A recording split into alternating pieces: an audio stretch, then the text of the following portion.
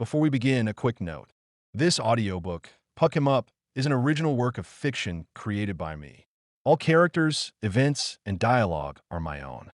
This recording is for personal listening only and may not be copied, reposted, adapted, or redistributed in any form without my explicit permission. Thank you for supporting original authors, and enjoy the story. The blade of my skates cuts against the ice. Sharp. Practiced. I glide across the ice like I own it. Fast. Relentless. The cold air drifts into my mask, stinging my eyes. Every stride, every breath, every twist of my skate is a challenge I'm forcing my body to rise to. I don't need anyone's approval, but it's nice to feel wanted. Needed. The puck is a blur beneath my stick as I slam it into the net with a thunderous crack. It's the kind of shot that should make a goalie think twice about coming near me. But here, on this rink, there's no room for mercy. Not for me, not for anyone.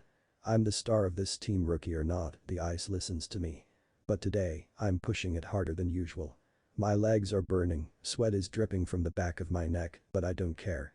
The crowd of teammates is watching now, some grinning, some clearly on edge. They can feel the volatile energy in the air, crackling like the ice beneath my skates. Geez, Locke, calm down. Jax's voice cuts through the noise. He's leaning against the boards, smirking like he's the one who knows all the secrets. Jax is always waiting for the next crazy move, but even he looks a little thrown off. But calm down. No. This is the only way I know how to play. When I hit the rink, it's all or nothing. Control is an illusion. I don't believe in playing it safe. Another slap shot, another heart-rattling thud as the puck finds the back of the net, this time hitting the post hard enough to make it bounce back into the zone. I let out a sharp breath and start skating again, my pulse speeding up. The sounds of the rink echo around me, but there's something else now, something pulling my attention away from the puck, away from the ice. I spot him. Leander Cameron. The new kid, standing on the far side of the rink, out of the way of the chaos, was a quiet observer. He's not like the others. He doesn't yell praise or pound his fists against the plexiglass divider. The other guys are either sizing me up or thinking about how many beers they're gonna have after this. No, Leander's gaze is different. There's something about the way he watches, calm, precise, like he's studying the exact moment my reckless energy reaches its peak. I stop mid-lap, skating backwards toward the boards, keeping my eyes on him. His posture is perfect, every muscle controlled. He doesn't look intimidated, not like some of the others who still aren't sure if they want to befriend the rookie or keep their distance. No, Leander's got a different kind of focus, sharp, like a scalpel, slicing through everything else. I pull my helmet off, gliding smoothly to a stop right next to the boards. Hey, Cameron, I call out, my voice louder than necessary, but that's how I roll. You gonna just stand there and watch? Or are you gonna actually get on the ice? He doesn't flinch. Doesn't even look rattled by the challenge in my tone. That's what bugs me. He's too calm. Too controlled. He's the new guy, the guy who's supposed to be hungry, desperate to prove himself. But the way he looks at me, the way he doesn't react the way everyone else does. It's like he's already got me figured out. I know I'm pushing it, trying to break him down, make him flinch, but that's the game. People like me don't play nice. We push until we can't anymore. The problem with Leander is that I can't figure out if I want to break him or drag him into my orbit. His sandy brown hair shields his eyes as he tilts his head, considering me.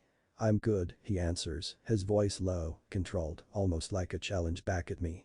I could have sworn I saw a flicker of something there, maybe admiration, maybe something else, but it was gone too quickly to pin down. I follow him with my eyes, heart still hammering in my chest. There's something about the way he moves, something sharp, something dangerous, like he's just barely holding it all together. Maybe we're more alike than I care to admit. Jax laughs from behind me, breaking the tension like a slap in the face. Look at you, Locke. You got yourself all wound up over the quiet guy. I grind my teeth, pushing off the boards again, skating in the opposite direction with reckless abandon, ignoring Jax's comment. He's not wrong, though. I am wound up. And I can't shake the feeling that Leander's the one who's going to get under my skin more than I want him to. The adrenaline's still running through my veins as I skate to the center of the rink, the wind biting at my skin like it's daring me to slow down. The rest of the team is already gathering for a drill, the rhythm of their movements almost mechanical. But I'm not here to follow the script. I'm here to rewrite it.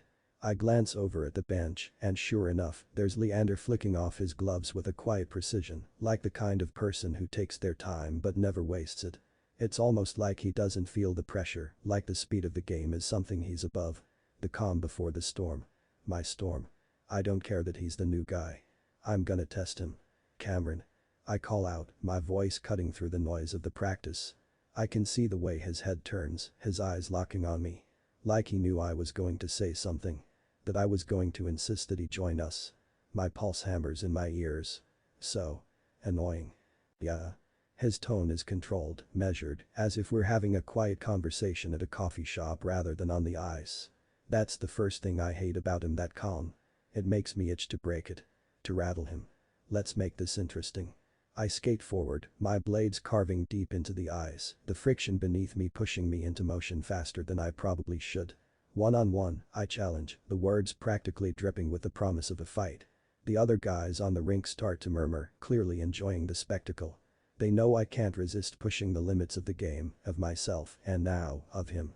I've got a feeling Leander's the kind of guy who wouldn't let the pressure get to him, but I want to see him crumble. Make him work for every move. He's got all this controlled intensity, but I'm not sure if he knows how to deal with someone like me. I don't play by the rules. I break them until there's nothing left but chaos. Leander doesn't flinch. He doesn't even hesitate. His brown eyes narrow just slightly, that sharp focused look coming into play. He's reading me, processing my move before it's even made. That only makes me want to push harder. He pulls on his helmet and skates to the center, his movement smooth, almost angelic. Every motion is fluid and efficient, with no wasted energy. It's not the kind of speed I'm used to. It's the kind of precision that'll make you miss a single misstep in the blink of an eye. I grin as I line up opposite him, my breath coming out in white puffs, the cold air biting into my skin. His stance is perfect, feet shoulder width apart, knees slightly bent, ready to explode into whatever move he has planned. He's quiet. Too quiet. But that's fine. I'll make him whimper. The puck drops in the center of the rink, and I'm off like a bullet. My speed's my biggest weapon. No one can keep up with me when I move like this. The sound of my skate slicing through the ice is deafening, the thud of the puck against my stick drowned out by the pounding of my pulse in my ears. It's pure unfiltered adrenaline, and I feed off of it. I dart left, fake right, then back again, classic Phoenix lock. Simple. Effective. But I know Leander's not the kind of guy who's going to fall for it. He's too smart for that. I feel him trailing me, staying right on my tail like he's not even trying.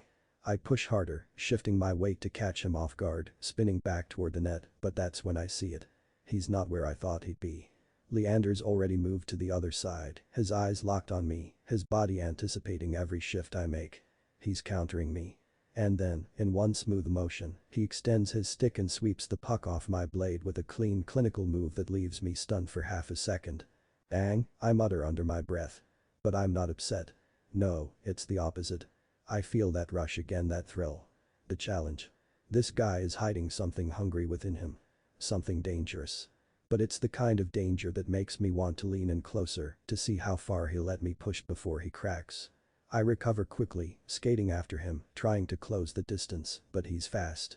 I feel like his shadow is chasing him down. He makes a pass to the side, and in the blink of an eye, he's got control of the puck again, dancing around me. His eyes scan the rink like it's only a chessboard, trying to find a way for his knight to topple my king. I lunge at him, trying to push him into a corner, using my size and speed to trap him. But Leander isn't scared of me, and that's what's throwing me off. He's standing his ground. He doesn't back down. Why isn't he terrified? I try to shove him off balance, throwing my weight into it, but he pivots, leaning into the move with a kind of grace that makes my breath catch. My weight shifts too far to the left momentarily, and that's all it takes. In the next instant, he's past me, speeding down the rink with the puck like he's been playing this game for years. The rest of the team is shouting now, but all I can hear is the whoosh of the skates beneath us and the pounding of my heart. I push myself harder, skating after him with everything I've got. He's fast, but I can catch him. I have to. I'm closing the gap, my body burning, but something's changed. I can't keep my eyes off him. He's so calculated. Leander's grace would make Tim Horton weep. He's not breaking a sweat like I am. It seems second nature to him. Like he's always been this good, this calm, this perfect. I don't know if I admire it or want to rip it apart. But there's something in his eyes now. It's the faintest crack in his mask, and it makes the competition that much sweeter. I dive forward, trying to steal the puck one last time. I barely manage to hook my stick around it before he snaps it away, redirecting toward the net with a sharp fluid move that takes me by surprise. He's got the shot lined up perfectly, and before I can react, he's already taken it. The puck hits the back of the net with a soft ping, and for a moment, the whole rink feels like it's holding its breath. Then, the guys start shouting, some in disbelief, others laughing at how clean it was. Leander skates back to me, his expression unreadable. He stops just in front of me, and for a split second, I think maybe he will say something to gloat about his win, but he tilts his head slightly, his eyes flicking down to my stick. "Good move," he says, like it's just another day at the office. But there's something there. A challenge buried beneath his calm exterior. He has to know exactly what he's doing. It's driving me crazy. I'm breathing heavier than I should be, heart hammering in my chest. And as I stand there, staring him down, I know one thing for sure. Leander Cameron's going to be the hardest challenge of my career. And I can't wait to break him. The locker room smells like sweat, leather, and desperation. It's a stench I've grown to love. It's the scent of warriors after battle, of bodies pushed beyond their limits. And as much as I should be winding down, my mind's still on that one-on-one with Leander. The rush is fading, but the thrill hasn't worn off. My adrenaline's like a drug, and I need a fix of something to keep the high going. I can't stop thinking about how his eyes locked on me when he stole that puck, how calm he was when I thought I had him cornered. He wanted me to push him harder, but I just can't prove it. I pull off my skates, tossing them into my locker with a little more force than necessary, the scrape of the blades on metal ringing in my ears. The guys are scattered around, loud as usual. Jax is laughing with another teammate about something. I can't focus enough to put the joke together because all of my focus is on Leander. He's not one to make a scene, not one to throw his weight around or draw attention to himself. He's in his own little world, and it's bothering me. I can't stand it. But at the same time, I can't help but want to crack it open and peer at what's underneath his exterior. I catch a glimpse of him in the corner, peeling off his gear with that same methodical precision that's both frustrating and fascinating. His skin is tan even from all the hours locked in a sunless rink. Leander pulls his shirt over his head, revealing toned muscle and smooth skin. I take a step toward him, just slow enough to make it look casual, but I know exactly what I'm doing. The guys are starting to file out for showers, but I'm not in a rush. I'm not in a rush because I want Leander to feel my presence as I close in on him. "Cameron," I say, my voice low, like I'm about to tell him a secret. But really, it's just a way to test him. I want to see how he reacts to me being close and how much space he will give up before he rushes to the showers. He glances up at me, his eyes flashing briefly with something that looks like surprise, but it's gone before I can name it. Then I see the faintest twitch at the corner of his mouth. He's got this quiet confidence, but I can tell he's measuring me. And I love it. Yeah. He leans against his locker, arms crossed, his body language still tight and controlled. It's a challenge, but a subtle one. He's trying to hold the line, but I can feel the tension in the air. I take another step closer. "Didn't think you had it in you," I say, voice dripping with mock admiration. "You moved pretty well out there. Maybe I underestimated you." The words are half teasing, half testing. I don't give compliments unless they come with a bite, and I'm waiting for him to either smile it off or get defensive. But Leander's not like the others. He's not intimidated, and that's what's bugging me. "I didn't come here to impress you," he replies, voice steady, but with that little edge to it that says he's not completely comfortable with my presence. And it's that discomfort that makes the whole thing so much more exciting. I can't help the grin that tugs at my lips. "Nah, I think you came here to get under my skin. And it's working." He raises an eyebrow, the smallest flicker of amusement in his eyes. "If I wanted to get under your skin, I would have gotten that goal before you could even blink. I didn't want to embarrass you." I laugh, but it's low, a little dark. He's got a point, and something about the way he says it makes my stomach tighten. He's not backing down. He's not folding. And that's what makes him so interesting. I step in a little closer, just enough to close the gap between us, but not enough to touch. "You think you're a challenge, huh?" I ask, the words carrying more weight than I intend. Leander doesn't back away. He doesn't flinch. He just looks at me like I'm an equation he's still trying to solve, a puzzle he's not quite sure how to piece together. I'm not the one with something to prove, Locke. It's a challenge wrapped in a quiet confidence. It makes my pulse spike. I'm not used to this, not used to someone who doesn't cower in my presence or try to match me shot for shot. He's not playing by the rules, and that's dangerous. I lean in, just a little too close for comfort, and I see his jaw tighten. I know I've pushed him just enough. You're a hard guy to figure out, you know that. I murmur, my voice low, almost like a whisper meant for only him to hear. I'm not the one trying to read between lines that aren't there, he shoots back, but there's something behind his words now. Attention. A spark. He's not as calm as he's pretending to be. I take a breath and back off, just enough to give him space to breathe, but not enough for him to feel like he's won. You sure about that? You look like you're just one push away from losing it. Leander meets my eyes then, no hesitation, no uncertainty. He's not intimidated, and that bothers me. Maybe it's you who's about to lose it, Phoenix. My name on his mouth shoots a chill down my spine. I'm grinning now, a wide, dangerous smile. Maybe I have lost it. The back and forth is electric, but it's more than that. This whatever this is feels like a battle for control. He's trying to keep his composure, trying to stay detached, but I can see it. The way his hands clench into fists. The way his eyes narrow ever so slightly. Leander Cameron isn't as controlled as he wants me to think he is. And I need to know exactly how to push him. But I want more. I want to make him crack. I want to pull him apart until there's nothing left but the real him. The one behind the calm. The one who'll finally give in. You're not what I expected, I say, letting the words linger, adding weight to them like I'm reading his soul. Thought the quiet ones were always easy to break, but I'm not sure anymore. Leander shakes his head, blowing out an annoyed sigh. He's more than just a challenge now. He's a magnet, pulling me in. I lean in a little closer, not quite touching, but close enough that he can feel the heat from my body. You've got a lot of fight in you for someone who wants to stay invisible. I'm not invisible, he says, his voice low, almost a growl. I just don't feel the need to prove myself to anyone. Especially you. Something in that statement hits me harder than it should. It's almost like he's calling me out for hiding behind some mask of arrogance and control. He doesn't care about proving anything. Why? Why wouldn't he bite? Take the bait. Lower himself to my level. Yeah, well, you've got me interested now, I say, leaning in just a bit more. And that's not something I give away easily. He holds my gaze, that quiet intensity in his eyes making my stomach flip. You've always got to be in control, don't you? I can't help but grin at that. Breaking them down. What else is there? There's a long pause, and for a moment, it feels like the whole world is holding its breath. It's only us now, just the two of us in this locker room. The sound of distant showers and muffled conversations fades into the background. And then Leander speaks again, this time softer. I don't need to be broken, Locke. If anything, you need to be put back together again. For a long beat, I don't move. His words echo inside me, rattling the walls I've built around myself. Put back together again. Like I'm some shattered mess bleeding across the ice. He's not wrong, but I'll never admit it. Not to him. Not to anyone. I force a low and sharp laugh, but it doesn't carry the bite I want. You don't know me well enough to say stuff like that, Cameron.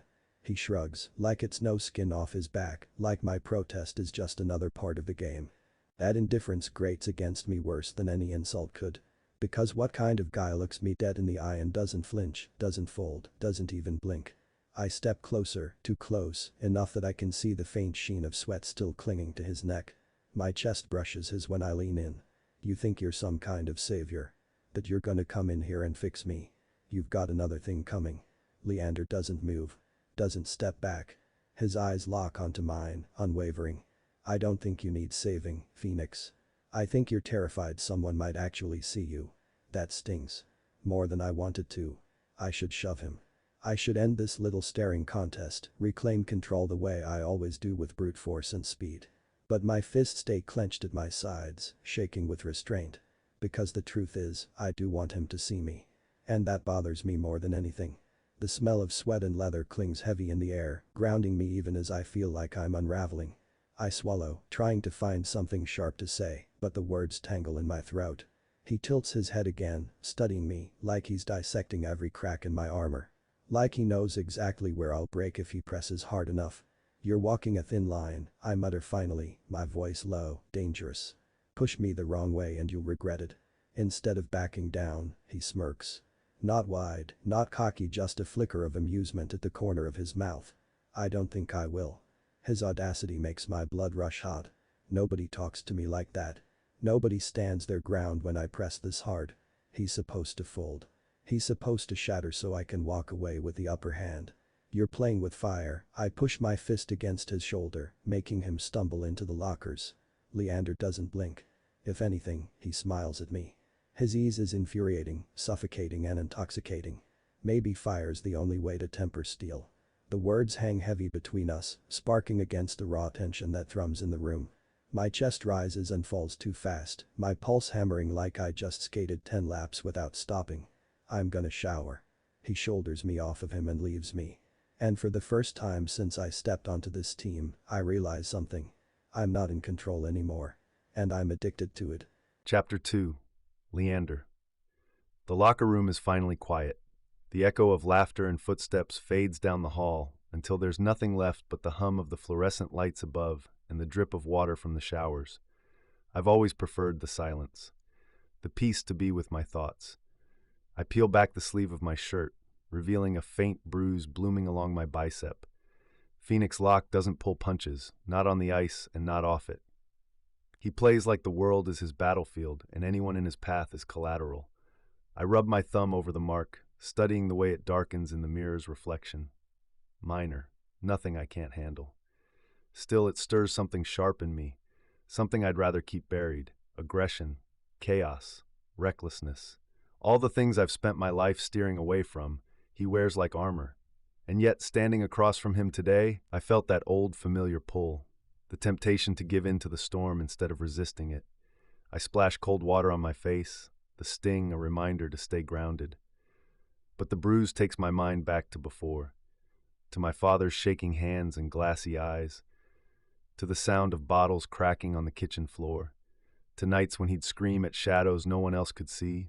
Rage filled every corner of the house until it felt like the walls might shatter. I was 8 the night my mom walked out. She didn't even look back, just grabbed her jacket, muttered something about not being able to live like this anymore, and left the front door swinging open behind her. My father had collapsed on the couch with substances still in his system, and Silas, 14 and furious, was the only one who stayed. Silas picked up the pieces when no one else would. He worked double shifts, kept food in the kitchen, and kept me alive. I learned fast that the only way to survive in a house like that was to stay small, stay quiet, stay in control. If you didn't, you became another casualty of his rage. I catch my own eyes in the mirror, steady, calm. That's the only way I know how to be. And yet Phoenix, he pushes at those edges like he can sense what's underneath, like he knows there's something brittle in me waiting to shatter. I hate how close he got today. How his grin burned into me even when he lost the puck. How his words dug deeper than they should have. He's too reckless, too wild. The kind of person I should keep at arm's length. The kind of person who reminds me too much of my childhood. And still, I can't stop thinking about him. My hand clenches around the edge of the sink, knuckles whitening as I force myself to breathe. In, out, stay calm, stay easy. Not this time, I mutter to my reflection, my voice low, certain. I won't let someone like him pull me under.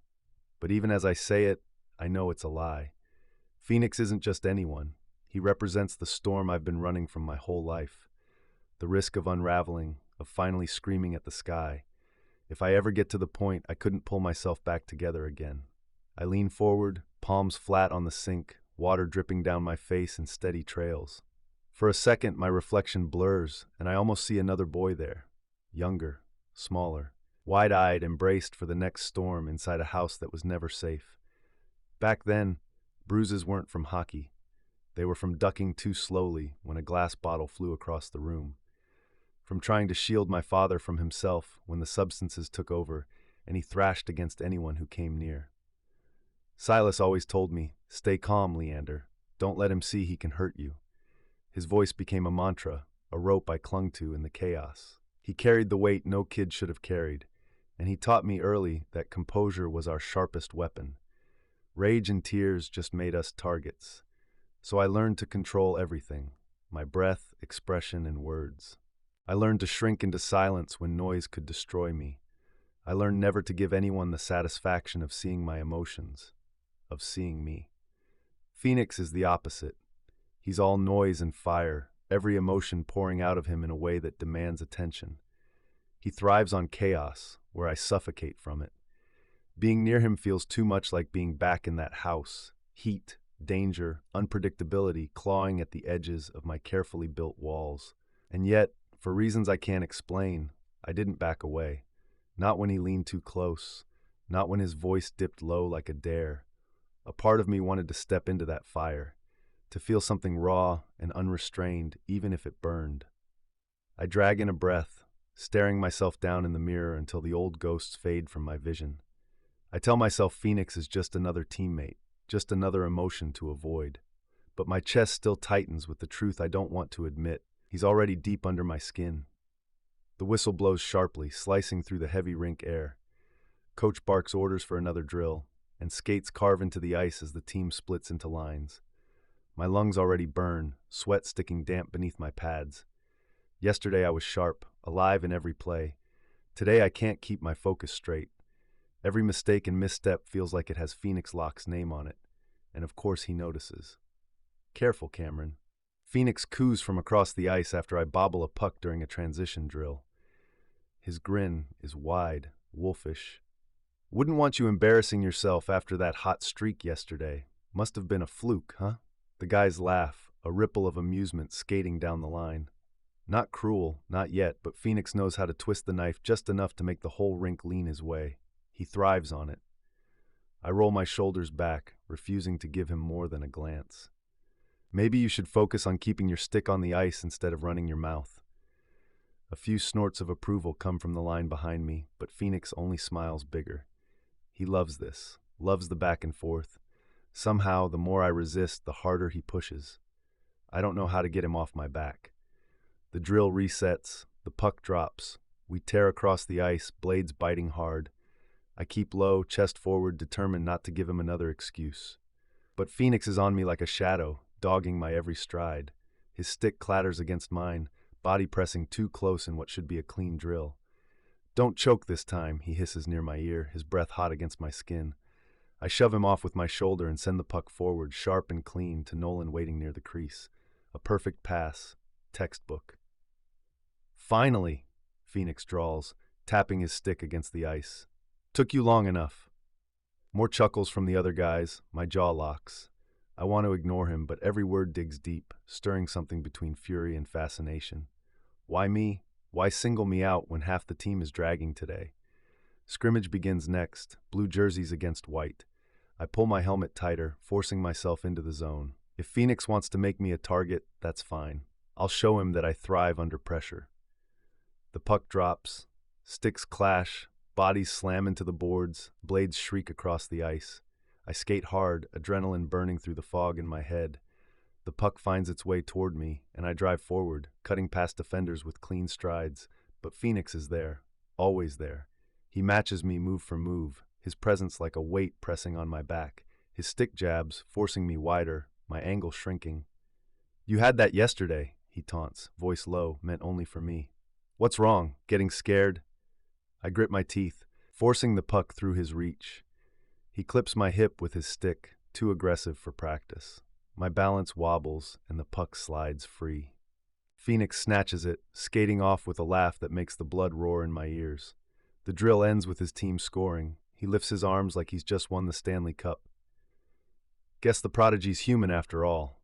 Laughter again, louder this time.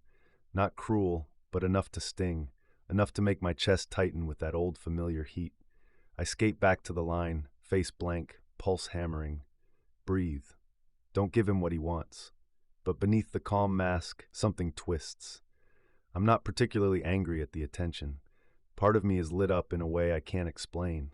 Phoenix doesn't bother hazing people he doesn't care about. If he's this relentless, it means I've gotten under his skin too. Or maybe I'm just good enough to catch his eye. Another whistle. Coach barks for one last scrimmage. "Tighten it up out there. No passengers." The puck drops again, and this time I skate with a clarity I haven't felt all practice. Phoenix wants me rattled.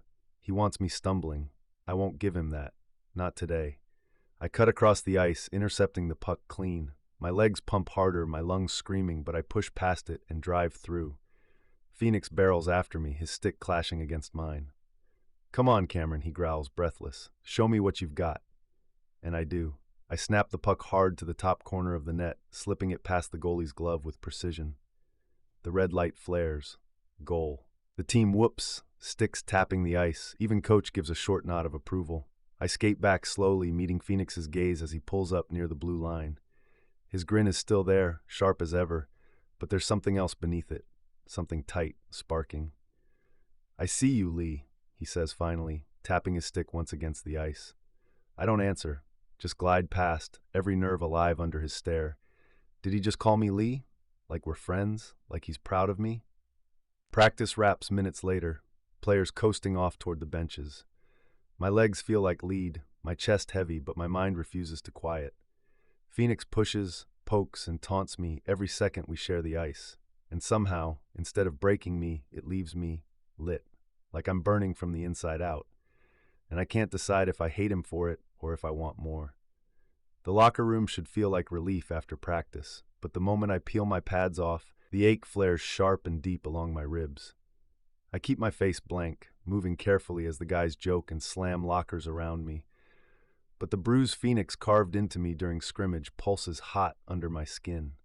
Every breath reminds me it's there. I tug my undershirt on quickly before anyone can notice how I wince. No chance I'm letting Coach see. He'd bench me in a second if he thought I was compromised. And the thought of being sidelined because of one reckless clash makes my stomach twist. I have to be the best. Faults were not something I could have next to my name. That's what this is really about. Control over how they see me, how much they think they know. If I give an inch and show weakness, I'll never get it back. I'll be the kid who can't take a hit. Worse, I'll be the kid Phoenix Locke rattled clean off his game. Nope, not happening.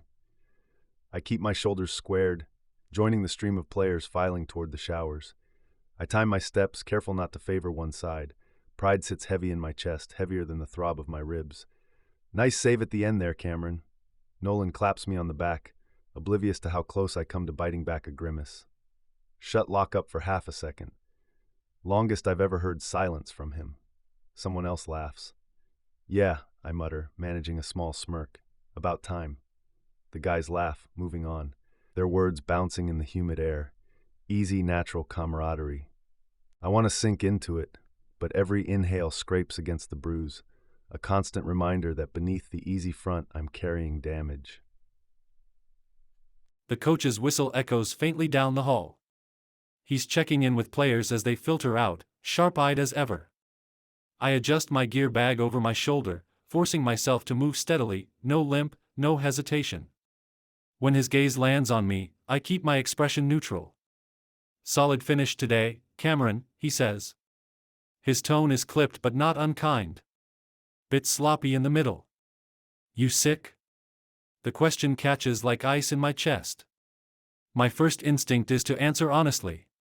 Tell him no, I'm not sick, just hurting. But the bruise burns under my shirt, and the thought of Coach Bryant pulling me from drills tomorrow is worse than the pain. "Just an off day," I say instead. The lie slides out smooth, practiced. Too easy. Bryant's eyes narrow for half a beat, assessing. Then he nods once and turns to bark at someone else. Just like that, the danger passes. Relief mingles with guilt. It isn't dishonesty, not really. It's survival. Or at least that's what I tell myself. As I make my way toward the showers, I feel Phoenix's gaze on me. He's across the room, shirtless, watching with that same unreadable grin. Like he knows. Like he's seen me stiffen, clocked the way I hold myself a fraction too carefully. For a second, the locker room noise fades under the weight of his stare. Then he looks away, laughing at something one of the defensemen says, and the spell breaks. I exhale slowly, chest aching. Maybe he hasn't noticed. Maybe I'm imagining it. But deep down, I know better. Phoenix notices everything. The ache follows me into the shower, the sting of hot water hitting my ribs like a punishment. I brace a hand against the tile, eyes shut, letting steam curl around me. The lie I've just told Coach echoes in my head, colliding with memories I don't want to touch. I'm 10 again, standing in the cramped bathroom of our old apartment. Dad sits on the edge of the tub, substances still on the counter beside him, his sleeve rolled up. His arm is blotched with bruises he'll never admit are his doing. He looks at me with glassy eyes, tells me he's fine. Always fine. even when he can barely stand. I learned early what it means to live inside someone else's denial. I learned that admitting weakness doesn't make things better, it just gives other people ammunition. The neighbors, the school, the social workers, they all want to dig, to pry, to take control away. Silas used to tell me, "We keep it in-house, Lee. Don't let them see." He was 15 then, already carrying the weight of 2 parents. He pulled me close, his arm steady where Dad's wasn't, and he whispered promises he was too young to keep. We survived because we pretended. Because we lie well enough to pass. So now, standing in the locker room shower with the bruise flaring under my skin, it feels almost natural. A continuation of what I've been trained for my whole life. Smile. Straighten up. Say you're fine. And don't let anyone catch the truth. I open my eyes, rinse the soap from my hair, and force myself upright. Pride burns hotter than pain. The water shuts off with a squeak. I grab my towel, dry off slowly, and by the time I pull my clothes on, I've buried the flashbacks deep again. But as I sling my bag over my shoulder and step out into the hall, Phoenix is there, leaning against the wall like he's been waiting. His eyes flick to my side, then back up to my face. I keep walking, brushing past him without a word. "Hey, Cameron." I ignore him. If he wants to play detective, let him. I'm not giving him, or anyone else, the satisfaction of seeing me bleed. "Leander." He grabs my arm gently, turning me to face him. "What, Locke?" I growl. Phoenix smirks at my aggression before pushing a small tin jar in my palms. "For your off day." I open my hand to see that he had given me a jar of salve for bruises and deep muscle pains. Brand new. He turns on his heel and walks out of the building with his duffel over his shoulder, leaving me stunned in the hallway. Asterisk asterisk asterisk. The apartment is dark when I push the door open. Jeremy, my roommate, is out of town visiting his sister, so I have the place to myself. Practice ran late, my ribs are on fire, and all I want is to collapse on the couch and not think about Phoenix Locke's smirk burned into the back of my skull. But the second the door shuts behind me, I know I'm not alone. A faint scrape of movement comes from the kitchen. My pulse kicks, quick and defensive. I didn't leave the TV on, didn't set anything on the counter. I drop my gear bag gently, ready to snap if some idiot decided to break into a hockey player's barely held together apartment. "Lee?" The voice stops me cold. My hand hovers near the closest thing I can use as a weapon, the metal umbrella stand by the door. But then he steps into the light, and my body uncoils so fast it leaves me dizzy. Silas. He looks older than I remember, though maybe that's just the shadows under his eyes, the weight in his shoulders. Same sharp jaw, same brown hair falling into his face in uneven lengths, like he cut it himself with a bathroom mirror and dull scissors. His smile is tentative, like he's not sure I'll be glad to see him. I am. And I'm not. What the heck? I manage, forcing my voice level even as confusion gnaws at me. How are you here? Silas shoves his hands into the pockets of his hoodie, avoiding my eyes. I'm back in town. Figured I'd surprise you. You never pick up when I call. That doesn't answer the question, I say, sharper than I mean. How'd you get in? You don't have a key. His mouth twitches, not quite a grin. Guess your lock isn't that hard to figure out. A hollow laugh slips out of me. It shouldn't surprise me. Silas has always been good at finding ways in when doors were closed. Still, something in the pit of my stomach tightens. I want to press, but the last thing I need is to chase him off after just getting him back in front of me. So, I let it go. For now. He leans against the counter, eyeing me like he's cataloging every change, every line in my face. So. Hockey. How's it going? My ribs throb under my shirt. Phoenix's laughter echoes in my head. Coach's narrowed eyes when I lied about being fine. And still, the words that come out of my mouth are smooth, automatic. Really good. I'm really clicking with the team. We had a great practice. Silas's shoulders ease, his relief immediate. He wants to believe it. Needs to. I hate how easy it is to give him that. He pushes off the counter, drifting closer. That's good, Lee. That's really good. I was worried, you know? New city, new team. It's a lot of new stuff in your life. I shrug, careful not to wince. It's fine. I can handle it. Because Silas has handled enough of my issues for a lifetime. Of course you can.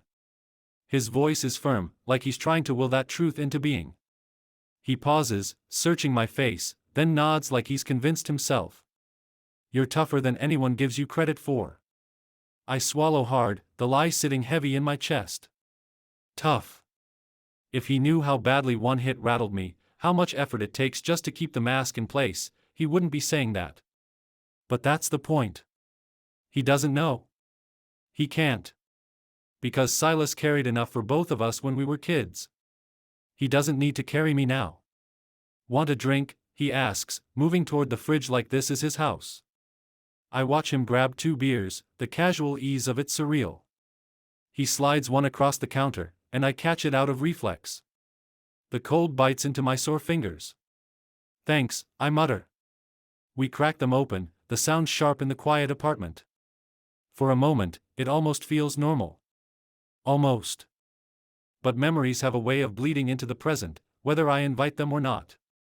I see Silas at 16, standing in our old kitchen with a beer of his own, trying to act like he's grown enough to keep the world from caving in. Dad's been out for 3 nights straight, the fridge empty except for mustard packets and a carton of milk gone sour. I ask him if we're gonna be okay, and he lies, same as I'm lying now. Yeah, Lee, he said, ruffling my hair with a forced grin. We're good. I've got us. And I believed him because I had to. Now here we are again, only the roles reversed. You seeing anyone? Silas asks suddenly, dragging me back to the present. What? I blink. He smirks faintly. Don't give me that. You're 22, fit, and playing hockey. You telling me there aren't people lining up?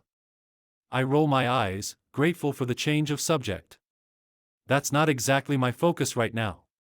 Still, he presses, tilting his bottle toward me. You deserve something good.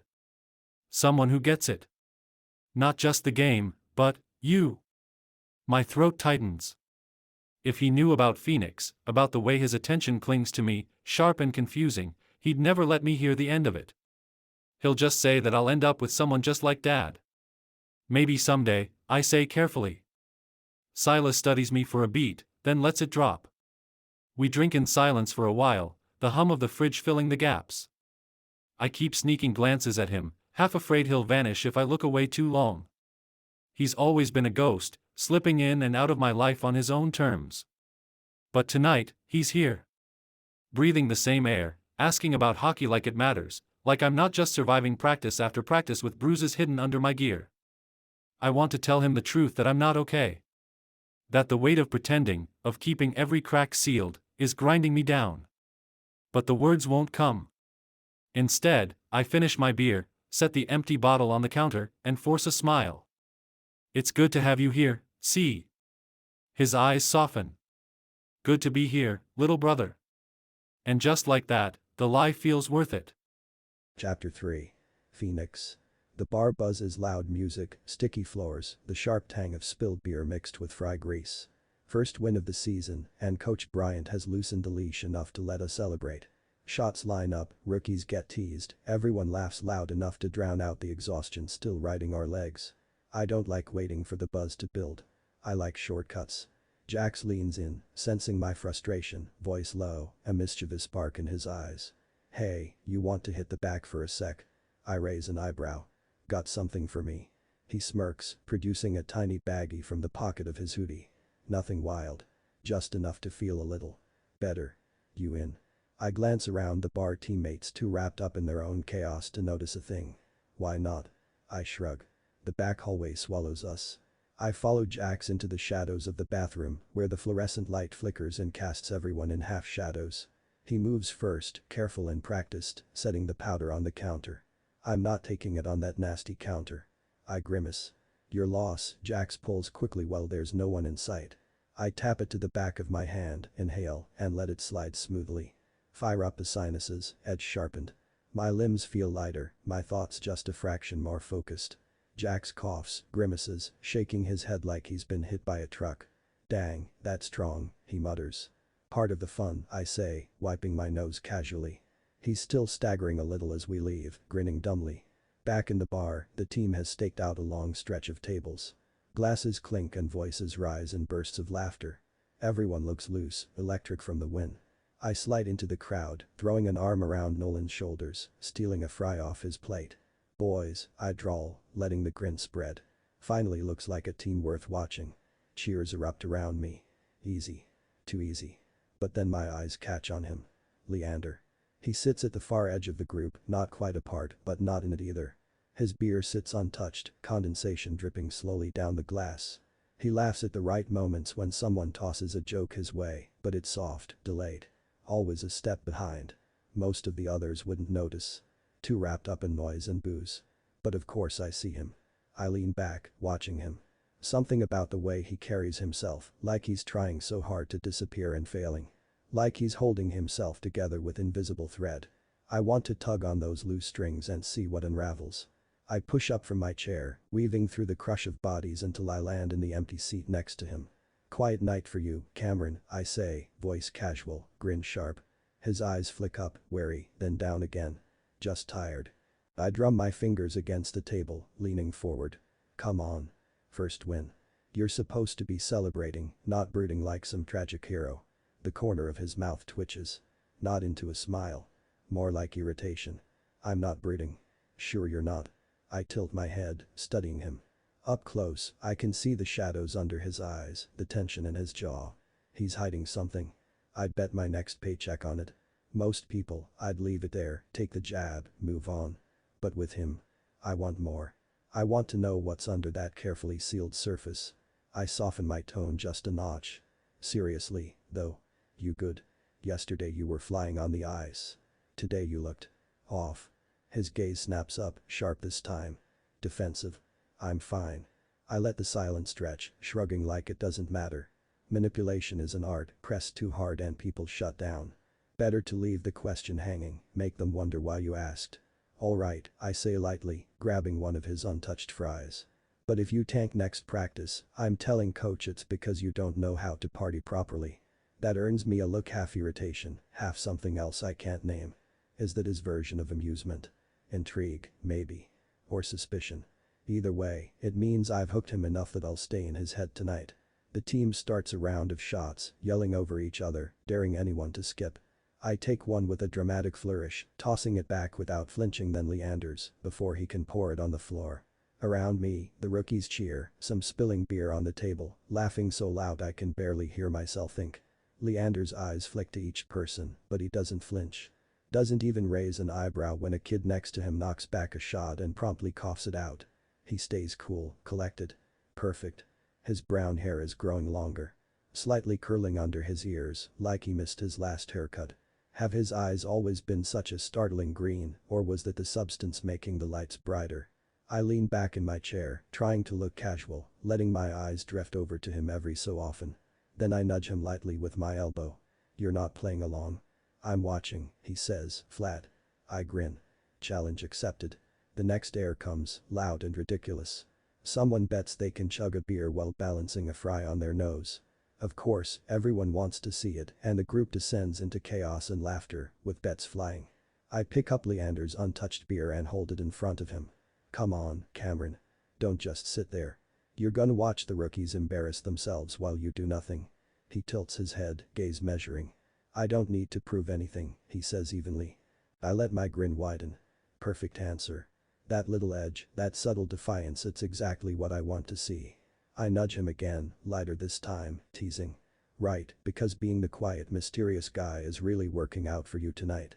His eyes flick to me, the faintest crack of amusement, but he doesn't break. Not fully. That's the point. I let it hang there, the invisible pull between us stretching tight. Shots keep coming around the table, louder now, faster. Someone dares me to do a lap around the bar while juggling beer bottles.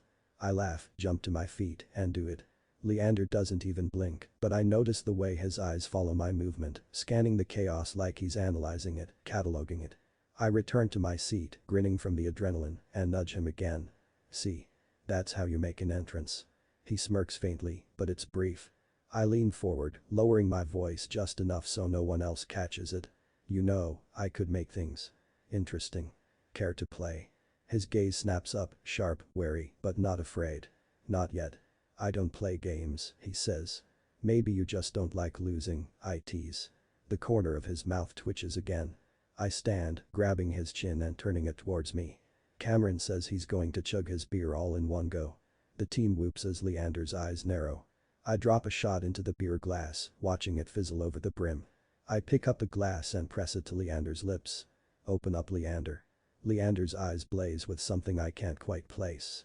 But whatever it is, it's intoxicating. His full mouth opens, downing the drink steadily as our team cheers him on. The beer overflows down his neck, soaking the top of his t-shirt. But his eyes never look away from mine. When he finishes, I pull the glass away and smirk down at him. You really don't like losing, do you? And let it linger, a whisper, a challenge. Around us, the team was oblivious to the subtle battle I was waging. To everyone else, it was just another night celebrating. But for me, it was a chessboard, and Leander had just become my favorite piece to move. Leander pulls his chin from my hand, wiping the beer from his mouth as I slide back into the seat next to him. You know, I murmur, leaning just enough so only he can hear. For someone who claims not to care about impressing anyone, you're doing a really good job of keeping my attention. He stiffens slightly, almost imperceptible, but enough for me to notice. A flicker of tension. A crack in that calm, measured exterior he always carries. I'm not trying to impress you, he says, voice low, controlled. Sure, I say with a shrug and a sly grin. I didn't even realize I was watching you until you started standing out. Kind of distracting, actually. I lean back in the seat, feigning disinterest while my hand slides low and casual beneath the table. The chatter and laughter above us is a perfect cover. No one's looking, no one's paying attention. My knee brushes against Leander's first. Just a tap, testing. His thigh shifts minutely, a twitch he probably hopes no one notices. That's all the invitation I need. I press again, slow, deliberate, letting the contact linger. My fingers trail across the fabric of his jeans, light enough to be deniable, heavy enough that he knows it's deliberate. His jaw tightens. He doesn't flinch. Doesn't push me away. But I see a flush growing up his neck. He shifts just a fraction in his seat, jaw tightening. Good. I let my fingers trail just a little lower under the table, brushing his thigh lightly, careful to stay hidden. You always this? Untouchable? I ask softly. Leander tries to shift away from me, but I grab his knee, pulling it back to me. He scoffs but doesn't pull away. I'm careful. I chuckle under my breath, letting my hand linger, just enough for him to feel it. Careful's good, I whisper, leaning closer. But sometimes careful is boring. Don't you think? My fingertips skate along his thigh, tracing idle shapes. Circles. A slow drag upward. When I reach halfway, I pause, hovering like I'm about to retreat. He exhales through his nose, sharp, and it fuels me. I press higher. The warmth radiating off him makes my own pulse throb in my throat. Nobody notices. Jax is busy retelling a bad joke, laughter exploding around us. But under the table, it's just me and Leander. My knuckles graze the inside of his leg, then slide back down, retreating just enough to make him think it's over. But then I return higher this time. His breath catches, so quiet I almost miss it. The tension is intoxicating. I imagine the restraint it takes for him to sit here, straight-backed, stoic, while my hand toys with him. His body is betraying him though. The subtle flex of his thigh under my touch, the heat seeping through denim.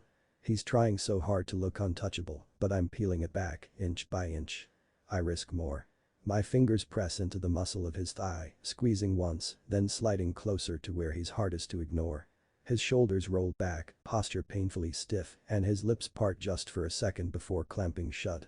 He doesn't look at me, but I see the flush high on his cheekbones.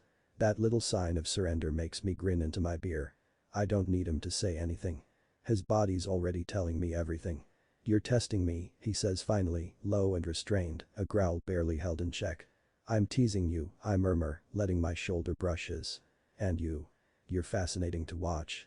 The tiniest flicker of something irritation. Curiosity. Crosses his face. I lean in closer again, my hand brushing higher on his thigh. I didn't think I'd find you so interesting. But here we are. He swallows, eyes flicking down at my hand and back up at mine. His jaw tightens. "You're an idiot," he mutters softly, voice low, almost trembling. "Yeah." I whisper back, voice teasing, low. "Then stop me." He doesn't respond immediately. Just stares. Calculating. Measuring. But I can see it, his restraint starting to falter. A small twitch of his lips, a faint exhale, the subtle rise and fall of tension in his leg. That crack is mine to prod, and I grin. I press my hand higher, sliding just enough to feel the heat of him through his jeans, keeping it subtle, hidden from the rest of the team who are laughing and joking, oblivious. He doesn't pull away. Doesn't push me off. "You're playing a dangerous game," he says breathlessly. "Maybe," I whisper, leaning in close, letting my lips brush the edge of his ear. "Or maybe I just like to see how far someone can resist before they crack." He inhales sharply, almost imperceptibly, and I know then that I have him. His body responds even if his words don't, tension coiling tighter beneath my touch. I straighten slightly, letting my hand linger a beat longer before moving it casually to rest just above the table's edge. Not because I need to, but because I want him to miss the weight of it. To remember the teasing, the boldness, the fact that he can't ignore it. "You're reckless," he says softly, voice low, a mix of irritation and curiosity. I smirk, tilting my head. "Maybe," I whisper, letting the teasing edge linger. "I'd just like to watch people like you fall apart slowly right in front of me." His eyes flick down at my hand again, a momentary heat, before snapping back to mine. That subtle, barely restrained attraction is raw, and I can feel it, savoring it. He wants to resist. He needs to. But the pull, the tension, the dangerous tease. It's already doing its work. I let my hand rest lightly for another beat before I raise it for the waitress to bring me another drink. Around us, the team continues their raucous celebration. No one notices. And that, more than anything, makes it perfect. Leander slipped away. I noticed the empty space at the edge of the table the second he's gone. One moment, he's there jaw tight, eyes flicking to mine with every chance he gets. The next, poof. Vanished into the throng of drunken teammates, laughter, and spilled beer. I don't chase him. Not yet. Watching him leave, the way he moves quiet, measured, like he's untouchable even when his control is faltering is more satisfying than catching him. More tantalizing. I lean back, pretending to sip my drink, but my mouth is dry. My pulse is sharp and uneven, my mind running in tight, greedy circles. The truth slams into me as I lie in bed later that night. I'm attracted to him. Not in some passing curiosity way, not in a casual he's fine glance kind of way. It's visceral. I notice the curve of his jaw, the tense line of his throat as he tries to hold himself together, the way his shoulders flex under my touch. Even now, imagining him sitting there, opening his mouth so obediently, makes heat pool low and heavy in my stomach. I'm not supposed to care about teammates like this.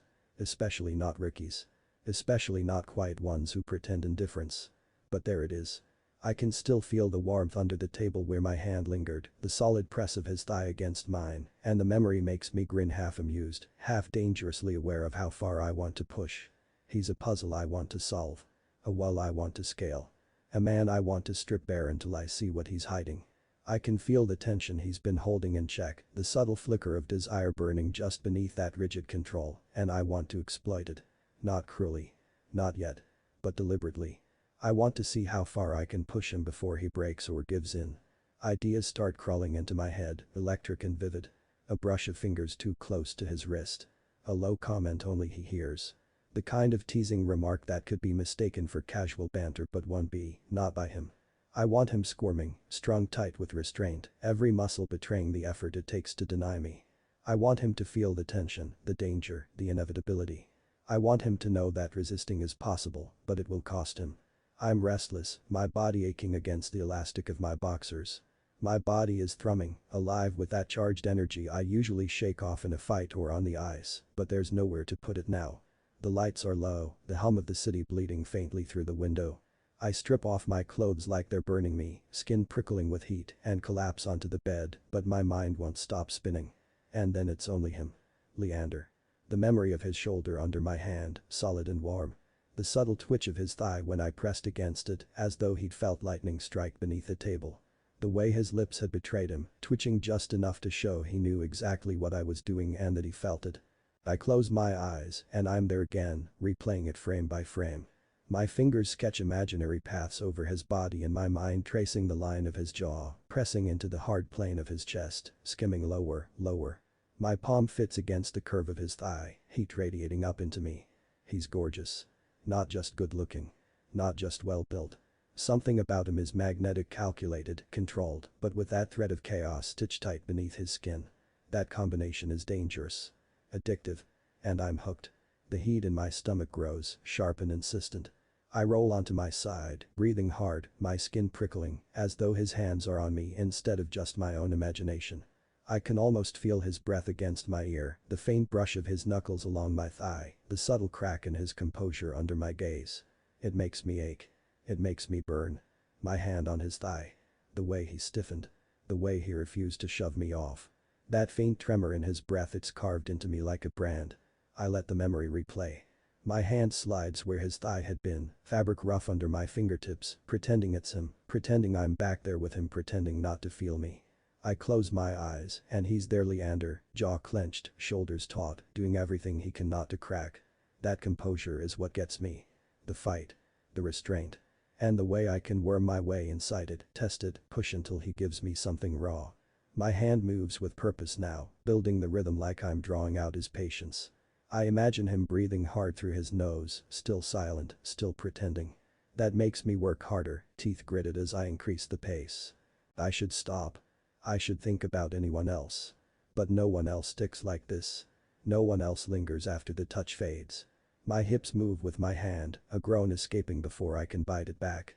Images blur together, his thigh under my hand, his lips pressed in a hard line, the possibility of what would have happened if I pushed even higher. Would he have stopped me? Would he have snapped?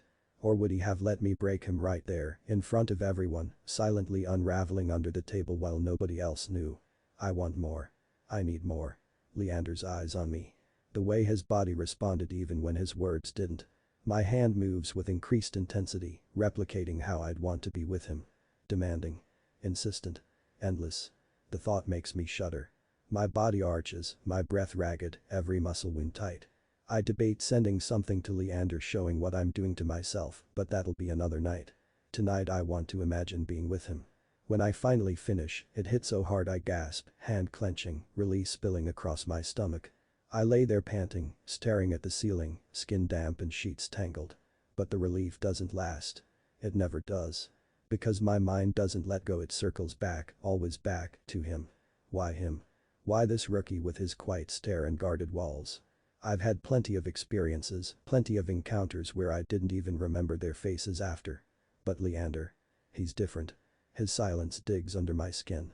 His control makes me want to ruin him, and his restraint makes me want to cherish him. And that contradiction, it hooks me deeper than anything else ever has. My body refuses to sleep. It's too restless and wired, pulsing with desire I can't shake. My mind doesn't want it either. It keeps circling back to him, dragging me down into thought after thought, picture after picture. Leander. How I'll push him further. How I'll make him yield. How I'll take him completely. And maybe, what drives me insane is the thought that he might already want me to. Chapter 4. Leander. I toss my keys onto the counter and sink down onto the edge of the couch, my muscles aching from practice and the bar, and, most of all, from trying too hard to keep everything together. I press my palms into my knees and exhale, but it doesn't ease the coil in my chest. The silence presses in, heavier than the noise of the bar, heavier than the laughter of my teammates. I should be relieved. I've been craving silence all night, but instead it makes me restless. I don't know what to do with myself when everything slows down. Phoenix. His name alone tightens my throat. I can still feel him, the weight of his hand on my shoulder, the casual slide down my arm, the way his fingers lingered against my thigh under the table. Even now, hours later, the memory sparks across my nerves like live current. My skin burns where he touched me. I hated it. I wanted more. Both truths sit there, locked together, pulling me apart. God help me, I got aroused sitting next to him. In the middle of everything, the laughter, the music, the stench of beer, my body betrayed me. The second his hand stayed there too long, warmth pooling under his touch, I felt myself react. And so did he. The shame of it hits me fresh now, my stomach twisting as though the whole room had seen. I shouldn't want that. I shouldn't crave the way he looked at me, like I wasn't as invisible as I've worked so hard to be. And yet, some part of me is starving. Starving for something I've never let myself reach for. I drag a hand over my face, trying to smother the heat creeping up my neck. I want to know what it feels like to let someone touch me without bracing for pain.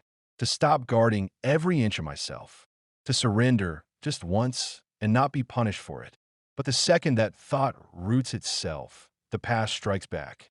My chest tightens, breath cutting short. I don't even need to close my eyes to see it. My father's shadow, filling the doorway, broad shoulders, that sharp silence before his voice lashed out. The disappointment etched deep in his face. His hand clamping down on my arm, fingers like iron, hard enough to bruise. Stand up straight, boy. You look weak. The memory shatters over me, sharp and merciless. The sting of a slap across my cheek. The snap of a belt cutting through the air. The weight of his disgust, heavier than the blows. I'm back in that house, small, trapped, my body not my own. No escape, but endurance. My hands tighten on the couch cushion until my knuckles go white. I focus on the present. The rough fabric beneath my palms, the low hum of the refrigerator, the muted city noise beyond the window. But it takes too long to come back. Too long to remind myself that I'm here, in my own apartment, not there. Not his. My stomach knots with a bitter, familiar truth. I don't know the difference anymore. I don't know where the line is between being wanted and being controlled, between intimacy and danger. Even Phoenix's touch, gentle, teasing, deliberate, feels like both at once. And that terrifies me. I lean back against the couch, staring at the ceiling, chest heaving. The room feels small, too close. Phoenix's face flashes through my mind again. His smirk, his eyes, the heat radiating off him when he leaned too close. My body remembers before my mind can argue. I hate that I want it.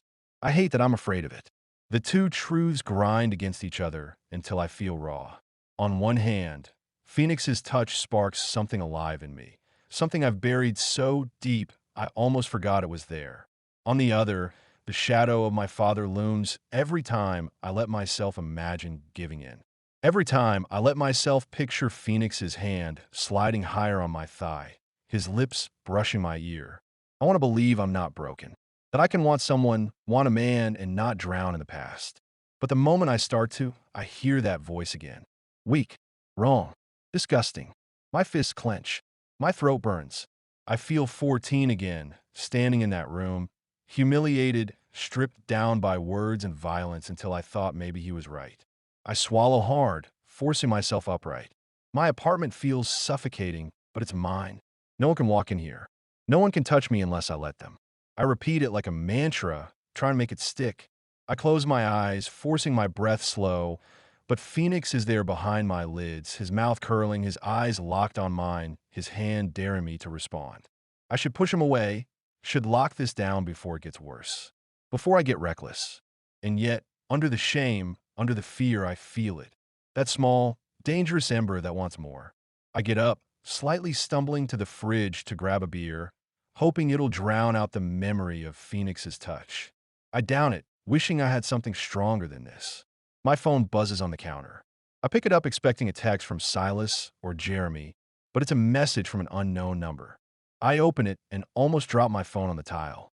It's a picture of a guy's torso, shredded hard abs. A cybersigilism tattoo peeps from the bottom of the picture on his hip. The caption reads, "See what you do to me?" My body freezes. My fingers clench the beer bottle, trying to let the cold sink into my feverishly hot skin. I know that tattoo. I've seen a flash of it every day for the past month. Phoenix, how am I supposed to respond to something like this? Seems like you need a shower? But my eyes catch every etch of muscle under his skin.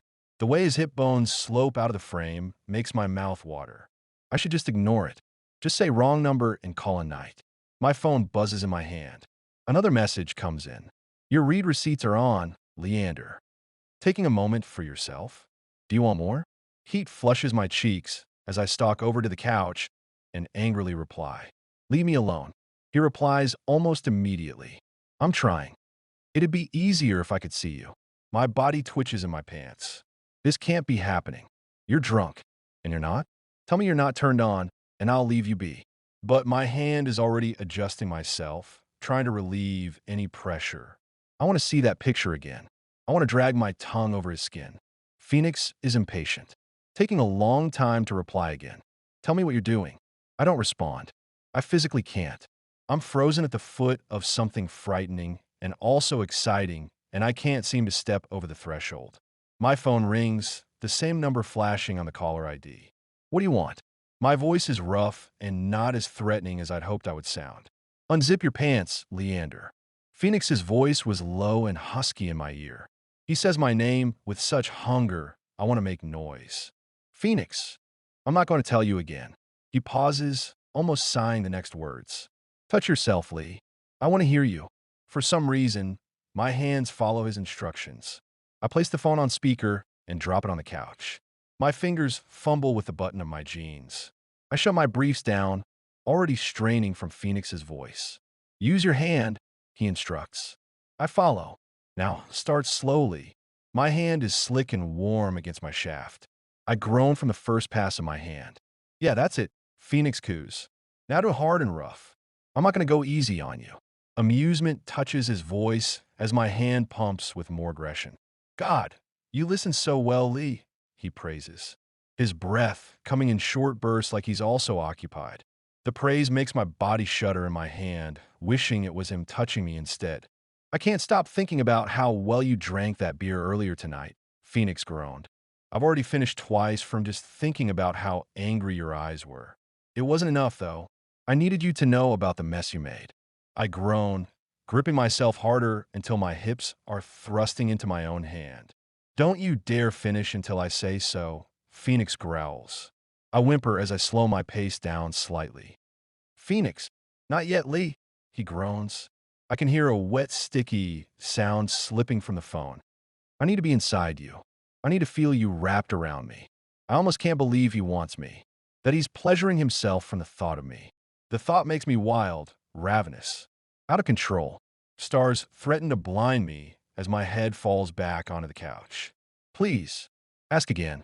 Please let me finish. Please, Phoenix. Please. Now, why are you never this sweet to me in person? He makes a happy sound. Go ahead, but make a lot of noise while you do it. I follow his instructions, my fingers being controlled by his hand. I groan loudly as release shoots across my t-shirt. My sounds fill the apartment at an almost embarrassing volume. Damn, Phoenix responds softly like he didn't want to miss a single sound I made. After I'm done gasping and the phantom touch of his fingers disappears, Phoenix's low chuckle floats through my living room. See you Monday, Cameron. The line goes dead. What'd I just do? Asterisk, asterisk, asterisk. The morning comes too fast. I wake with the sound of his voice still in my head, low and teasing, curling around me like smoke. I lie there staring at the ceiling, sheets tangled around my legs, my body still tense from what I let myself do last night. What I let him make me do. I shouldn't have picked up the phone. I told myself I wouldn't. I told myself I'd keep him at arm's length, let his jokes and his boldness slide off me like water. But Phoenix doesn't slide off. He sticks. He presses. And the worst part is that I let him.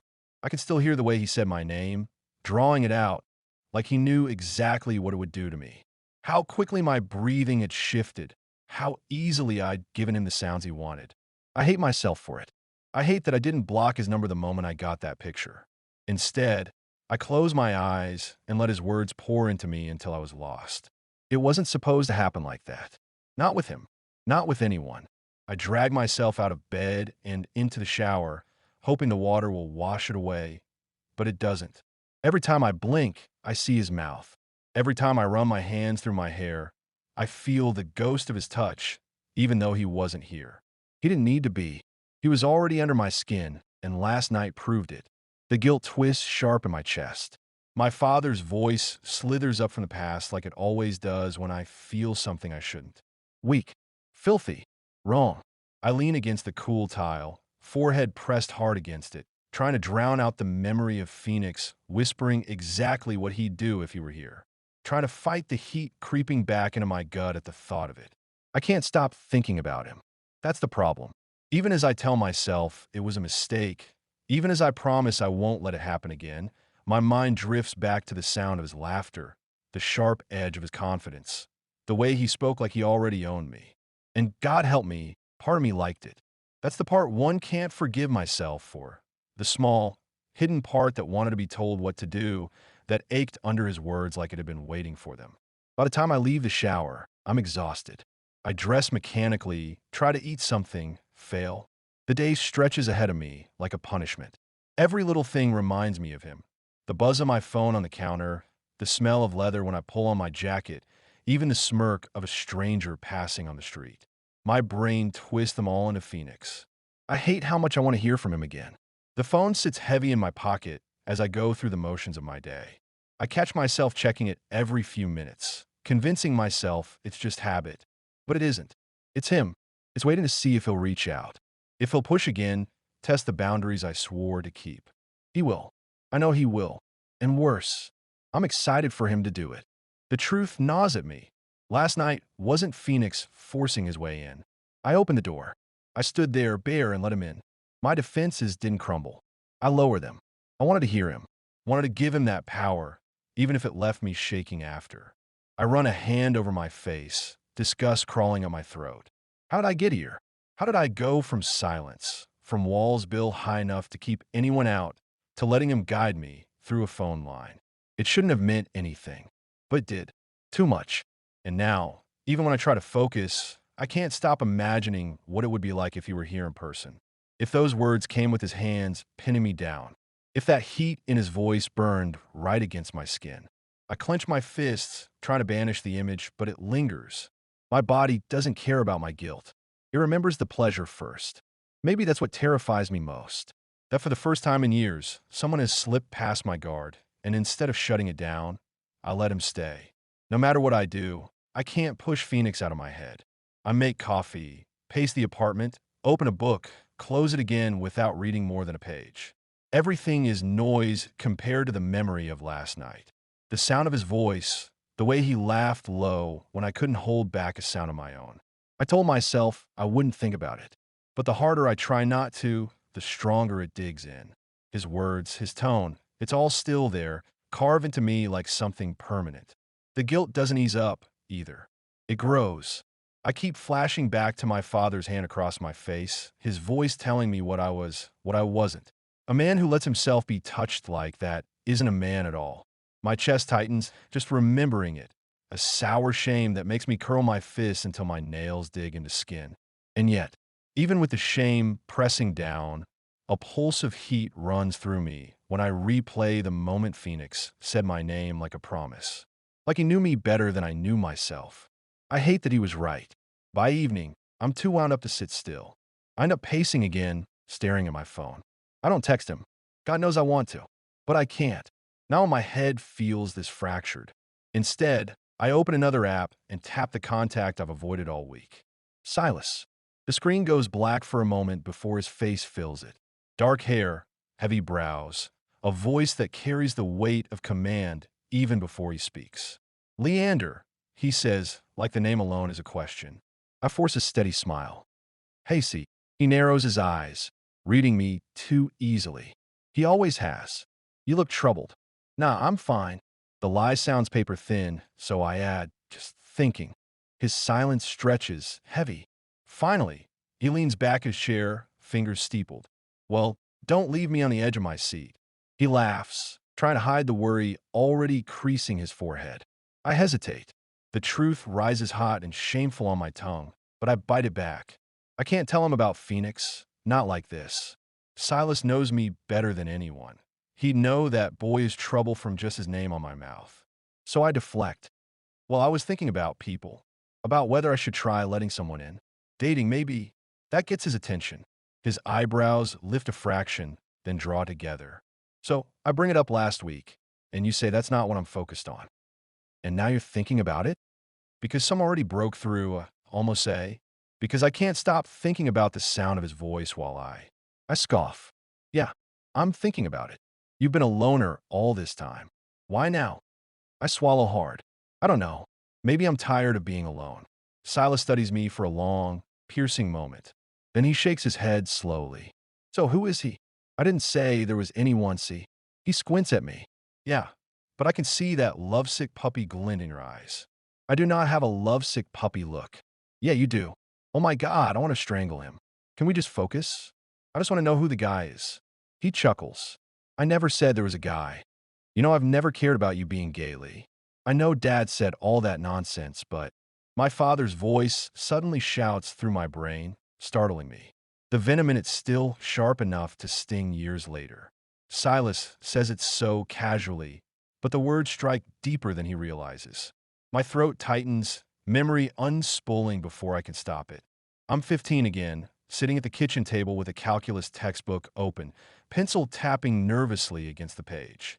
My father comes in, heavy boots on the linoleum, smelling of bourbon and motor oil. He doesn't ask how school was. He doesn't ask if I need help.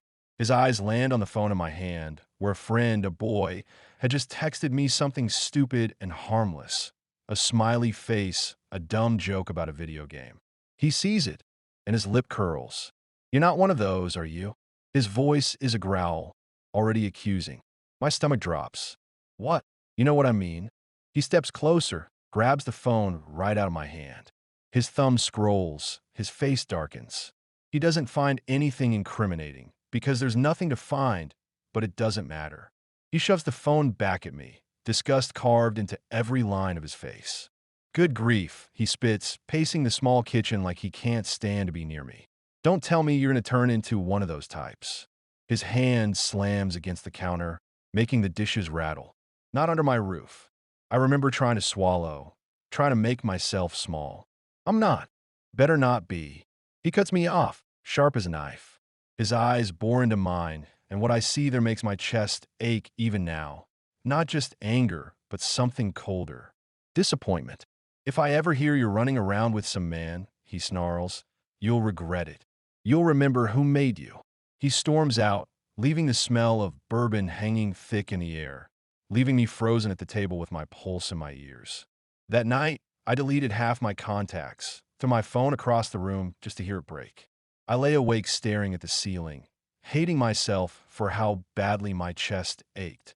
Not just from fear, but from the shame of wanting something I'd just been told was filthy. Even now, years later, I can still feel that moment branded into me, like a scar you can't scrub off. Not what I was trying to say. I say it rougher than I expected. Silas is quiet. He rubs the back of his neck and sighs. Sorry, I misread the situation. Tell me again. I pinch the bridge of my nose, trying to bring myself back to the present. I just wanted to ask how you know when it's the right time to get out there. Silas sits back in his chair, contemplating. Well, I would tell you there's never really a perfect time. That's helpful. No. I mean that your person could come at any time, any place. You just have to take a chance, little brother. I nod, rolling his words over in my head. But you got to be careful who you give your heart to. There are dangerous people out there, Leander. People who look like friends, but are not. They'll draw you close, whisper sweet things, then devour you from the inside. The words hit too close. My gut twists because it sounds exactly like Phoenix, how he slid past every guard I built, how he coaxed out things I swore I'd never give. I keep my face calm, or try to. You think I shouldn't trust anyone? No, idiot. I think you just need to guard yourself carefully. Especially you. His eyes flash with conviction. Wolves circle men like you. Strong enough to resist, but fragile if you stumble. One wrong step, and you're theirs. The back of my neck prickles. I shift in my chair, forcing a laugh that feels brittle. You make it sound like everyone's out to get me. Silas doesn't laugh. Not everyone. Just the ones who know how to find the cracks. Cracks. My mind flashes back to Phoenix's hand under the table, creeping higher up my thigh where no one else could see. To the way I didn't stop him. To last night, when I answered the phone instead of letting it ring. He's already found the cracks and is trying to make them bigger. I school my face, nodding as if I'm only half listening. I'll keep it in mind. See that you do. Silas leans closer to the camera, his voice dropping lower. You've carried burdens others can't understand. Don't let some charming person undo you. Promise me. The word snake curls like smoke in my chest. I think of Phoenix's smile, sly and knowing, the way he watches me like he's already planning the next move. A snake fits him too well. But the worst part is how much I want to let him coil around me anyway. I force a nod. I promise. Silas studies me another beat before sitting back. His expression softens slightly, though the weight never leaves his eyes. Good. Keep me updated. The call ends, leaving the apartment too quiet. I stare at my reflection in the black screen. My jaw tight, my pulse heavy. My brother sees me as someone in need of protection, someone vulnerable to predators. And maybe he's right. But even as the shame claws at me, another thought slips through, dark and undeniable. If Phoenix is one of those dangerous people Silas warned about, why do I want him anyway? The question lingers long after I set the phone down, long into the night, until the quiet hum of the city outside feels like Phoenix whispering my name all over again. I roll onto the couch, phone face down on the table, but sleep won't come. My body is restless, my skin alive with memory. His hand under the table, his voice in my ear, the sharp thrill of giving in when I swore I wouldn't. Dangerous, Silas called it. And maybe it is. Maybe Phoenix will burn me down to ash if I let him. But lying there in the dark, I realize something terrifying. I don't care. Chapter 5. Phoenix. I wake up buzzing. It's been 2 days since the phone call, but the sound of Leander's voice still curls low in my gut, like an ember I can't stamp out. I can still hear him, that quiet, reluctant way he breathed into the receiver, the almost broken hush when I pushed too far. I can't decide what satisfied me more, dragging those words out of him or knowing he let me. Either way, I'm starving for more. All weekend, my mind hasn't slowed. Every little detail from that night replays when I close my eyes. The way his silence stretched, taut and shaking. The hitch of breath when I told him what I'd do if we weren't separated by a phone line. He cracked just enough. And he let me hear it. That's the part that's driving me insane. Leander, guarded, disciplined, stiff as concrete. Leander gave me a piece of his restraint. Not willingly, not completely, but enough that I know there's more waiting. It's buried deep under those walls he's built, but I've seen the fracture lines. I've touched them. And today, practice is my stage. I've been plotting since Friday, a whole arsenal of ways to test him. Not obvious enough to tip off the coaches or the rest of the team, just subtle, sharp little needles he'll feel whether he wants to or not. A shove here. A look there. A comment whispered just close enough to his ear that he can't shake it. I'm not stupid. I know I'm playing with fire. But heck if I care. Fire feels good when it's aimed at me. I grin to myself in the mirror while pulling my hoodie over my head. My reflection stares back, smug, hungry. This is the part I love before the game begins, when all the pieces are still on the board and I know I'm already in control. By the time I hit the rink, the buzz in my veins is thrumming loud enough to drown out the chatter of teammates trickling in. The air is sharp with that cold, metallic tang of ice, layered over by the rubbery smell of pads and sweat, never fully washed out of gear bags. I love it. Feels alive. Feels like possibility. And then I see him. My Leander.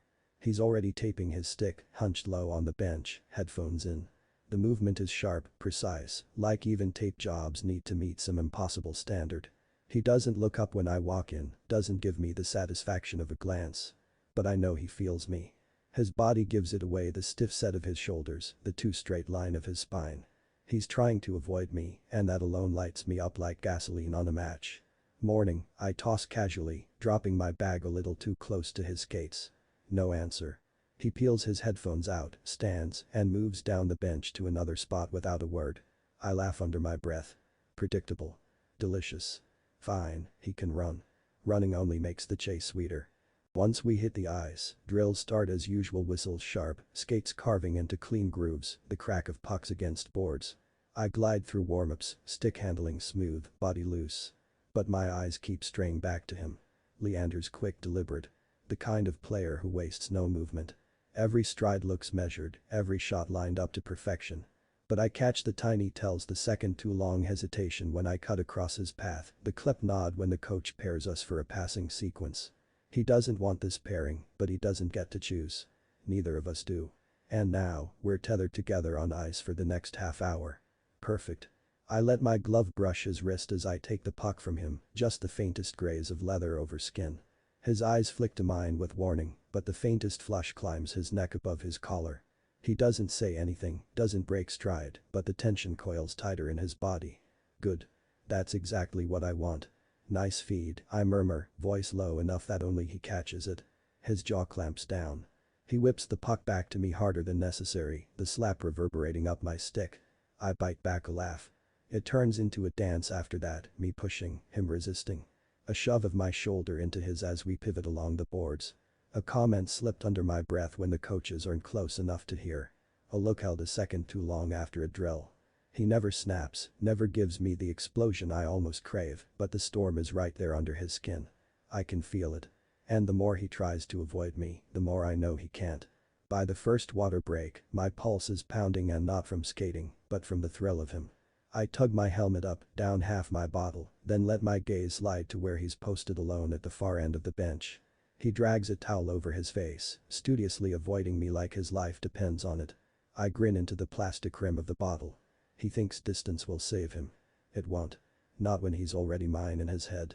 Because I know the truth just like me, he hasn't stopped thinking about that call. I'd bet every paycheck he's replayed it 100 times since Friday, hating himself for it, wanting more anyway.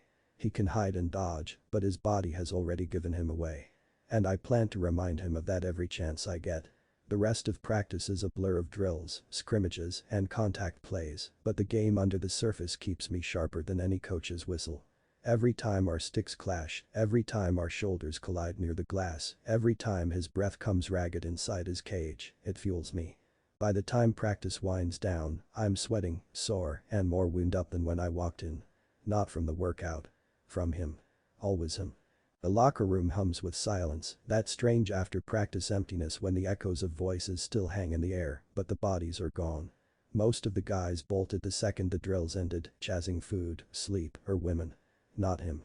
Not Leander. He lingers at his stall, methodical in the way he strips down his gear. Gloves first, lined up neatly. Shin guards, one by one. Like he's got a ritual, a shield of small routines to keep him focused. I watch him do it, hidden at first, just another guy untying his skates too slow. But when the last player disappears through the double doors, leaving us alone, I rise. He doesn't notice until my footsteps are too close to ignore. His back stiffens. Forget something? I drawl, leaning against the corner of his stall like I've always belonged there. He doesn't turn. Doesn't answer. Just keeps sipping his bag. That silence digs under my skin like a blade. I tilt my head, pretending to be casual, but inside I'm ravenous. What? No smart remark. You usually at least mutter something. Still nothing. I smirk. Maybe you're shy after Friday. That why you won't look at me? His grip on his stick tightens so much that I can hear the faint creak of leather. I tell, whether he knows it or not. He's not unaffected. He's not untouched. And that's all the invitation I need. I plant my hand on the metal locker right by his head, caging him in before he can bolt. He goes rigid, shoulders hunching, but he doesn't shove me off. You know, I murmur, voice low and coaxing, I like you better like this. All guarded. All wound tight. Makes me wonder how you'd look if you let go. No answer. Not even a twitch this time. Just that hard stare at the floor. Fine. If he won't play with words, I'll use other tools. I let my fingers trail along his arm, slow, deliberate, feeling the jump of his muscle under damp fabric. He's solid built for hockey, for collisions, for fights in the corners. But under my hand, he's trembling, so faint most wouldn't notice. I notice. Don't tell me you didn't think about it, I whisper. My voice in your ear, telling you what to do. What I would do to you. You liked it. His jaw ticks. Just once. Subtle, but enough. I lean in, crowding him, my mouth brushing the shell of his ear. He's not short, but my taller 6'4" frame makes it easy to box him in. You responded to me, didn't you? I nuzzle my nose against his hair. Made a mess of yourself just from my voice. He sucks in a sharp breath. Still silent. Still refusing to give me the satisfaction of words. But that breath, that's music. I smile against his skin, heat pooling low in my stomach. Thought so. My hand slides from his arm to his chest, palm flat, feeling the hammer of his heart beneath the thin cotton of his shirt. Faster than before. He's unraveling. You can fight me all you want, I murmur, pressing a little harder, but your body is telling me exactly how you feel. His eyes flick up then, meeting mine for the first time. And it's like being hit in the chest. Dark, furious, but laced with something he doesn't want me to see. Want. Fear. Hunger. A mess of it, all tangled together. I grin wider, intoxicated. There you are. Before he can drop his gaze, I tilt in and brush my lips against his. Not full, not deep, just a ghost of contact. Enough to make him shudder.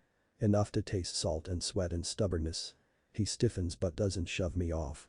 That's permission, whether he wants to admit it or not. I take more. My mouth presses harder this time, angling to catch the edge of his, tongue flicking just enough to tease. My free hand slides lower, over the flat of his stomach, tracing the line down toward his waistband. That's when he finally reacts. His hand shoots out, grabbing my wrist in a vise grip before I can go further. His eyes blaze, breath ragged, jaw tight. But he still doesn't say stop. See? I whisper, breath mingling with his. If you really hated it, you'd shove me away. You'd say something. But you're quiet because you don't want it to end. The war in his face is almost beautiful, rage warring with arousal, shame knotted with want. He's fighting himself more than me. And I'm winning. I press another kiss to the corner of his mouth, softer this time, almost tender. My thumb strokes the inside of his wrist where he grips me, feeling the rapid beat of his pulse. You feel it too, don't you? He closes his eyes like the weight of it is too much. His silence has shifted now, not defiance, but something closer to surrender. He's pretty. His big eyes almost make me melt. An animalistic sound rips from my chest. Get on your knees, Leander. What? Leander's sweet voice is laced with shock, making my body respond impossibly harder. My hands guide him to the ground. He doesn't fight me, doesn't even resist when I help him out of his shirt. He's breathing hard, the war obvious in his eyes. His tan skin is still slick with sweat. I start unlacing the waistband of my joggers. Leander's eyes stare at me in front of his face, pupils dilated, cheeks flushed. I'm already straining against the fabric as I prepare. He doesn't know it, but Leander's jaw releases like he's already anticipating what's coming. Open your mouth and take me like a good boy. I struck myself once, twice through the fabric. Leander's eyes fog over as he pops his mouth open, clearly wanting this. The intensity between us escalates rapidly. I'm lost in the sensation of him, in the power dynamic we've created. He makes it clear through his actions that he wants this as much as I do. God, I pant. Leander pulls my hips closer, taking more of me. The small action of him pulling me closer sends me over the edge of control. My fingers rake through his hair, pulling on his sandy brown locks. He needs to understand what he does to me. But Lee just hums happily, clearly enjoying this as much as I am. When I pull back slightly, a whimper escapes from his throat, revealing how much he wants this to continue. Touch yourself. My voice doesn't sound anywhere like me. Leander pouts. Phoenix God, the way he says my name. Like only that word can make him feel good. Now, Lee. He follows my instruction, and I'm stunned by the sight of him. I lean down and guide him with my hand. Make it feel good. Leander's hand begins moving with purpose. I capture his mouth again, wanting to taste him, to feel connected to him in every way possible. He responds eagerly, the sounds between us filling the empty locker room. I glance down to make sure he's okay, and my boy is doing beautifully. His sounds vibrate through me as he continues pleasuring himself. The acoustics of the empty locker room amplify every breath, every moan. Lee, I'm gonna. Leander responds by intensifying his efforts, his hand squeezing my thigh encouragingly. It's too much. It's too good. I finish with intensity. He makes his own sounds of completion as he reaches his peak. Annoyance rolls through my shoulders at his disobedience. I pull him back gently by his hair. His cheeks are pink and flushed. I didn't say you could finish, did I? I say firmly. Leander shakes his head, puppy dog eyes, almost making me forget that this was meant to be a lesson for ignoring me today. So, why did you? He doesn't answer immediately, still catching his breath. Answer me. He follows through, panting heavily. A hazy smile curling on his mouth. I couldn't help it. I release his hair, adjusting my clothing. Once I'm covered, I start to see panic sinking into his face. Oh, he's gonna flip. He sits there, shocked. Reality clearing his eyes. What did we just do? I grab a hand towel from the rack and run warm water over it. We were together. That's not what I meant. He stands, adjusting his shorts like he's embarrassed. We weren't. I stride back to him, the long practice and intense release weighing heavy on my shoulders. I lace my free hand through the hair at the nape of his neck. I got you. He shudders against me like he's feeling something harsh and raw. I begin by wiping his face gently with a warm rag before cleaning his chest and hand. He looks as shocked by my gentle actions as I am. Don't freak out. You're okay, I mumble. I normally just leave after, but something inside me wants to take care of him. Like he's cherished. Like he's mine. I claim his mouth softly, my hands pulling his hips to mine. He tastes like me and those shitty cinnamon mints that sociopaths like. My new favorite flavor. I cup his face in my hands, smoothing his hair back. His eyes are less scared and panicked now. His pulse slows against my fingers. "Don't ignore me at practice again," I whisper against his mouth before leaving him in the locker room with the taste of me still on his tongue. The night air bites at my lungs when I finally step out of the rink. The lot's mostly empty, just a few stragglers hauling their bags to dented cars, but I don't see them. I barely notice the steam rising from the vent near the building or the thin crust of frost forming on windshields. All I see is him. Leander's face, tight with defiance. The way his hands trembled even as he kept them steady. The silent fury in his eyes when I kissed him, like he wanted to kill me and like he wanted to give in. I walk faster, hockey bag slamming into my side, heart pounding like I'm still mid-game. The echo of our bodies pressed close hasn't left me, not in my muscles, not in my skin. It's in my blood now, burning.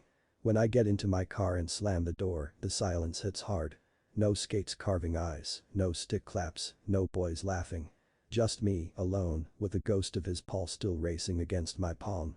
The engine growls to life, headlights cutting across empty asphalt. I grip the wheel too tight as I pull out, knuckles whitening, trying to drive the tension out of my body. It doesn't work. Every red light feels like a test of will. Every turn feels too slow, too calm, when all I want is speed. Intensity. That's the word for it. That's what I chase in every corner of my life. On the ice, in bed, even in fights that I'm stupid enough to start when I know I shouldn't. The rush. The control. The high that comes from someone giving in or from me forcing it out of them. That's what the locker room should have been. And for a while, it was. I drove into him like I always do. No hesitation, no holding back, nothing careful about the way I took him. He wanted to fight, and I wanted to break that fight into something ragged and desperate. Every moment was sharp, punishing, the way I always play this game. It was supposed to end the same way it always does with me walking out, leaving them used up, ruined, done. But it didn't. That's the problem. Because after it was over, after everything we shared, after the intensity peaked, I couldn't just pull away and walk out. Couldn't shove him aside and throw on my gear like I usually do. No, I stayed. I found myself brushing his damp hair back, breathing against his shoulder while he steadied himself. I held him close enough to feel the uneven rise and fall of his chest. I caught myself whispering, "You're okay," like he needed to hear it. Like I needed to say it. I was doing aftercare for someone I wanted to ruin. The word sits on my tongue like something foreign, something dangerous. I've never done that before. Never given anyone more than what they begged for in the moment. Afterward, it's always a clean break, no strings, no softness. But tonight I did it without even thinking. Like some instinct I didn't know I had took over. I needed to clean him, to help steady his nerves. And I can't stop thinking about it. The city blurs past the windshield as I speed down empty streets, but my brain is still locked in that locker room, watching myself do things I swore I'd never do. My hand stroked his face. My lips pressed soft against his temple. My voice murmuring something I can't even remember now, only that it wasn't me. Gentle. I slam my palm against the wheel, the sharp crack echoing in the car. My jaw clenches. I'm not gentle. I don't do gentle. My way is pressure, heat, force until they break, until they cling to me because no one else can handle them like I do. That's the rhythm I know, the only one that keeps me safe. So why the heck did I hold him after? Why didn't I just leave him standing there, wrecked and furious? The thought claws at me. Because if I'm not breaking, if I'm not dominating, then what am I doing? And worse, if I'm doing aftercare, if I'm staying, if I'm gentle, then maybe I want something from him I've never wanted from anyone else. I grip the wheel harder, jaw locked.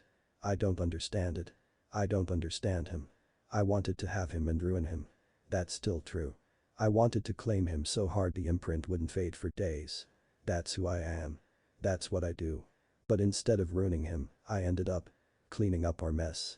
I can't shake the image of his face when I shifted, when I kissed him softer than I should have.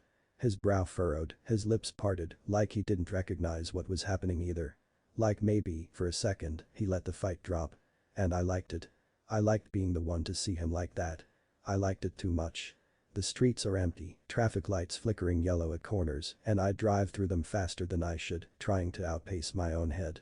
But I can't. The thoughts stick like barbs under my skin. Why am I craving the way it felt to hold him when I should only be craving the way it felt to take him? It was the look in his eyes. Like he had been broken too many times before. I couldn't handle the panic swelling within him. He should feel good. I want him to feel good with me. I pull into my driveway, slam the gear shift into park, and sit in the dark. The tick of cooling metal fills the silence. My chest rises and falls too fast, like I just finished a sprint. It doesn't make sense. It doesn't line up with the rules I live by. On the ice, in the locker room, in every bed I've ever been in, it's always been the same. Push hard. Go fast. Break them. Leave. No softness. No care. But with him, I couldn't stop myself, and that scares me. I shove the door open, step out into the night, and light a cigarette with shaking fingers. The first drag burns down my throat, grounding me, but not enough. Smoke curls into the sky, vanishing quickly, leaving me with the same gnawing hunger. Leander's not supposed to matter. He's supposed to be another conquest, another flash of intensity to keep me alive until the next.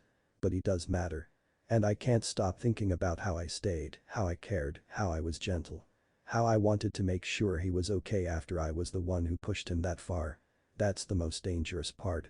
Because if I can't walk away from him the way I always do, if I can't keep the walls up, then maybe I'm not in control anymore.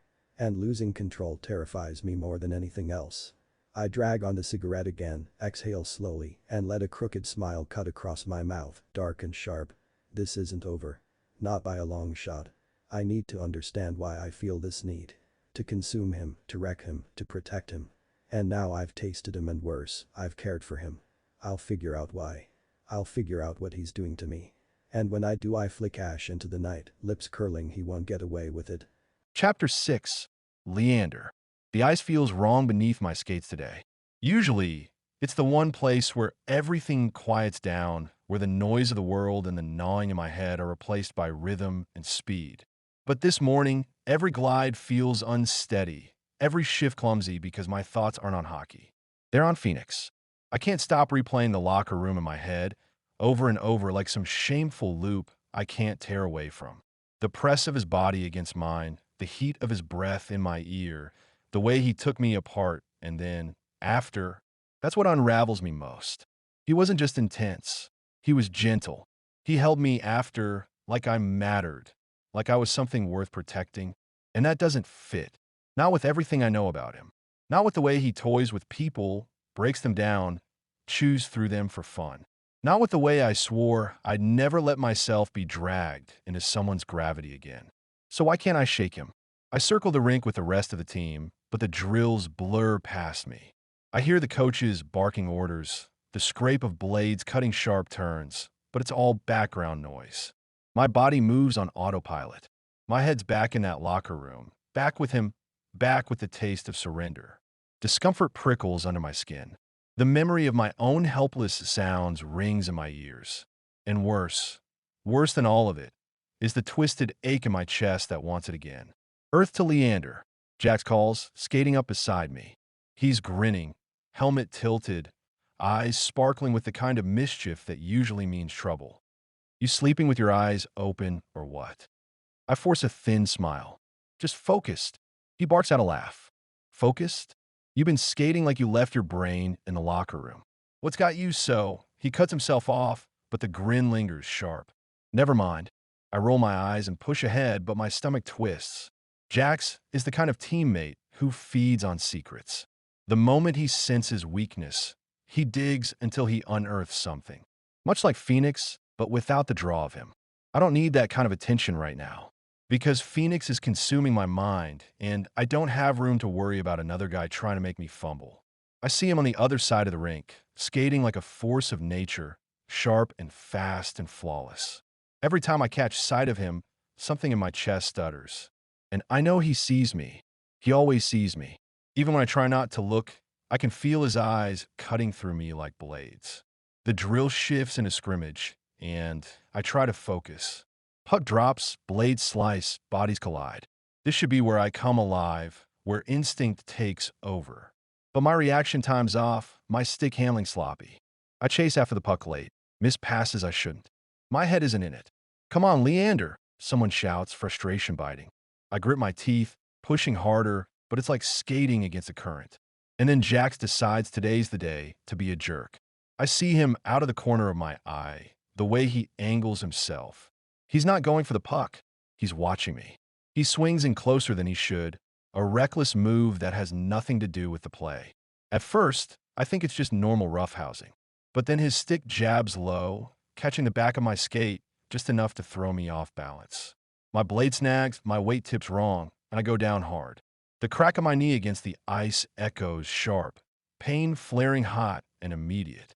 Dang, I hiss, curling instinctively.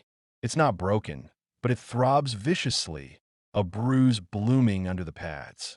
Jack skids to a stop, laughing. Relax, rookie, it's just a love tap. The world narrows into white-hot pain and humiliation.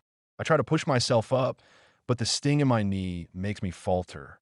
I can already imagine the bruise spreading purple and black. My stomach twists with anger at Jax for being reckless, and myself for being distracted enough to fall for it. And then Phoenix is there. He cuts across the ice with terrifying speed, stopping so hard that snow sprays up. His eyes are dark, locked on Jax like a predator sighting prey. What was that? Phoenix snarls. His voice carries across the rink, low but dangerous. Jax blinks, taken aback. It was a joke, man. That wasn't a joke. Phoenix's stick jabs the ice, sharp enough to echo.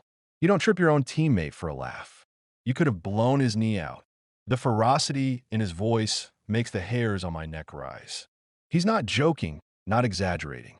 His whole body is taut, shoulders squared, jaw clenched. For a moment, it looks like he might actually drop his gloves and go after Jax then and there. Jax raises his hands defensively, grinning like it'll smooth things over. Relax, man, he's fine. Look, Phoenix cuts him off, skating closer, towering over him. You think that's funny?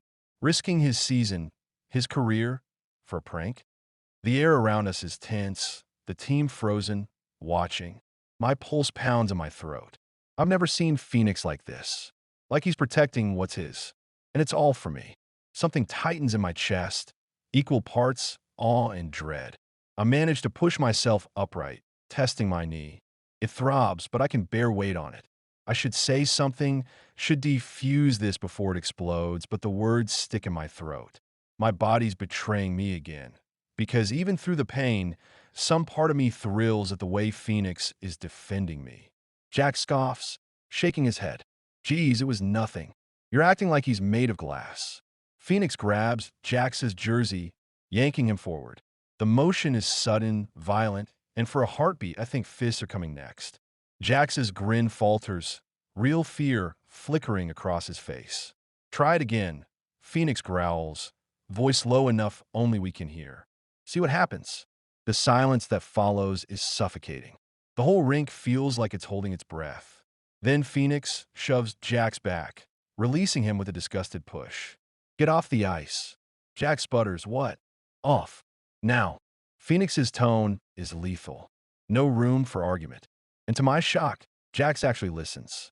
He mutters something under his breath, skating off, but the tension lingers like static. I stand there, chest heaving, knee throbbing, caught between the burn of humiliation and the overwhelming pull of Phoenix's intensity. He turns then, eyes locking on mine. The anger softens just slightly when he sees me standing. You good? He asks, voice lower, meant only for me. I nod too quickly. Yeah, just bruised. He studies me for a beat longer, like he doesn't quite believe me. Come with me. Asterisk, asterisk, asterisk. The antiseptic smell hits me the second I'm wheeled through the hospital doors, sharp and sterile, like every bad memory I've tried to keep locked away. My knee throbs in time with my heartbeat, not unbearable, but bad enough to keep me biting the inside of my cheek every time the gurney jostles. The nurse chirps something about minor injury. Let's just confirm with imaging, but I only half hear her. Because Phoenix is right there, hovering. He insisted on taking me to urgent care himself, telling the coach to call my family and have them meet us at the hospital. Phoenix just about carried me to his car and made me ice my knee the whole ride. If the staff is annoyed by him being practically glued to my side, they don't show it. He's carrying my bag like it weighs nothing, jaw tight, eyes scanning the hallway like he's personally going to deal with every obstacle between here and the exam room. You can sit in the waiting area. The nurse tells him once I'm rolled into a curtained bay. No, I'll stay. Thanks. His voice is low, final, carrying that authority that makes people back off. I roll my eyes. Phoenix, I'm not having open heart surgery. His gaze flicks to me, sharp but edged with something I can't name. Worry. You went down hard on the ice. You're not shrugging this off with a sarcastic smile. Don't act like you're my mom. I mutter, pulling at the blanket over my legs. He smirks, but it's tight, like he's holding something back. Then stop acting like a kid who thinks he's invincible. The nurse coughs gently, like she's reminding us both this is neither the time nor the place. Phoenix finally steps back, but he doesn't sit down. He just folds those broad arms across his chest and stares at me like he can want my kneecap to knit itself back together faster. When the doctor arrives, Phoenix beats me to speaking. What's the damage? Is it ligament, tendon? What's his recovery time? Will he need crutches? The doctor raises a brow, glancing between us. Your teammate, Phoenix says quickly, but the word hangs there like it doesn't quite cover it. The doctor turns her attention back to me. All right, well, Mr. Cameron, I say, and I'm fine. Really, just a bruise, maybe. Phoenix makes a low sound in his throat, skeptical. Let's confirm, the doctor says. She examines my knee with careful pressure, asking me to bend, straighten, and rotate. It hurts, but it's not unbearable. After a set of x-rays and what feels like a year of waiting, she returns with her verdict. Good news. No fractures, no torn ligaments. It's a contusion with some strain. You need to stay off it for about 2 weeks. No skating, no training. Rest, ice, compression, elevation. Crutches to help you move around. Phoenix exhales like he's just been told I survived a car crash. He immediately launches into a flurry of questions. What kind of brace? Should he sleep with it elevated? How much weight can he put on it? Any pain management besides NSAIDs? I stare at him, equal parts exasperated and something else. You know, if you ever get tired of hockey, you'd make an excellent nurse. That earns me a side-eye glare, but his shoulders don't relax. He keeps pressing the doctor until she reassures him twice more that this isn't career-ending, just inconvenient. When the doctor leaves, the silence settles heavily between us. Phoenix is still standing by my bed like he's guarding the perimeter. I tilt my head at him, smirking despite the ache in my knee. So, what color minivan are you buying for your new role? I think soccer moms usually go with gray. That almost cracks him. His mouth twitches like he's fighting back a grin, but he refuses to give me the satisfaction. Instead, he steps closer, lowering his voice so no one outside the curtain can overhear. You could have been seriously hurt. And Jax, his jaw flexes hard. He was taking after me. I'm sorry. Guilt shadows his face for a split second, but then it's gone, replaced by something sharper. I don't want him to feel like that. It's not his fault that Jax doesn't know how to play fair. I let out a laugh, but it's softer this time, not cruel. It's all right, Locke. Want to know is since when are you the expert on rehab protocols? You rattled off-brace types and elevation like you've got a degree in physical therapy. Some of the steel in his posture melts away at that. He drags a hand through his hair, sighing. I practically do. Been in and out of hospitals since I was 12. Concussions, torn shoulder, broken ribs, you name it. You spend enough time strapped to machines, you pick up what works and what's nonsense. There's a weight in his voice that makes me pause. It's not just bragging, but experience carved into him. I raise a brow. What happened at 12? He shrugs, but the motion is tight, almost reluctant. Took a bad hit in juniors. Kid twice my size slammed me into the boards, my collarbone snapped clean. I thought it was the end of the world. Missed the whole season. But the worst part wasn't the pain. It was the months of rehab after. Staring at white ceilings, counting reps, learning to breathe through frustration when my body didn't bounce back the way I wanted. I hated feeling weak. Still do. The honesty in his tone stirs something in me, an unexpected flicker of empathy. I clear my throat. Guess that makes you my personal injury encyclopedia. Do I get a subscription card, or are you my shadow until I'm back on the ice? His mouth quirks this time, faint but real. Both. The door slams open so hard it ricochets off the stopper, a violent crack that makes the nurses at the station look up. My stomach knots even before I see him. Leander. My brother strides toward my bed with fire on his heels. His presence fills the room, making it feel suddenly smaller. He doesn't even look at Phoenix at first. His gaze hooks on me, scanning me head to toe with a soldier's efficiency, a brother's panic. He takes an embrace on my knee, the slight elevation, the thin blanket the nurses left pulled up too high. His jaw tightens, a twitch of muscle under skin. "What happened?" he demands, stopping at the end of my bed. I force my lips into something that resembles a smile. It doesn't reach my eyes. My throat feels raw, like I've swallowed gravel. "It's nothing, Silas. I just tripped on the ice during drills. Landed wrong, that's all. Minor." His brows knit together. He doesn't buy it. Of course he doesn't. Silas has always been able to smell a lie on me, even the small ones. Especially the small ones. "You tripped," he repeats slowly, like he's tasting the word, finding it rotten. His stare pins me. "You expect me to believe that?" I swallow, shifting slightly on the stiff hospital bed. It happens. Ice is slippery. I see the corner of Phoenix's mouth tip into a smile. "Leander," Silas starts, sternly. But Phoenix puts a hand out, stopping him. "I'm Phoenix," he says, voice cutting through like the crack of a whip.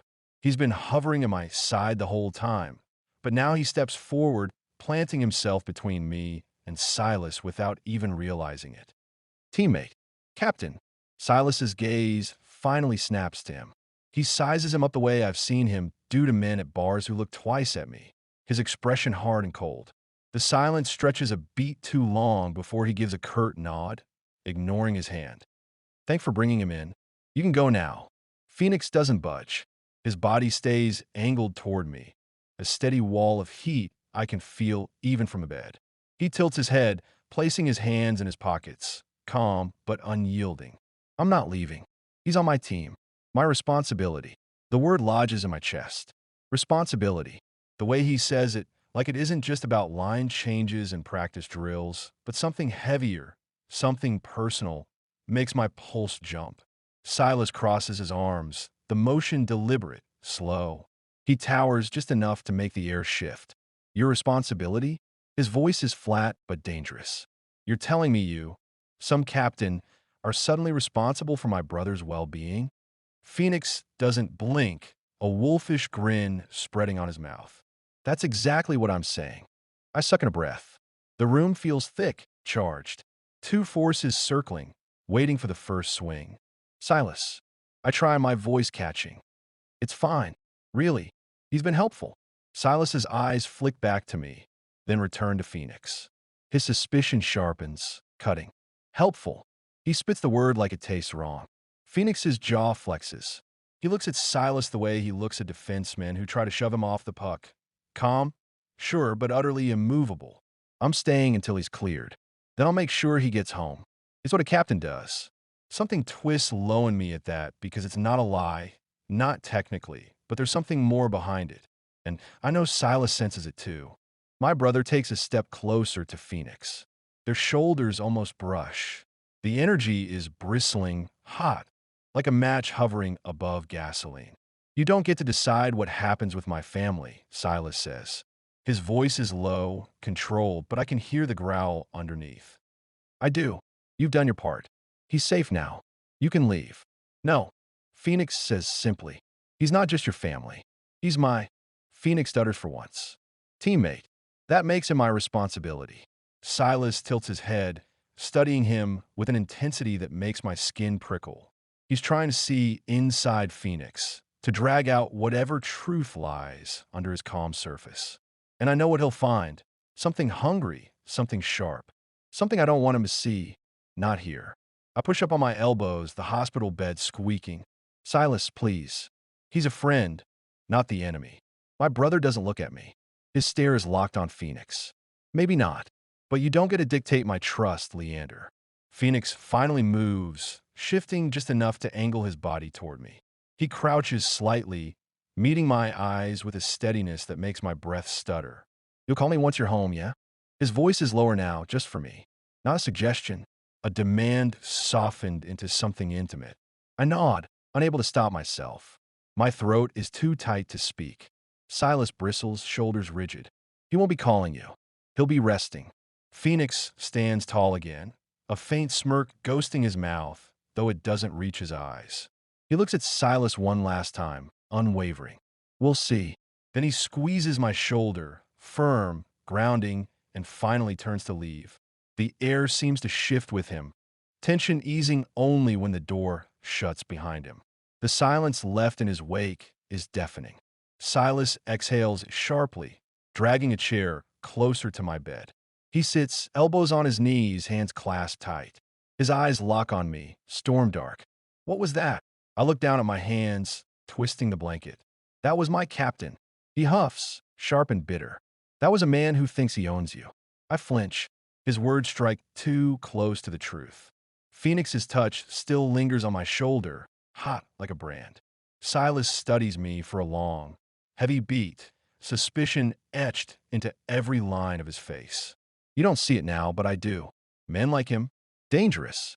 They wrap themselves around you until you can't tell where you end and they begin. And when they're done, his voice cuts off, jaw locking.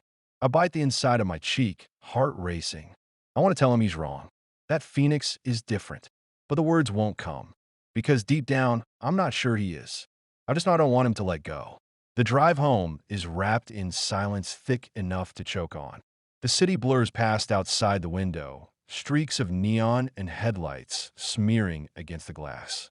My body aches all over, the brace on my knee heavy, my shoulder stiff from the fall, but it's nothing compared to the tightness lodged in my chest. Silas drives like the steering wheel wronged him, hands clamped so tight I half expect the leather to tear. His profile is carved in stone, every line of his face locked. I know that look. It's the one that means he's been biting his tongue too long. It comes sooner than I'd like. Is he the guy? Silas asks, his voice sharp, too loud in the quiet car. My stomach flips. What? The captain, he clarifies, eyes cutting toward me before snapping back to the road. Phoenix. He's the one you've been thinking about dating, isn't he? The air in the car shifts, suddenly too hot, too heavy. I press my palms flat on my thighs, grounding myself. Don't lie to me. Silas's tone sharpens, the words like steel drawn across stone. I saw the way you looked at him, the way he looked at you. You don't look at teammates like that. My throat goes dry. He's not wrong, but the truth feels too dangerous to touch. I stare at the faint glow of the dash, the ticking speedometer. Maybe. Silas exhales through his nose, a sharp sound that could cut glass. Goodness, Leander. He's just like Dad. The words land straight through me. My chest seizes, my whole body rigid. Don't. You think I don't see it? His voice rises, simmering with barely checked anger. Men like him. Charming when they want something. Cruel when they don't get it. That's who he is. That's who Dad was. My pulse hammers in my ears. I shake my head hard, eyes burning. You're wrong about him. Silas doesn't let up. I'm not wrong. He's dangerous, Lee. He'll tear you apart. I want to shout back, to fight him on every word, but my throat locks. Because the truth is tangled somewhere in the shadows, I don't dare drag into the light. Phoenix is intense. His hands grip hard. His words bite. His kisses feel like a brand. But afterward, he is careful with me. He doesn't leave me shattered. He puts me back together with quiet touches, with patience, with a gentleness that steals my breath. He waits until I feel whole again before leaving me. Dad never did that. Dad left nothing but broken pieces. But I can't say that to Silas. He wouldn't understand. Also, I'm sure he doesn't want to hear about my personal life in that way. So I just press the words down, bury them under the weight of my heartbeat, and say the only thing I can. You're wrong. I repeat, softer this time, but steady. He's not like Dad. Silas shakes his head, muttering something under his breath, but he doesn't push further.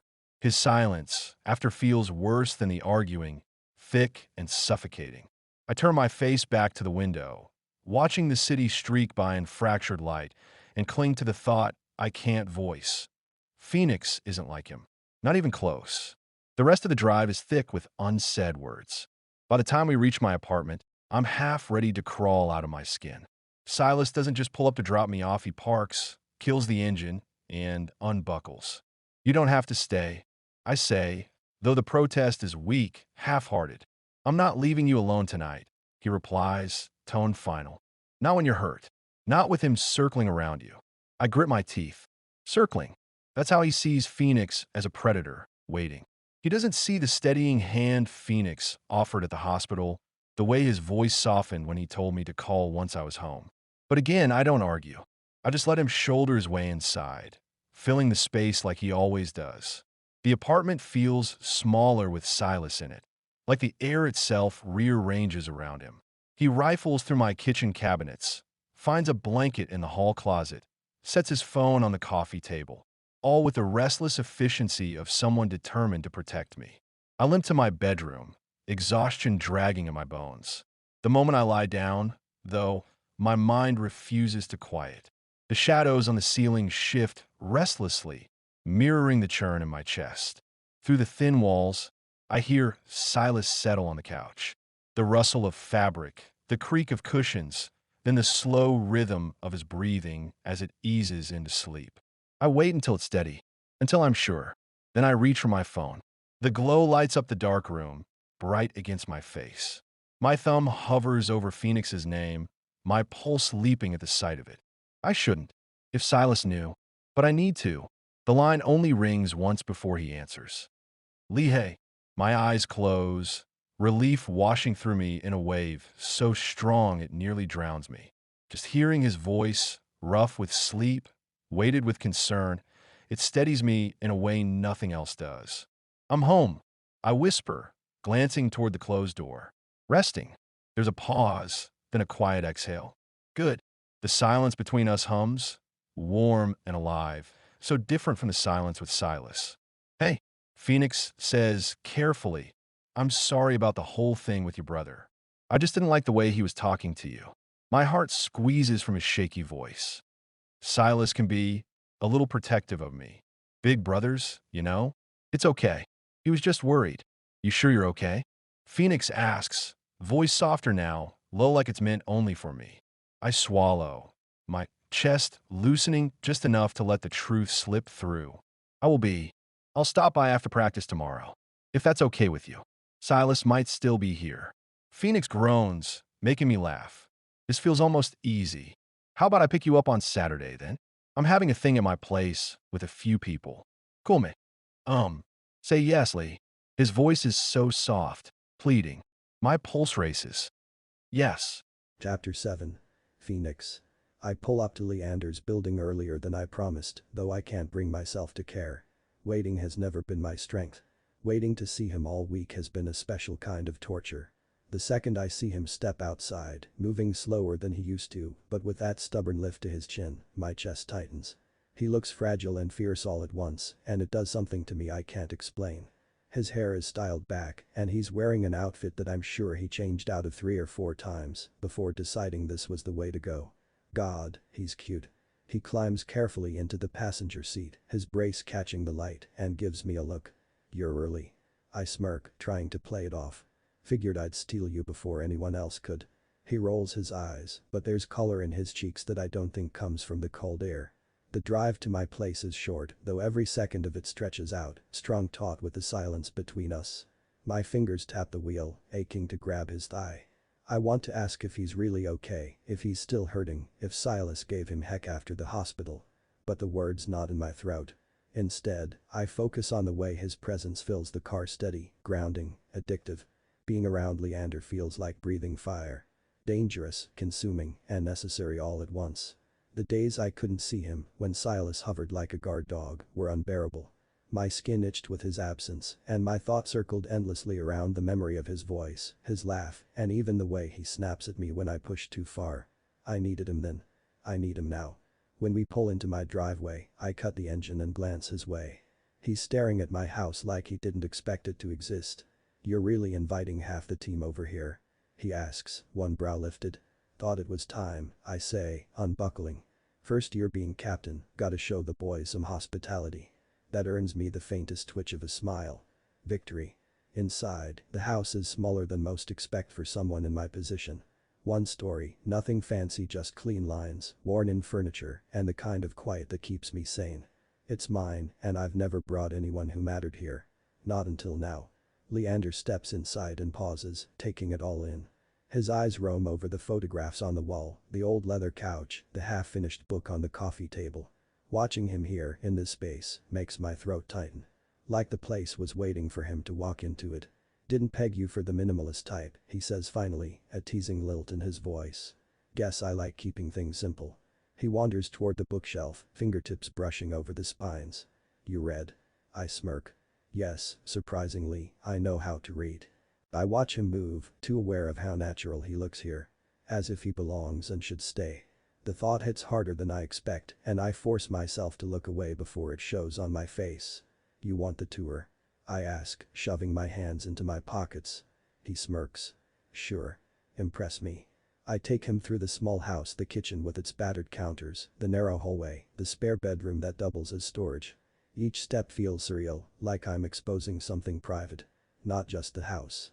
Me. When we reach my room, I hesitate. The space is bare compared to the rest, the bed neatly made, a dresser, a lamp, not much else. But Leander steps in without waiting for permission, eyes flicking around before landing on me. So this is where the great Captain Phoenix sleeps, he says, and there's something in his tone I can't quite pin down. Something playful and dangerous. He sits on my bed, looking almost too perfect on my sheets.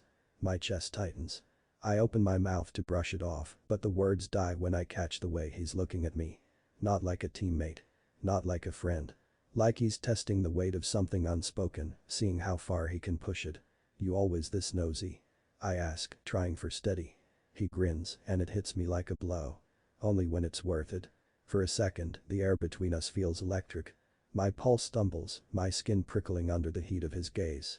He has no idea what he does to me, how badly I've craved this, how long I've been barely holding myself back. Leander is a drug. Pure and devastating.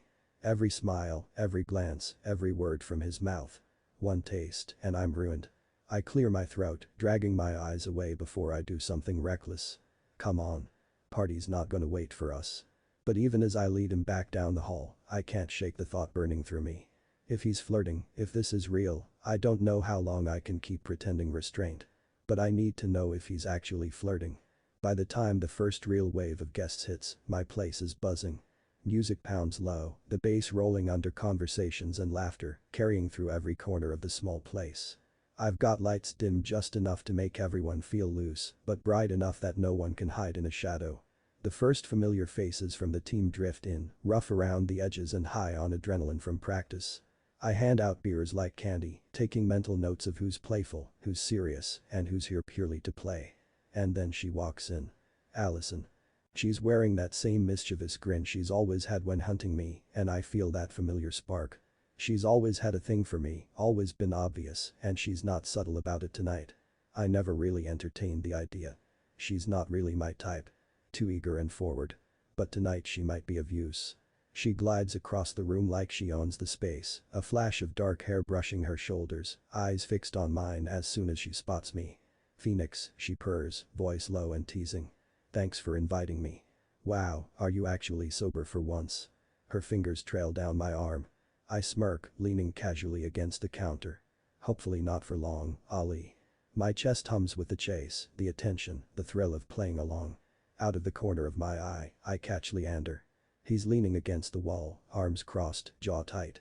Green eyes locked on me, and just the tiniest twitch of his lips when he notices Allison. And just like that, my heart is racing. Jealousy on Leander is quite handsome. Delicious, sharp, and utterly consuming. I grin into my beer. I need to keep this going. You look good tonight, I say to Allison. She giggles. Keep up the compliments, Locke. She and her friends go into the kitchen looking for alcohol. I casually make my way towards Leander and lean down, grazing my lips on the shell of his ear. You alright? He huffs, looking away for a fraction of a second before snapping his gaze back, trying to appear unconcerned. I'm fine, he mutters, tone clipped, but with just the tiniest edge. I catch that edge and lean into it. Are you sure? I say, my voice low and deliberate. I want to make sure I'm a gracious host. Leander shifts, jaw tightening, subtle heat creeping into his posture. I can feel it radiating toward me. It's heady and thrilling. Every flicker of irritation, every tense exhale, it's a drug, and I've been craving this fix all day. The party's growing, and more people show up, the room filling quickly with laughter and shouts. A few more girls from my college days lean in, flirtation dripping from every word, every brush of a hand. I let it play out naturally, teasing, laughing, spinning conversations just enough to keep the tension tight between Leander and me. He's icy and restrained, every glance calculated, but I can see him unraveling just slightly as he shoots back a few shots. Drinks flow freely. I'm mixing cocktails, tossing beers to the next person in line, and I can feel the energy building in the room. I pull out a deck of cards, shoving it at a group gathered in the corner. Poker, I announce. Winner gets the whole pot and maybe a shot. Real money? Asks my teammate, Chase. What else would we use? I smile. People cheer, and the chaos of gambling begins. Dice roll, coins clink, laughter punctuates the music. Leander doesn't join, but he's close, eyes flicking to every move I make, tracking every flirt, every laugh. I catch him swallowing, jaw tightening. The tension is a live wire, and I love it. The room is thick with the smell of alcohol, faint smoke from some joints, and the heat of bodies packed too close together. I keep the pace high, drinking, gambling, flirting, but my attention never leaves Leander. I feel it every time he shifts, every subtle tightening of his jaw, every exhale too sharp to be casual. I feel him wanting to step in, to grab my attention, to pull me back, but he doesn't. Not yet. I let my hand brush lightly against Leander's shoulder as I pass, just enough to remind him I'm here. He stiffens, and I smirk, catching every flicker of reaction. Allison leans into me again, playful, daring, and I let her. I feel Leander's eyes on us, sharp and hot, jealousy radiating like a living thing. I turn just slightly, wink at him, and see his muscles tighten under the thin layer of his shirt. Allison's flirtation escalates just enough to keep the fire lit, and Leander's attention is trapped in a vice of desire and frustration. I glance at him, smug. Every twitch of his jaw, flare of his nostrils, and subtle tightening of his stance is a drug I can't get enough of. Then Jax makes his move. He sidles up next to Leander, close enough that Leander can feel his presence, voice low and teasing. Hey, you really think you can just sit there looking all pretty? You're supposed to join the fun, not mope in the corner.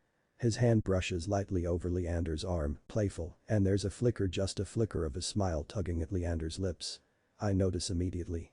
My chest tightens, a thrill and something darker coiling at the pit of my stomach. Jax is good at this, too good. He leans closer, his voice dropping to a conspiratorial whisper. I swear, man. You've got that smolder thing going on, but it's wasted if you're not in the game.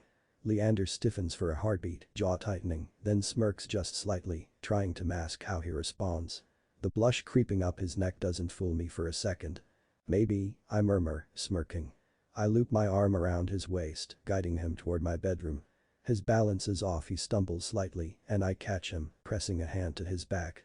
He leans into me more than I expected, drunkenly trusting, and it sends a thrill straight to my core. You're drunk, Lee, I murmur, tugging him closer once the bedroom door clicks shut. The muffled noise of the party dims into background static, leaving just us. I push him gently against the wall, hand on his hip, letting the warmth of him press against me. So are you, jerk. Someone's angry. I drag my nose against the line of his neck, resisting sinking my teeth into his skin. Resisting leaving my mark on him, so everyone knows he's mine. I'm the one who should be mad. Is it so easy to get you blushing that even Jax can do it? My thumbs slip into the waistband of his jeans, pulling him closer. He huffs, hazel eyes flashing with anger and frustration. You were flirting with her. Publicly. I tilt my head, lips brushing the shell of his ear. Only to see if you'd notice, I whisper, letting a finger trace the curve of his jaw. Only to see if you wanted me. He swallows, jaw tight, trying to act composed but failing. You needed a girl to do that. You couldn't have just asked me. I grin, letting my hand slide lower to rest lightly on his hip again. I knew you'd notice. And I liked that. I liked seeing you react. Seeing you be jealous. His chest heaves slightly, alcohol flushing his cheeks a darker shade, heat rising. Why do you keep playing these reckless games with me? His voice is a whisper, but it carries the weight of frustration, longing, and something unspoken. Because I need control, I admit, leaning close so our foreheads touch. Because I need a thrill. And right now, the thrill is you. You, and the way you fight it, the way you try to resist me. His lips part slightly, a soft exhale escaping as he leans into me. I feel the tremor in his body, the flush creeping over his neck. You're insane, he breathes. And you, I murmur, brushing a hand along his arm, love it. The words land, heavy and sharp, and he groans, letting his hands find my chest. He grips my shirt, tugging me flush against him. The press of his body, warm and taut, is intoxicating. Every nerve, every pulse of him against me is pure fire. I tilt my head, letting our lips hover inches apart. His lips part and I slide in slowly, teasing, tasting him, memorizing the heat and texture of his mouth.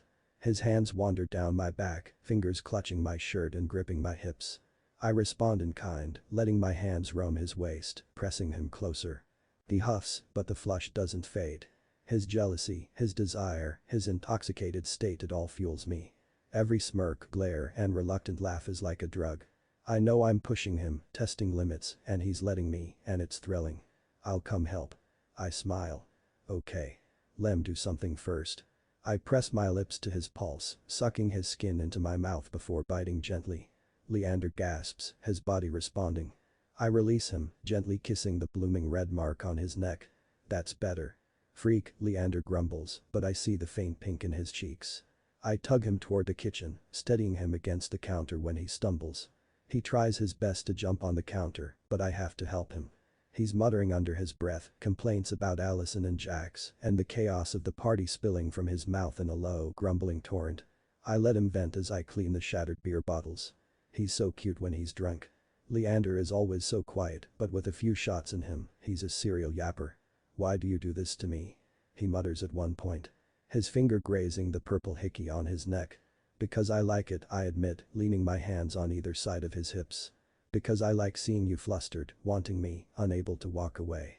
Because I need everyone to know you belong to someone until I can fully claim you. His hands clutch at me again, and I feel the pulse of his desire, raw and insistent.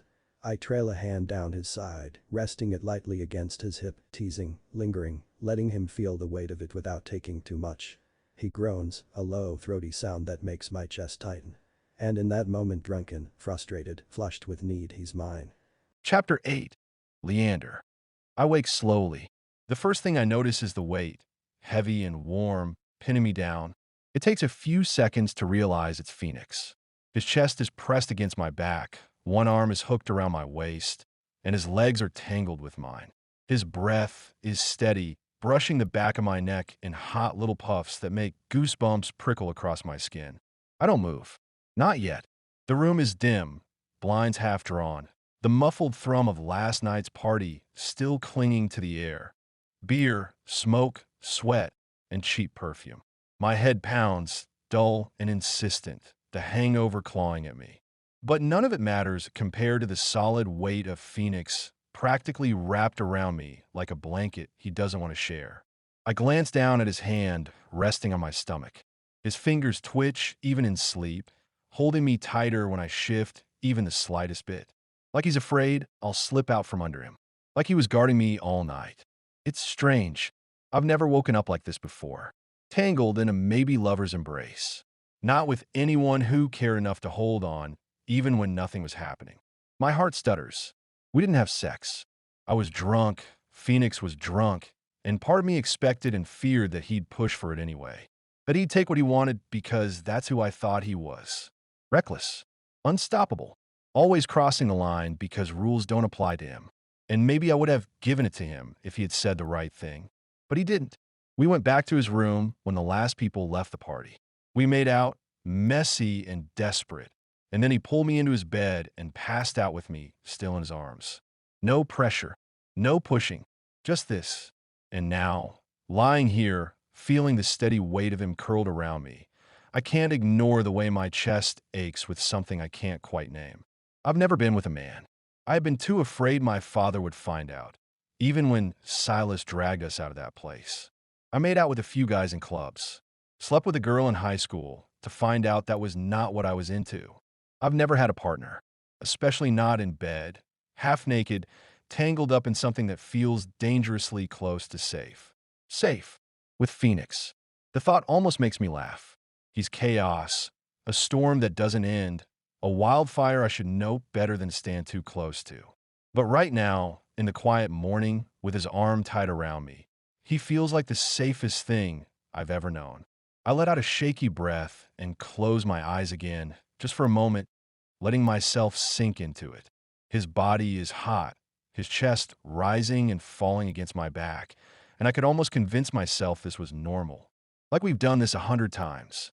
Like this is routine. My stomach knots. Because it's not routine, it's not normal. This is the first time, and it already feels like too much. Like I'll get addicted if I let myself stay. Phoenix shifts behind me, a low sound escaping his throat. His grip tightens reflexively, his face pressing against the back of my neck. I freeze, wondering if he's awake, but his breathing stays even. Still asleep. Still holding me like I'll disappear if he lets go. I don't know what to do with that. Every other time I've let someone close, it's felt conditional. Like I had to give something up to get their attention. But Phoenix? He just took care of me. In his own chaotic way. Even last week, in the locker room, when he was intense, when he pushed me further than I thought I could go, afterward he was gentle, careful, making sure I was okay. It didn't make sense then. It doesn't make sense now. Why would someone like him bother with aftercare? Why would someone like him bother holding me all night? I'm so used to people leaving when they've had their fill. Phoenix clings like he's afraid of being left. The thought cuts through me, sharp and unexpected. I stare at his hand on my stomach, at the long fingers curled against me, veins running sharp beneath tense skin. Strong hands, hands that can bruise, break, push. But right now, they're just holding and keeping me close. I swallow hard, my throat dry. This is dangerous. I'm supposed to be cautious. I'm supposed to be the one who keeps distance, who doesn't get caught up in things that can ruin me. Phoenix is reckless, uncontrollable, a walking disaster. And yet I'm lying here in his arms, thinking about how I don't want him to let go. The bed shifts suddenly. Phoenix groans low in his chest, stretching against me before pulling back slightly. His arm slips from my waist, dragging across my stomach, leaving a ghost of warmth behind. I hold still, pretending to sleep, not ready to face him. But then I feel soft kisses against my hair. His voice comes, rough with sleep, softer than I've ever heard it. "Morning, baby." My pulse jumps. What did he just call me? I force myself to turn, meeting his eyes. His hair is a mess, sticking up in wild tufts, his face creased from the pillow. Somehow, it makes him look younger. Less like the reckless captain everyone sees, and more like a boy who forgot to build his walls before the sun came up. "Morning," I say back, my voice hoarse. He watches me for a long moment, eyes flicking down to my mouth, then back up. A grin tugs at his lips, slow and lazy. "You didn't sneak out. I was half expecting you to." I snort softly, looking away. "I don't sneak." "Better not," he murmurs, sitting up. His bare torso stretches in the low light, muscles shifting, and I look away quickly, heat crawling up my neck. He rakes a hand through his hair and swings his legs off the bed. "I'm gonna shower. You want to get coffee?" The question is casual, but it lands heavy in my chest. Coffee. Like this is normal. Like I stayed over because I wanted to, not because I was too drunk to drive. "Yeah, that sounds nice," I mutter. He lingers a second longer, watching me, then smiles and heads toward the bathroom. The sound of water starts up a moment later, faint through the walls. I exhale slowly, dragging a hand over my face. The bed feels emptier without him in it, colder. My body misses the weight of him pressed against me, and I hate myself a little for it. I can still feel his arms around me, the way he held me like I was something worth keeping. And the truth I don't want to admit sits heavy in my chest. I liked it too much. The sound of water cuts off, and a moment later Phoenix comes out of the bathroom, steam trailing behind him like he's dragging the shower with him. His dark hair is damp, messy, curling just enough at the edges that I want to reach out and smooth it down. He looks good in a simple hoodie and jeans, casual in a way that makes him dangerous. Like he doesn't have to try. I'm still sitting on the edge of his bed. I've been here long enough for my leg to start bouncing, but I can't make myself move. Last night was messy and blurred, the kind of party I usually avoid. I remember flashes, people laughing too loud, the burn of liquor down my throat, Phoenix pulling me into his room like I was something he owned. I remember being upset at him, at Allison draping herself over him, at his reckless smirk when he let it happen. I remember him cornering me with words and then kissing me like my anger was just another way of wanting him. And then, nothing. Just heat, his mouth on mine, his hand in my hair, until the world tilted and we ended up here. In his bed. "Do you want a shower? I have some clothes that might fit you." He starts digging in his dresser, pulling out some joggers and a green t-shirt. I get up awkwardly. Yeah. That'd be nice, actually. He drops the clothes into my hands, his eyes drifting to my neck. He smiles softly. Use whatever you need. When I'm done cleaning up, I step into the bedroom to see Phoenix on a made bed. Come on, he says, shaking his keys at me. I need coffee to cure this hangover. I blink at him. Coffee. Yeah, around the corner. Best place in the city. There's a spark in his eyes when he says it, like he's daring me to challenge him. I don't. I just follow him out the house, pulling my hoodie tighter against the morning chill. The air outside is crisp, the kind of clean that cuts right through leftover alcohol in my system. Phoenix's neighborhood is quieter than I expected. Small houses with porches and peeling paint, dogs barking somewhere behind a fence, a woman in a robe dragging her trash can to the curb. It doesn't scream hockey star. It screams ordinary. Phoenix walks like he owns the cracked sidewalk, long strides, shoulders loose. He doesn't look at me, but I feel his awareness sharp and humming, as if he's cataloging every step I take. You always wake up this early after parties? I ask, mostly to fill the silence. He smirks. Early? It's almost noon, rookie, right? My sense of time's wrecked. I never drink like I did last night. I shove my hands deeper in my pockets and keep walking. The coffee shop is tucked into the corner of a brick building, the kind of place you'd miss if you weren't looking for it. The sign is hand-painted, the glass windows cluttered with flyers for local bands and community events. When we step inside, the air smells like fresh espresso and warm cinnamon. Phoenix is different here. The second we walk in, a middle-aged woman behind the counter lights up. Phoenix, haven't seen you all week, honey. Phoenix grins, easy and familiar. Yeah, schedule's been brutal. You keeping these kids in line, Marcy? Trying, she says, rolling her eyes toward the two college-age baristas struggling with a broken milk steamer. Phoenix doesn't hesitate. He heads behind the counter, like he belongs there, and starts fiddling with the machine. The baristas look both relieved and embarrassed. Thanks, Phoenix, says the pierced goth girl. Seriously? I mutter under my breath, watching him twist knobs and explain something about pressure valves like he's done it 100 times. Marcy laughs. He basically grew up here. Don't let him fool you. He knows more about this machine than I do. I stand there, awkward, while Phoenix helps until the steamer hisses back to life. The customers clap lightly, someone calls him a hero, and he flashes that grin that usually makes me want to roll my eyes. But here it's softer, genuine. When he finally comes back to me, he hands me a menu. What do you want? I shrug. Coffee's fine. He arches a brow. That's vague. I sigh. Black. No sugar. Figures, he mutters, but he orders it anyway, along with something absurdly complicated for himself. Caramel, foam, extra cinnamon. Stuff I'd never picture him drinking. We sit by the window, the sunlight hitting his damp hair, making it gleam. For a few minutes, it's quiet except for the murmur of customers and the clink of mugs. I sip my coffee. Bitter. Huh. Perfect. How's your bean water?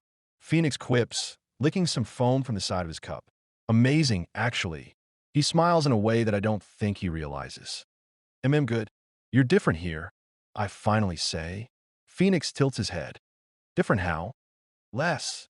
I pause, searching for the word. Scary, thrill seeker. He smirks. Give me a few hours. I don't smile.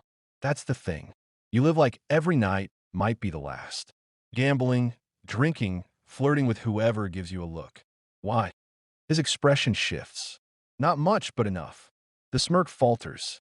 His hand curls around his mug, fingers drumming once against the ceramic before going still. Why do you care? He asks, voice lower. Because I stutter. Why do I care? He's just some fling, some addiction I can't shake. Maybe I just want to get to know you. And because I'm worried you're going to burn yourself out if you keep going like this. Worried, huh? What?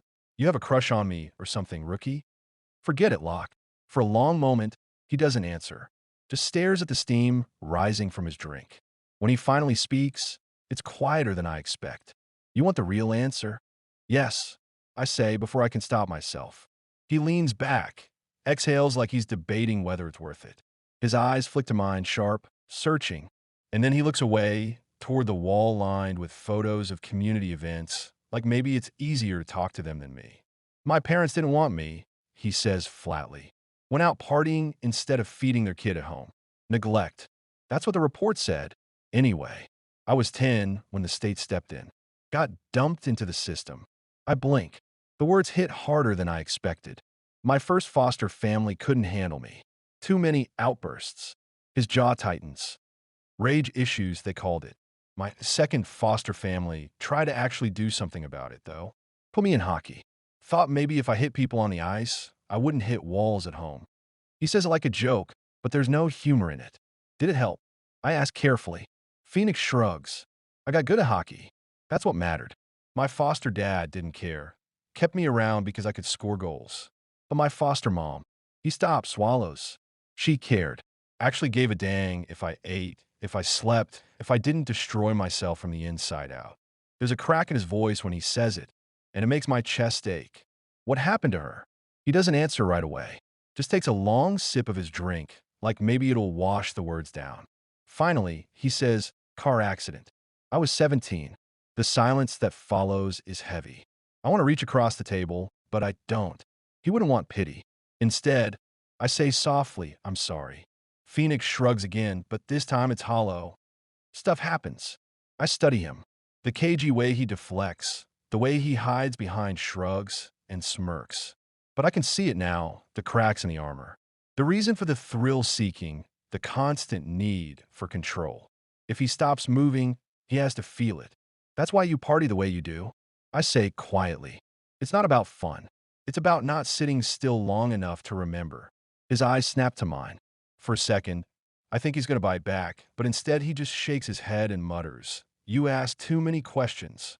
I should stop. I should let it drop. But I can't. Phoenix, I say, steady. You don't have to tell me everything. But don't pretend you're fine when you're not. Not with me. The words hang there. For once, he doesn't smirk, doesn't joke, doesn't deflect. He just looks at me like he's trying to figure out what the heck I am. And for the first time, I think he might actually let me in. The bell over the cafe door jingles as we step outside. The crisp air meeting us like a reset button. Phoenix has a paper bag in one hand, 2 sandwiches because he didn't give me a choice about eating later, and his keys jangling in the other. You want me to drop you off? He asks. Voice casual, though there's something beneath it, sharp and waiting. His eyes flick sideways to me, unreadable but intent. Or you want to come back to mine for the day? The question shouldn't make my chest tighten the way it does. I should go home. My brother would expect me to rest, to heal like a responsible adult. But the thought of being alone with my thoughts, with the echo of Phoenix's voice spilling secrets over coffee, feels unbearable. I'll stay, I hear myself say. Phoenix's grin flashes quick and satisfied. Good. Kind of figured you would. The walk back to his house is short, but his presence stretches it out. He matches my pace, not rushing me, even though my knee twinges with every step. It's nothing dramatic, just a dull ache, but Phoenix watches me like he's memorizing each falter. By the time we reach his porch, I'm half expecting him to scoop me up and carry me inside. Instead, he opens the door, gestures me in, and says, "Couch." Now, I raise an eyebrow. "Excuse me." "You heard me." He takes my hand before I can protest. "You were on that knee too much yesterday, and don't think I didn't notice you limping when you went for your coffee refill." I scoff. "You sound like my brother. Your brother wasn't the one cleaning up your bloodied knee pad last week." He points toward the living room. "Sit, rookie. Elevate." It's ridiculous, but I go. The couch is soft, worn in, with a throw blanket tossed carelessly across the back. Phoenix crouches, grabs a pillow, and shoves it under my leg until my knee is propped up like I'm some fragile thing. His focus is sharp, mouth set in a line, like he's on the ice mid-game. "You're ridiculous," I mutter. "Maybe." His gaze flicks up, pinning me. "But I don't like seeing you hurt. So I need you to heal fast." The words stick in my throat. I look away because meeting his eyes feels like falling. Phoenix settles beside me, close enough that his thigh brushes mine. He leans back, stretches his arm along the couch behind me, casual as heck, but his presence is suffocating in the best and worst way. A few seconds pass in silence, the low hum of the fridge the only sound. And then I feel it, his lips on my neck. It's not a kiss so much as a graze, a brush of heat against the hickey he left there last night. He lingers, breath warm on my skin, like he's reminding himself he put it there. Phoenix. I start, but his mouth presses again, firmer this time, making a thrum of pain burst across my skin. You don't know what this does to me, he murmurs, voice rough against my skin. Seeing my mark on you. I swallow hard, gripping the edge of the couch. My body betrays me. Heat flooding under his mouth, shame tangled up with want. He doesn't push, though, just kisses the same spot again, softer, almost reverent, before leaning back like nothing happened. His hand drops onto the back of the couch, brushing my shoulder every so often, a constant reminder of him. The TV clicks on. Some movie starts, loud and colorful, but I barely register it. My focus is entirely on the way Phoenix shifts closer, the way his arm goes around me without fully settling, the way he keeps dropping those absent-minded kisses on my neck as if he can't stop himself. The sandwiches get eaten halfway through the film, Phoenix stealing bites from mine with a smirk until I swat at him. He laughs, and the sound is dangerous. It sinks under my skin, makes me forget I should be wary of him. I turn my head slightly, watching him from the corner of my eye. He's pretending to focus on the screen, but his thumb is tracing idle patterns against my shoulder, his lips still ghosting my neck whenever he leans too close. He's obsessed. I can feel it in the way he touches me, in the way he won't stop checking my knee, in the way he looks at me like I'm already his. Time moves strangely all afternoon. One movie bleeds into another, the sky outside darkening. Phoenix gets up once to grab more water, then comes back and drapes a blanket across both our laps without comment. The quiet between us isn't awkward. It's charged, heavy with everything we aren't saying. At one point, his hand ends up on my knee, not the injured one, the other, just resting there, solid and warm. His thumb makes lazy circles through the fabric of my sweats. My chest tightens with every pass. I should tell him to stop. I should put space between us. But all I can think about is how it felt last night when his hands weren't careful, when he pushed and pulled and broke me open, and then how it felt after when he touched me like I was something fragile. Both things live in him. Both things terrify me. When I shift slightly, his hand slides away. My skin burns in the absence of it. He puts his head in my lap at some point, the exhaustion of the hangover pulling him into sleep. Phoenix sprawls, taking up too much space, but every time I think of moving away, I don't. His warmth is addictive, his weight pressed against me, grounding in a way I don't want to admit. Phoenix stirs, mumbling something in his sleep. His cheek presses deeper into my thigh, his breath puffing against me. I glance down, and the sight nearly undoes me. This man who burns too hot on the ice, who smirks like the world belongs to him, looking so unguarded, so soft. I brush a piece of his hair back before I even think about it, and my hand lingers. My chest aches with the weight of it. How different he is when it's just us. When the credits roll on the movie, I shift slightly, but he makes a sound, low and almost needy, like he doesn't want me to move. My pulse spikes. He has no idea what that does to me. Eventually, he blinks awake, stretching, the edge of a smile tugging at his mouth when he realizes he's been sleeping on me. Comfortable, he says, voice rough with sleep. You're better than a pillow. I roll my eyes. You drooled on me. He grins lazily, looking at me from my lap. Worth it. I roll my eyes again, not saying anything further. I feel settled for once. I feel almost safe here with him. Because this closeness, this quiet day, it feels like something I could drown in. Once I let myself sink, I don't think I'll ever want to come up for air. You've been quiet, he says, sitting up. I'm always quiet. Different kind of quiet. His eyes search mine, sharp and insistent. Thinking too much kind of quiet. I always think too much. I counter, but my voice wavers. He leans closer, so close I can see the flecks of lighter brown in his irises. Then tell me what you're thinking right now. The air between us feels thin, stretched too tight. My heart pounds. I can't tell him the truth, that every second in his orbit makes me sink deeper, that I'm terrified of how much I want him. So I do what I always do. I deflect. I'm thinking you're a pain in the rear. I mutter. He grins, quick and bright, but his eyes don't let me off the hook. Yeah, but I'm your pain in the rear. The words knock the breath from me. He says them like a joke, but they land heavy in my chest. Mine, like he belongs to me as much as I belong to him. I look away, staring at the muted glow of the TV screen. If I let myself meet his gaze, I'll drown. Phoenix shifts, reaching for the remote, and the sudden lack of tension almost hurts. The room goes dark when he clicks the TV off. For a moment, it's just the sound of our breathing, the world outside hushed. Then he stands, stretching again, and looks down at me. His silhouette is sharp against the dim light from the kitchen. It's late, he says, softer now. You want me to drive you home? The question hangs in the air like a trap. A lifeline. A choice. My chest tightens, torn between the relief of escape and the ache of wanting to stay right here. Because leaving feels impossible, and staying feels worse. Chapter 9. Phoenix. The drive back feels wrong. I should feel good after a day like this. Calm, steady, settled. That's what it was. Leander curled up on my couch, my lips against his neck, his knee propped on a pillow because I said so. No fights, no chaos, no girls clinging to me just so I could make him jealous. Just him. Us. It should have been enough. But now that he's sitting in the passenger seat, hoodie zipped to his chin, eyes fixed on the window, that calm is already slipping away.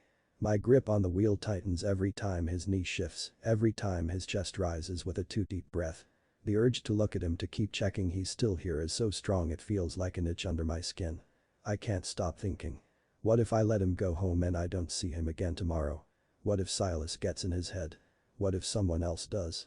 The thought of him anywhere but by my side makes my blood run hot, like my veins can't handle the idea. I clear my throat. You got plans tomorrow? Leander doesn't turn his head. Why? Got something in mind? I snort. Maybe, if you're good. Leander shakes his head with a small smile. Silas is coming over. The name hits like a blade scraping across glass. The brother. The one who already doesn't trust me, doesn't want me around. I force my voice to stay level. Then I'll come by. No reason I can't be there. That gets his attention. He twists toward me, brows drawn. No. You can't. I laugh, humorless. Why not? Because he's already suspicious, Leander says sharply. If you show up, it'll make it worse. Suspicious. The word tastes sour in my mouth. Suspicious of what? That I want Leander. That I already can't breathe when he's not near me. My hands clench tighter on the wheel. I don't like the idea of you being alone with him.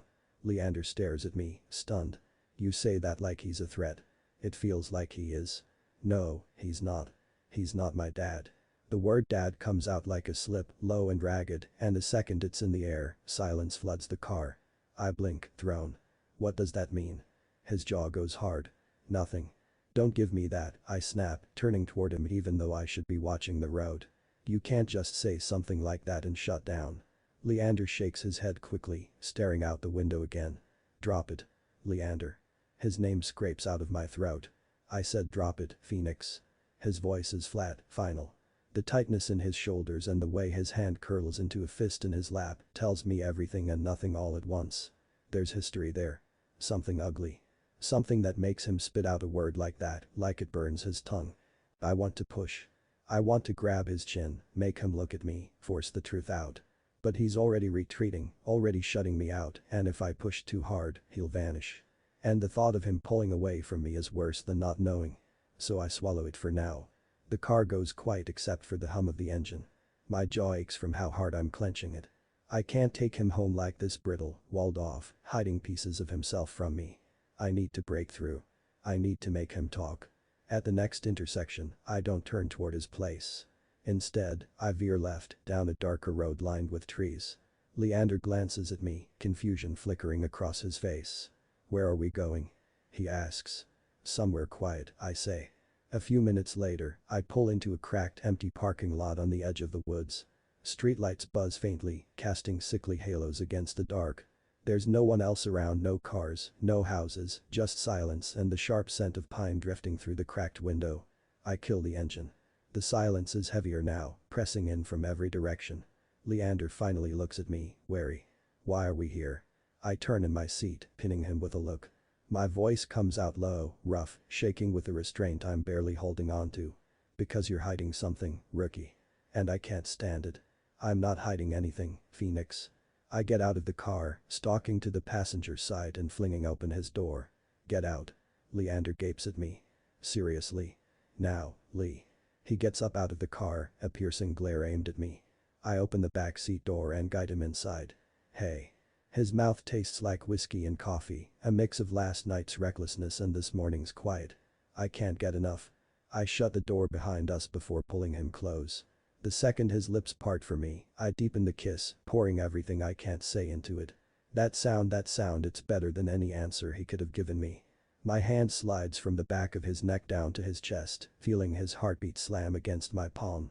He's alive, vibrating under me, caught between wanting to shove me away and pull me closer. I can read him too well now, every hesitation, every flicker of want. "See." I whisper against his lips, dragging the words into the kiss. "You don't need to talk. Your body already tells me everything." Leander makes a strangled sound and fists a hand in my shirt, yanking me closer instead of pushing me off. His mouth crashes back onto mine, rough this time, like he's punishing me for being right. I groan into it, grabbing his hip, anchoring him against me. The seatbelt digs into my side, but I don't care. I'd break the whole car if it meant keeping him here.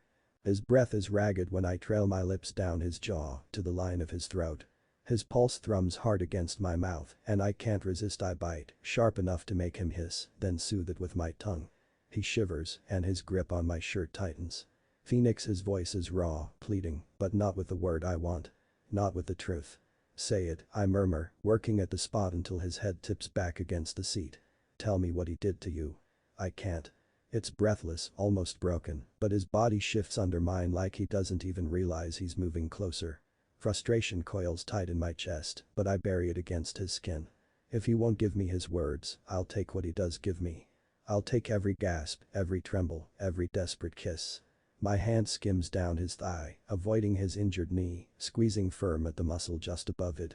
He jerks under my touch, a choked sound breaking out of him before he can stop it. "God," he breathes, eyes squeezing shut. This is too much." I lift my head, lips brushing his hip bone. "Or not enough." His answer is to drag me back up, mouth crashing against mine so hard our teeth click. It's messy, wet, reckless, and I thrive on it. His walls are still up, but his body is betraying him beautifully. I press him harder into the seat, swallowing his sounds, tasting his fight and his surrender all at once. My hands roam, greedy, touching him through his clothes, feeling every response. He's burning up, shivering, alive beneath me. Every move, every touch, every sound he gives me feels like proof. Proof that he needs me. Proof that whatever his past left in him, I can rewrite it with my hands, my mouth, my obsession. But still, I want more. I break from his lips just enough to murmur against them. "You think you can hide from me, Lee? You think if you don't say it, I won't know? I'll find out one way or another, but I'd prefer it if it came from your sweet mouth." His eyes snap open, hazy and dark, but there's still defiance there. "Some things aren't yours to have." I've got him trembling under me, his breath hot and uneven, his body begging for more, even though he won't say it. My hand hovers, touching him, but never giving him enough pressure. "Please," he growls in frustration, jerking against me, but I hold him tighter, lips dragging over his throat. Begging on him is delightful. "Not until you tell me," I murmur, voice low, hungry. "Not until you stop hiding from me. Phoenix, please." His voice cracks, desperate, but I stay steady, cruel with patience. "You think I don't see it?" I rasp against his ear. "Every time you flinch when I push too hard. Every time you lock up when I get close. You think I can't feel the ghosts crawling under your skin? Tell me, Leander. Give me the truth." He shakes his head, eyes squeezed shut. I can't. I squeeze his thigh hard, my touch maddeningly close, but not giving him the relief he's begging for. His back arches, a strangled sound ripping out of him. "Tell me," I demand again, harsher now. "Say it, or I'll keep you like this. On the edge. Needing me." His breath hitches. His nails bite into my arm. And finally the words break out of him, raw and broken. "My dad," he chokes. He was an addict, okay. Drugs, booze, everything. And when he found out about me, about who I was, his voice falters, catches like glass cutting his throat. He hated me for it. Beat it into me every time. Said I was disgusting. Said I'd never be worth anything. Silas got me out. That's why he acts like that." The words hang between us, sharp and ugly, and something inside me snaps. Rage tears through me so fast I almost can't breathe. My vision tunnels, red at the edges, because the image of someone laying their hands on him hurting him for something so pure makes me want to tear the world apart. But then I see him. Leander's chest heaves under mine, his face pale, lips swollen from my kiss. His eyes are wide, wet at the corners, like saying that aloud has broken something inside him. And just like that, my rage redirects. Not at him. Never at him. At the man who did this. At the ghosts that still haunt him. I force my hand to soften, to touch instead of restrain. I cup his face, thumb brushing his cheek. He was wrong. My voice is ragged, almost unrecognizable. Every word he said to you was wrong. Leander blinks at me, startled by the change. His lips part, but nothing comes out. I lean closer, pressing my forehead to his. You hear me? You're not disgusting. You're not broken. You're the most addictive, beautiful thing I've ever touched in my life. My control snaps in a different way now. Not to torment him, but to give. To make him feel good, to overwrite those memories with something he'll crave instead of fear. My hands move with purpose now, no longer withholding. He gasps, body arching into me like he's been starved for years instead of minutes. That's it, I murmur, kissing him hard, swallowing the sound that tears out of him. That's mine now. Every sound, every look, every tremble. Mine. He clings to me, half sobs into my mouth, but his body responds like it's been waiting its whole life for this. And maybe it has.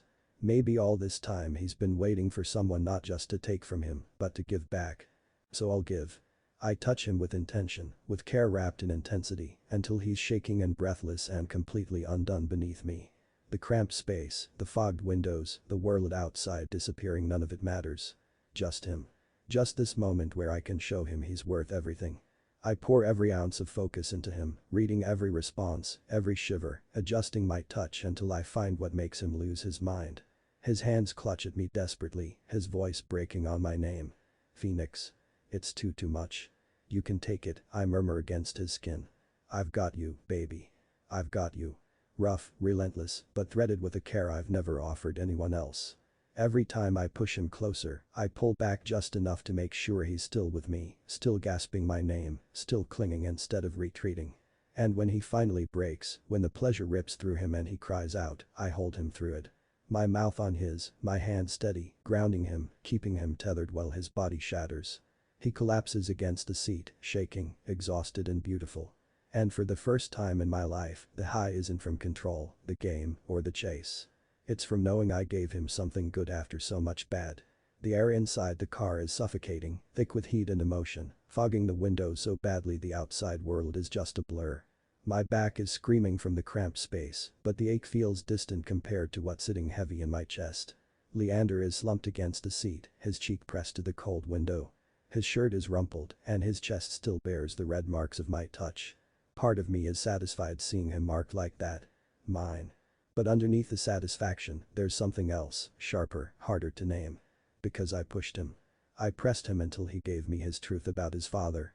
About the stuff he lived through that left shadows in his voice when he said, he's not dad. He gave that to me. And now I'm sitting here with it like it's a live wire sparking in my hands, trying not to break apart from the rage boiling in my gut. I don't deserve to touch him again, not after forcing him there. But I do anyway. I lean over, kiss the side of his throat right where my teeth marked him earlier. He shivers, a faint tremor, his breath hitching, even though his body is limp with exhaustion. Easy, I murmur, my voice gravel. My lips drag lower, softer now, brushing over the marks like I can smooth them away. I help him straighten his clothes, my movements careful, almost reverent. He doesn't fight me when I find his shirt and ease it back properly. Doesn't protest, just lets me guide everything back into place like he's too wrung out to care. My chest burns with something I can't name, something that feels too much like worship. I smooth the fabric against his skin, my hands lingering, making sure he's covered, comfortable. I kiss each mark I left as I go, his shoulder, his neck, the inside of his wrist where I held him. Press my lips to each one like penance, like apology, like I'm claiming him all over again. When I finish, his breathing is slower, steadier. His eyes blink open, hazy but watchful. For a second, I think he's going to pull away, tell me to leave, that I went too far. Instead, his voice comes out shredded, soft. You're not gonna use it against me? The question slices me open. I cup his jaw, force his gaze to lock on mine. What kind of person do you think I am?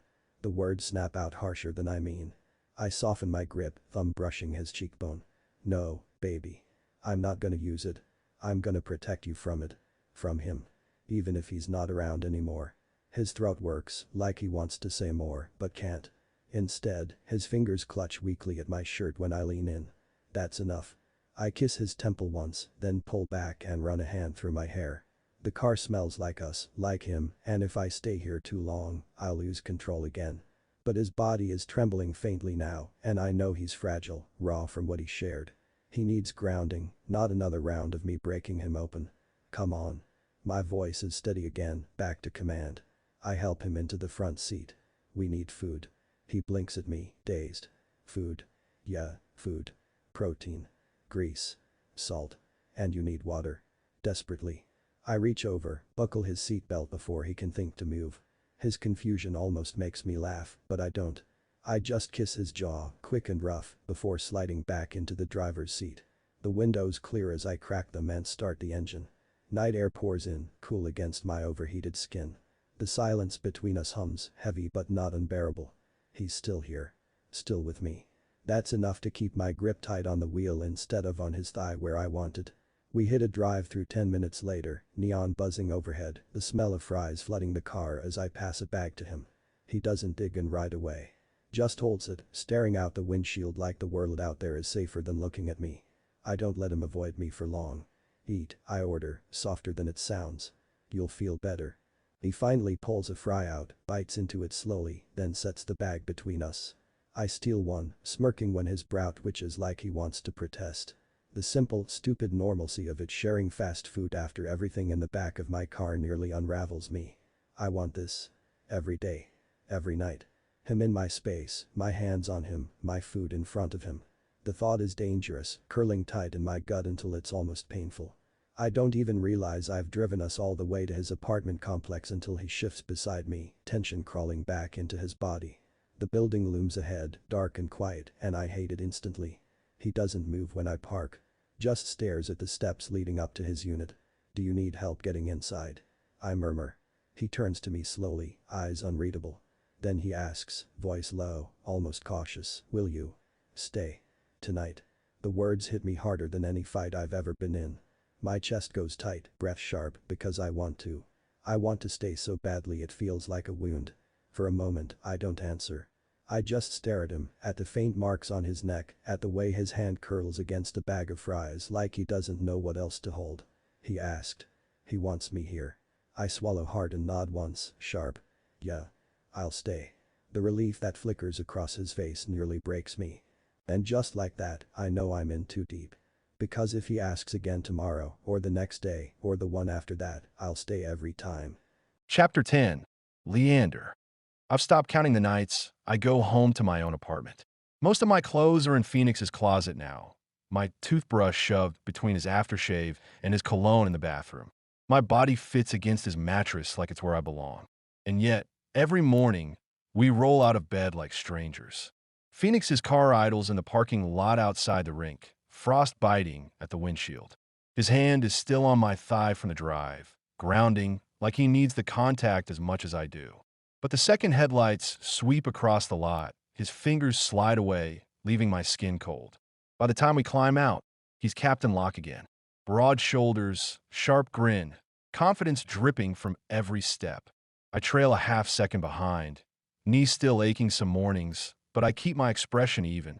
We don't talk about how he kept me awake last night until 2 in the morning, curled around me like he was afraid I'd disappear.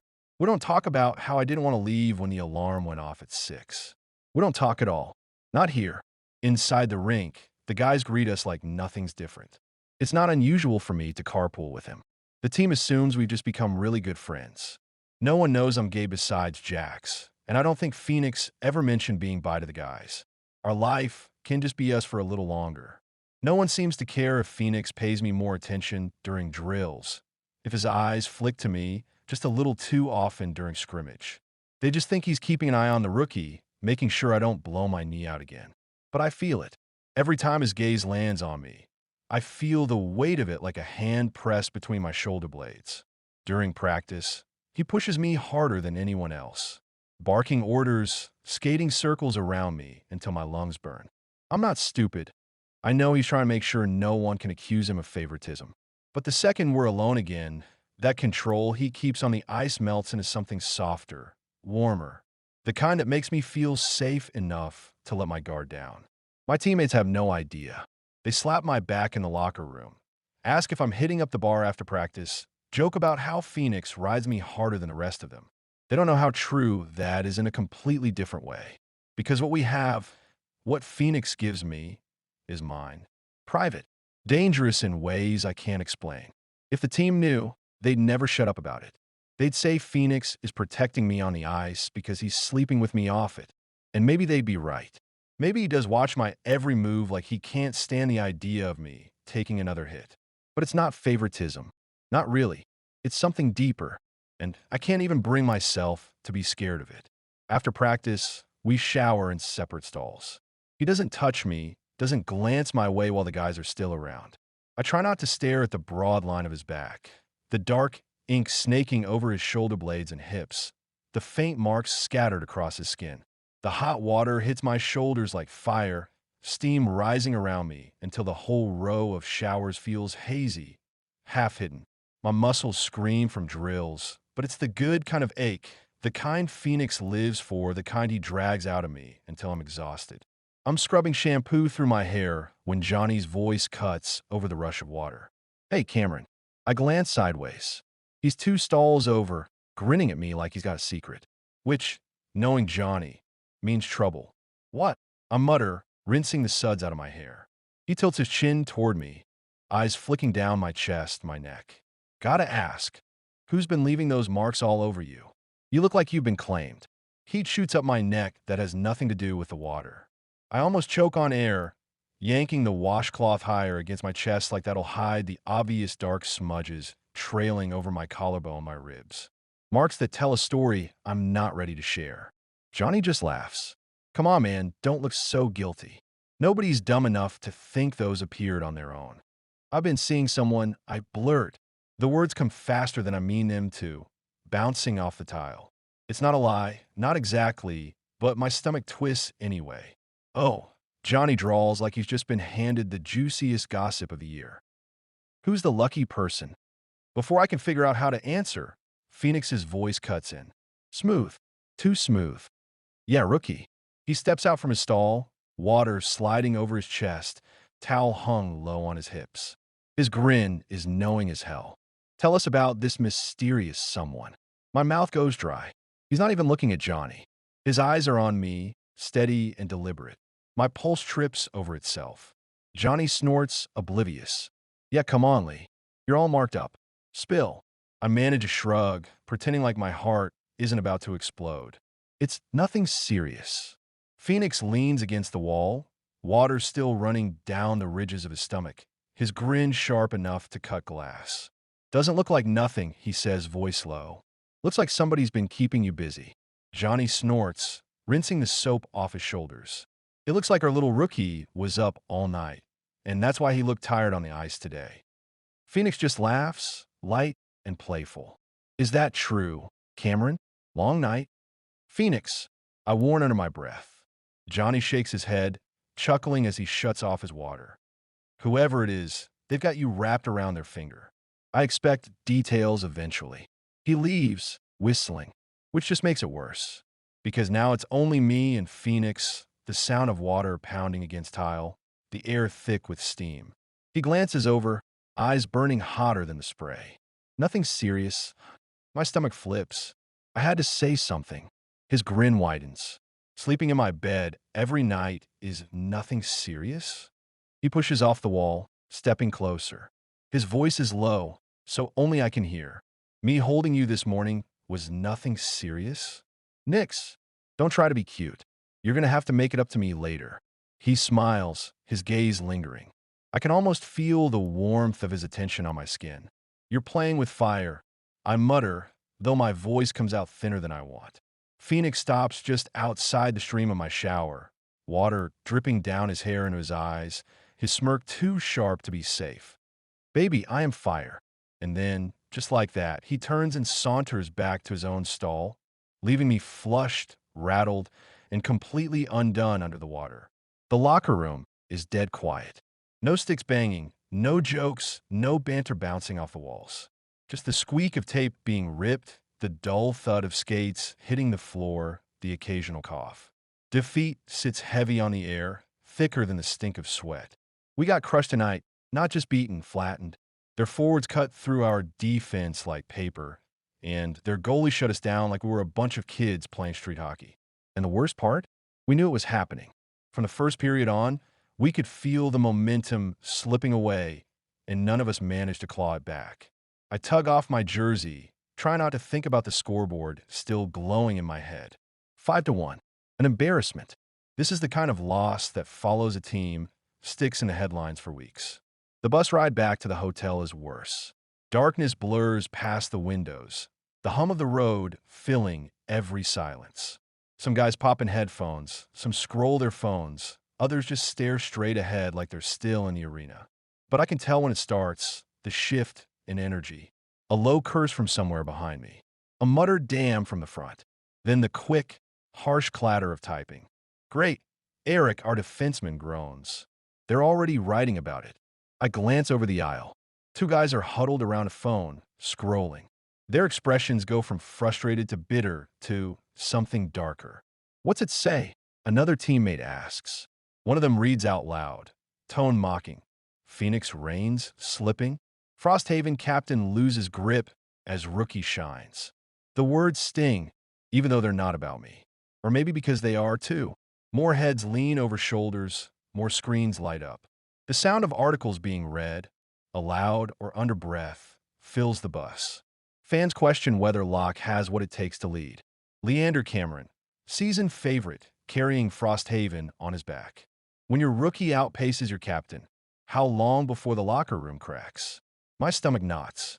I sink lower into the seat, wishing I could disappear into the upholstery. Phoenix sits 2 rows up, stretched back in his seat, arms folded. At first, I think he's ignoring it, but then I see the way his jaw shifts, the way his fingers tap against his arm like he's holding something back. Finally, he stands. The bus jolts over a bump, but he keeps his balance, turning toward us with that grin he pulls out when he needs to rally a crowd. All right, that's enough, he says, voice sharp enough to cut through the chatter. You all scrolling like vultures isn't going to change the score. A few guys look away guiltily. A few don't. Phoenix grips the back of a seat, his eyes scanning the bus like he's taking us all in at once. Yeah, we got smoked. Big deal. One game. Doesn't define the season, doesn't define us. Unless you let it. There's a rumble of agreement. Half-hearted, but there. Phoenix presses on. And the media? They live for this stuff. They'll write whatever gets clicks. That's their game. Ours is on the ice. That's where we prove them wrong. Don't let them get in your head. He's good at this. He sounds convincing, strong, even when the sting is still raw. But I can see it, the flicker behind his eyes when Eric mutters, easy for you to say. Phoenix's gaze snaps to the back. You got something to share? Eric crosses his arms and shrugs. You're the one they're saying can't keep up. Feels like all season you've been more focused on one guy. His eyes flick toward me, quick and sharp. My stomach drops. The bus goes quiet. Phoenix doesn't blink. He just grins slow and sharp. You mean the guy who's scoring us goals, keeping us in games, and dragging us through the grind? Yeah, I'm focused on him. You should be too. The tension hangs for a beat. Then someone chuckles. A few others nod. Eric doesn't push it further. Phoenix eases back, but I can tell it cost him. He slouches into his seat again, jaw tight, eyes fixed out the window. No one reads out loud after that. The hotel lobby is bright, too bright after the bus's gloom. Key cards are handed out, and groups split off into elevators. I end up with Jax and Phoenix. Figures. The two people I least want to be trapped between right now. The room is decent. 2 queen beds and a pull-out couch. It has neutral walls, ugly carpet, and the faint smell of chlorine from the pool downstairs. Jax throws his bag onto one of the beds with a dramatic flop. Called it. I roll my eyes, dragging my bag toward the couch. Real mature. Phoenix just tosses his bag down by the pull-out couch. Doesn't even argue. Lee, take the bed. I'll crash here. I blink. You don't have to. Not up for debate.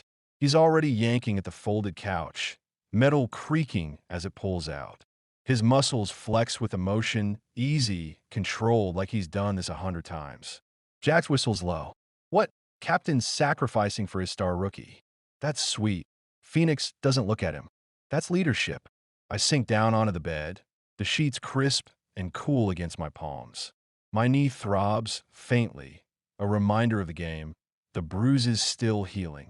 Phoenix's eyes flick to it, quick, protective, before he returns to arranging the couch.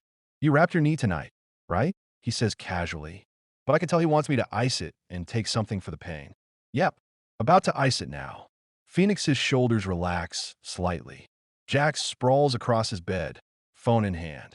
So, Leander, how's it feel to be the media's golden boy? I grimace. Shut up. He grins. Come on, don't be modest. Half the articles are about you. The fans love you. Even my sister texted me asking if you were single. Phoenix's head snaps up. What? Jax smirks, enjoying the reaction. I know, right? I told her he's way too focused on hockey for her. Those marks on him say otherwise, Phoenix mutters. Jax bursts out laughing. I groan, dragging a pillow over my face. Please stop talking. Phoenix mutters something under his breath, low enough I can't catch it. He finishes with the couch, strips down to a t-shirt, and flops onto it like he doesn't care that the springs squeak. But I know him. I can feel it. The storm's still brewing under his skin. The room settles into a weird quiet. The TV hums with some late-night rerun. Jax scrolling on his phone, Phoenix staring at the ceiling with his arms folded behind his head. I'll lie there, staring at the glow of the clock, feeling the weight of everything pressing in, the loss, the headlines, the way Phoenix keeps putting me first whether I ask him to or not. Later, the hotel room is quiet, except for the low hum of the heater and Jax's soft snores from the other bed. I should be asleep too, but every time I close my eyes, the game replays in my head. Missed chances, bad passes, Phoenix yelling across the ice until his throat was raw. I roll onto my side, staring at the wall, trying to will myself into rest. The pull-out mattress squeaks. I stiffen, then the dip of my bed gives him away. Phoenix slides in behind me, careful but not careful enough. His thigh brushes mine, his breath goes against my neck. I turn my head slightly. Can't sleep? Nope. His voice is low, rough. Tired. There's something broken in it, something I'm not used to hearing. The loss, the media, the team doubting him. It's all sitting heavy on him. And for once, he doesn't have the shield of confidence up. He digs his face into my neck, sighing deeply. I can't stand it. Can't stand seeing him like this. So I do something I don't usually do. I reach back, finding his hand in the darkness, lacing our fingers together. He jerks slightly, surprised, then grips my hand tight enough that it almost hurts. Lee, he whispers, voice cracking. I'm here. I murmur back. I'm not going anywhere. His forehead presses to my shoulder, and I feel the tension slowly drain from his body. We stay like that, hands clasped, his breathing gradually evening out. It's quiet, intimate, more vulnerable than anything physical we've shared. And then, the bed springs creak across the room. Jack shifts, groggy. Phoenix? Why are you in Leander's bed? My blood runs cold. I snap my eyes shut, pretending sleep, forcing my body to stay loose. Phoenix doesn't even flinch. He lifts his head, voice dripping with casual bravado. Pull-out couch is terrible. Back's killing me. Jack snorts. Whoa, so you picked to cuddle up with him instead of me? He is your favorite, huh? Phoenix laughs, lazy and unbothered. What, you jealous? Want to trade? I'll take your bed. You can come cuddle with Rookie instead. I bite the inside of my cheek, so hard it hurts, fighting to stay still, to keep my breathing even. Jax groans, rolling back over. I call cuddles with Leander next away game. You couldn't handle it, Phoenix says smug, settling back down behind me. His arm tightens around my waist under the blankets, subtle but deliberate, like a private joke only I can feel. I keep my eyes shut until Jax's snores return, but inside, I'm burning. Phoenix's body pressed against me, relaxed and content, while I'm the one shaking under the weight of what just happened, what almost got us caught. And the worst part? I feel safer here than I ever have. And Phoenix knows it. The next day, the bus is too quiet. A dull hum of wheels on asphalt fills the space. punctuated by the occasional cough or shuffle of gear bags. Nobody's joking, nobody's talking, not after last night. The loss hangs heavy, sticking to us like sweat that won't wash off. Phones glow here and there, headlines cutting sharper than any skate blade. Captain Locke loses grip. Frosthaven Golden Boy overshadowing his mentor. Wolves in freefall. I keep my eyes on the window, watching the blur of highway trees. Try not to read over shoulders. I already know what they'll say. I already feel the weight of it. That I'm the rising star, and Phoenix is the captain faltering in my shadow. I can feel the eyes on me, same as always now. It's not admiration anymore. It's pressure. Accusation. Phoenix sits beside me, one leg stretched into the aisle like he owns the place, shoulders loose, head tipped back against the seat. He's pretending he doesn't care. But Phoenix never doesn't care. To anyone else, he looks relaxed, but I can feel the tension in him, sharp and coiled. His hand brushes mine on the seat between us every so often, almost like a warning. Stay calm. Don't react. I try, but the team is restless, frustrated, hungry for someone to blame. Eric is slouched across the aisle, arms folded, bitterness rolling off him like a storm cloud. He got benched last night after blowing 2 coverages, and he hasn't stopped sulking since. So, Captain, Eric drawls, loud enough to break the hush. What's the plan now? Keep giving us those half-hearted pep talks, or just wait until management rips the sea off your chest? A couple of guys chuckle under their breath. Most don't react. Phoenix doesn't either.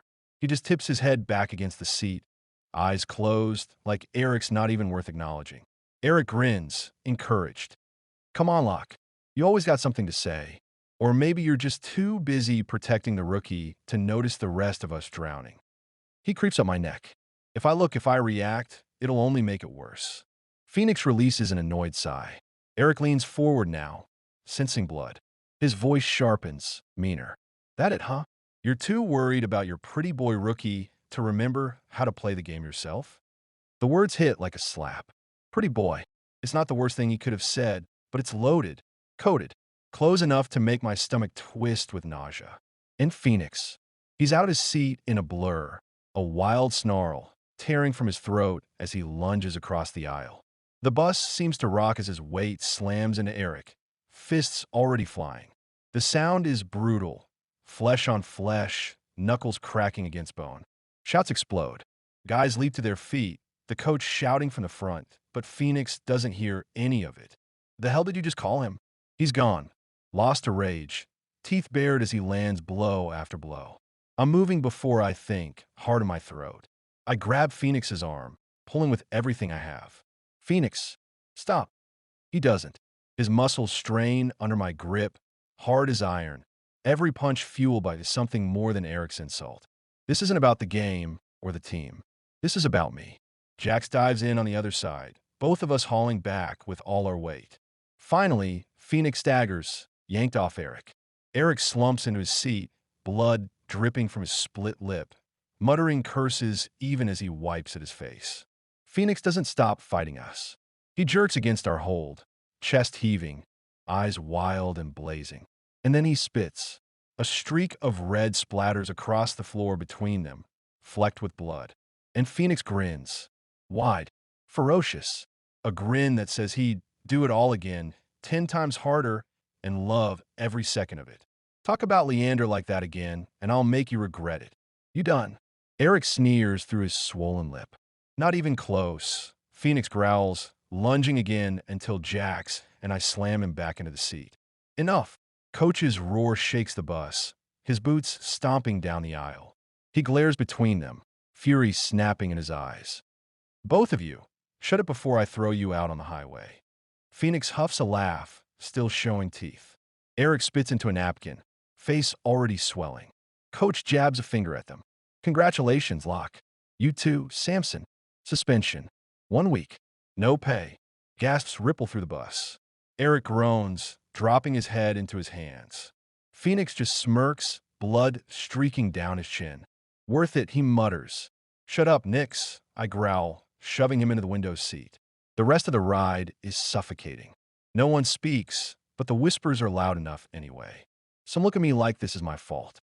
Others look at Phoenix like he's finally lost it. I sit rigid, every muscle taut, staring at my hands. They're still trembling from pulling him back, from feeling the raw fury thrumming through his body. My stomach churns, equal parts fear and guilt, because I know why he snapped. Eric's words weren't just cheap trash talk, they were pointed, intentional, the kind that cut deep. And Phoenix recognized it instantly. He heard that tone and went feral, like he'd tear apart the world itself before letting it touch me. Part of me wants to be grateful, protected, safe, but instead, all I feel is dread, because Phoenix would burn everything down for me. His career, his captaincy, his body. He'd throw it all away if someone came for me. And that terrifies me. Chapter 11. Phoenix. Leander sits beside me in the passenger seat, face turned toward the window, the glow of the streetlight strobing over his sharp profile. His hands are locked together in his lap, knuckles white. He hasn't looked at me once since we got off the bus. I grip the steering wheel tighter, veins standing out along my forearms. Every red light feels like it's mocking me, stretching this distance out, forcing me to stew in it. I can feel the judgment still clinging to me from the team, the whispers, the way coach's glare burned like fire when he handed down the suspension. None of it matters. Not Eric's busted lip, not the week of lost pay. I'd do it again without thinking. Because the second that word left Eric's mouth, the second he threw that insult at Leander, I saw red. And I'll never apologize for that. But Leander doesn't see it the way I do. By the time we pull into my driveway, the air between us is so tight it could choke me. I kill the engine. The hum dies, leaving only the sound of our breathing. He doesn't move. Doesn't reach for the door. He just sits there, stiff as stone. Lee, I say finally, voice low. You gonna sit there all night or what? He turns, slowly, and the look in his eyes punches harder than any fist. Disappointment. Fear. Anger. All rolled into one look that I can't read. Why did you do that? He says, flat and sharp. No hesitation. No warmth. I scoff, leaning back in my seat, trying to swallow the burn crawling up my throat. What do you mean? Eric crossed a line. I'm not letting anyone speak to you that way. Leander's mouth presses into a thin line. That wasn't your fight. The hell it wasn't. I snap the words before I can rein them in. My hand slammed the wheel once, the leather groaning under my grip. He disrespected you, Leander. And no one will ever get away with that as long as I'm around. He flinches, just barely, but I catch it. The way his shoulders curl, like my anger itself has become the enemy. You think that helps me? His voice rises, shaking now, not from volume, but from something rawer, deeper. You think getting suspended, dragging the whole team into your mess, makes anything better? All it does is paint a target on my back. They already resent me, Phoenix. Now they'll hate me. They'll say I'm the reason their captain is benched. They can say whatever they want. I lean closer, heat in my chest, heat everywhere. None of them matter. You matter. As someone who cares about you. His jaw clenches, eyes flashing.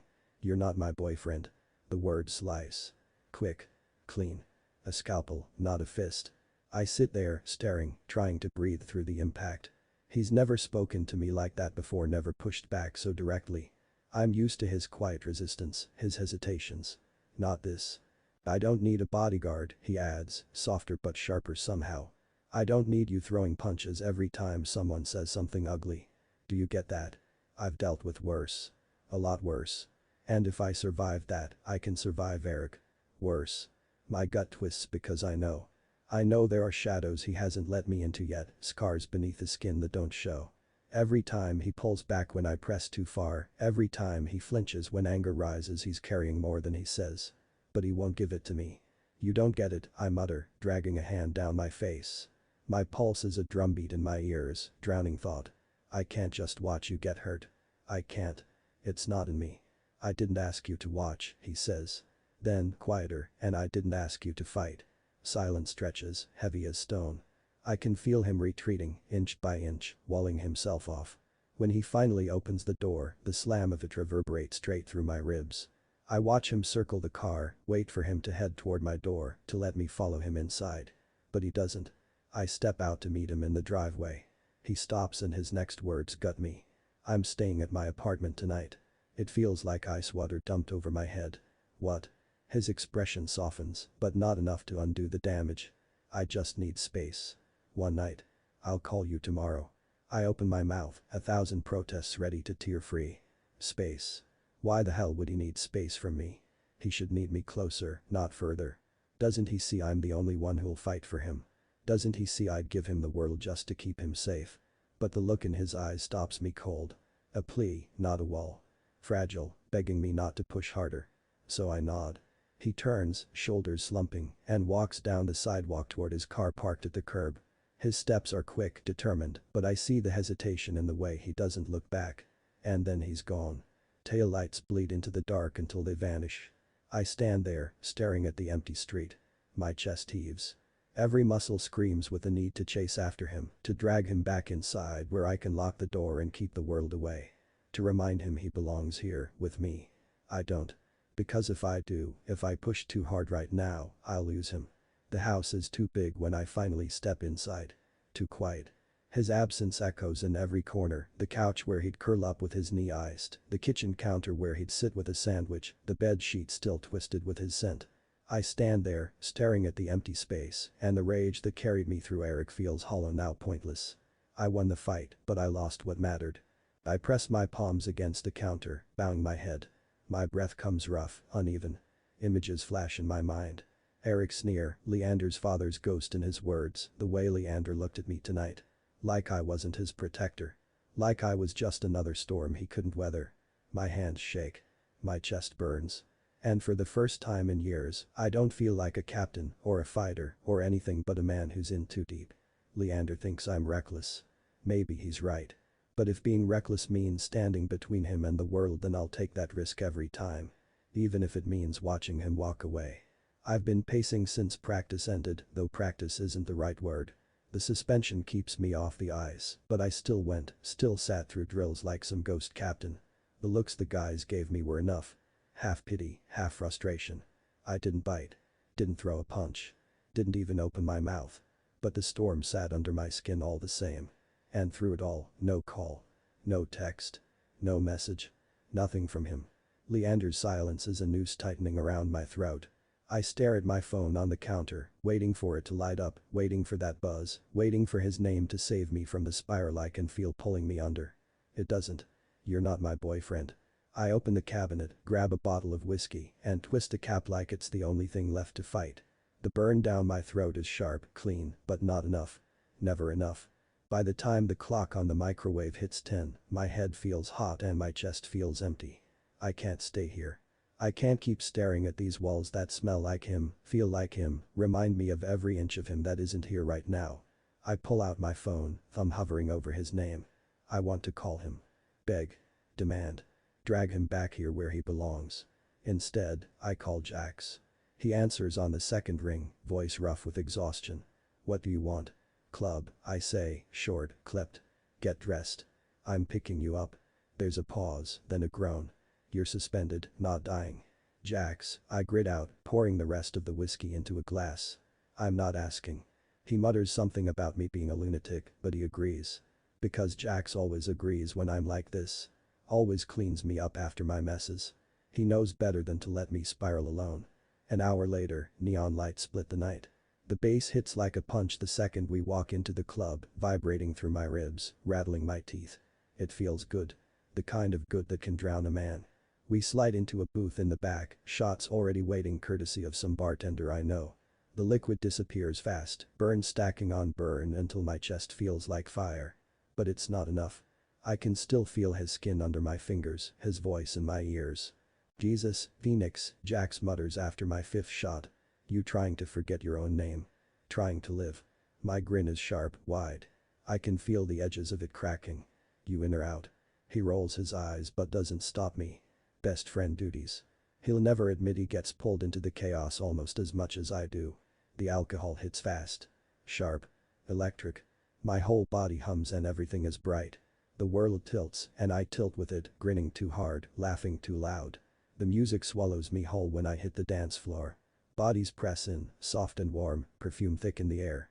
A brunette slides against me, hands on my chest, lips grazing my ear. Another joins, laughing, tugging at my shirt. I let them. I spin with them, move with them, let their hands leave streaks of warmth across my skin. Why not? It's not like I'm someone's boyfriend. But every time I close my eyes, it's not their faces I see. It's his. Leander, flushed and intense, saying my name like it's both a curse and a prayer. Leander, determined and strong, standing his ground. Leander, walking away from me like I didn't just bleed for him. I pull one of the girls closer, but it doesn't work. It's the wrong feeling, the wrong person, the wrong everything. I need him. Phoenix. Jax's voice cuts through the music, sharp, warning. He's at the edge of the floor, arms crossed, eyes dark. I laugh, stumbling toward him, grabbing his shoulders like the room isn't spinning. You're no fun, you know that. You're out of control, he says, steadying me when I nearly trip. And don't look at me like that because I'm not dragging you out when you pick a fight with the wrong guy. I grin, wild, leaning close. You worried about me, Jax. That's sweet. Worried about myself, more like, he mutters, but there's an edge to his tone, something I don't usually hear. His eyes flick toward the girls on the floor, still watching me. Leander's not here. I'm not his, I say, the word slurring slightly but carrying too much weight. Jax's brows knit, but he doesn't answer. He just exhales hard, grabs my arm, and drags me back to the booth. I knew you guys were together, he grumbles under his breath. The shots keep coming. My laughter keeps spilling. But Jax keeps glancing at me, then at my phone, then at the clock. He's measuring me, calculating the damage. I didn't notice at first that he slipped his own phone out. Didn't notice the way his voice dips low, urgent, into the receiver. It's only later, after the next drink, after my head tips back against the booth and the world starts to blur, that I catch the tail end of it. He's bad, Lee. Real bad. Just please come get us before this gets worse. My head lolls, lips curling into a dangerous grin. Because even when he tries to stay away, even when he swears he needs space, even when he leaves me to rot in my own spiral, Leander always comes back. The light strobe, the bass rattles my ribs, and I'm drunk enough that everything feels like it's humming under my skin. But none of it's ticking. None of it's him. My head tips back against the booth. My throat's raw from whiskey. I wonder if he'll come. Or if he'll leave me here because he's not mine. And I'm not his. Then I see him. It's like a vision at first, a trick of the lights. But no, there he is, cutting through the crowd like the whole world is making room for him. All black. A compression shirt hugging his chest, fabric stretching across every hard line of muscle. Jeans fitted enough to show the narrowness of his waist, the long stride of his legs. My mouth goes dry. My blood spikes so fast it's dizzying. He's here. My Leander. My heart lurches against my ribs like it's trying to claw free. He's too perfect, too sharp against the haze of this place. And he's here for me. I'm on my feet before I even think, shouldering through the crowd, ignoring the hands that try to pull me back to dance. He sees me coming, jaw tight, expression unreadable, and that only fuels me more. By the time I reach him, I'm already grabbing his wrist, tugging him off the floor. He resists just enough to make my chest ache, but he follows. I drag him down the narrow hall past the bar, past the line for the women's bathrooms, past a couple making out in the hall. The door of the men's restroom slams behind us, the bass muffled but still pounding through the walls. Phoenix, he starts, but I don't let him finish. I guide him back into the nearest stall, lock clicking behind us. The space is small, claustrophobic, my body near his. The overhead light buzzes faintly, flickering, catching on the angles of his face. He's tired, concerned, but so present I can barely breathe. Why are you dressed like that? Were you on a date? I demand, voice rough, too loud. My hands brace against the wall on either side of his head. Is that why you didn't call? You already moved on. His brows pull together. What? No. Don't lie to me. My voice cracks, the words slurring into something raw. You walk in here looking like that, and you expect me to believe you were just. What? Sitting at home? I wasn't at home. His lips twitch, like he's fighting concern. I was at the gym.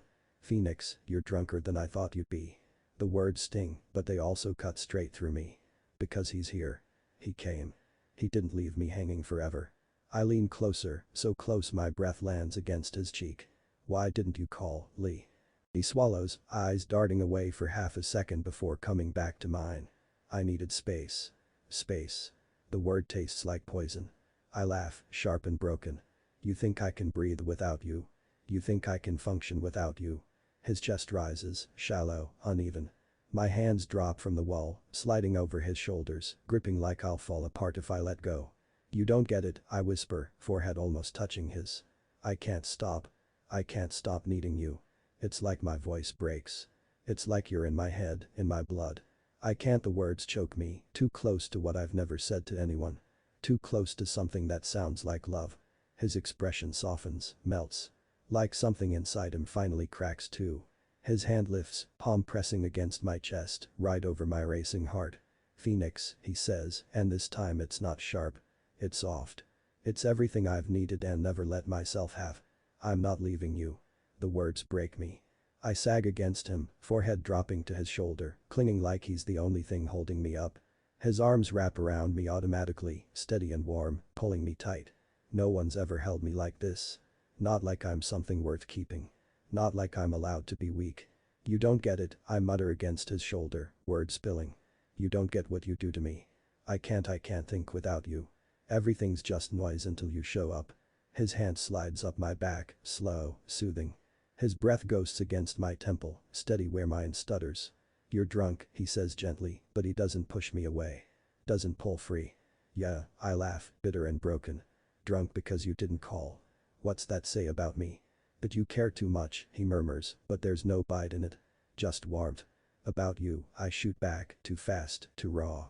My chest heaves, my throat burns. Tell me I'm yours. His silence stretches, taut. My heart slams against my ribs like it's going to tear out, because if he says no, if he says he doesn't want me, but then he exhales, long and quiet, and his hand cradles the back of my head, fingers sliding into my hair. You're mine. I lift my head, eyes locking on his.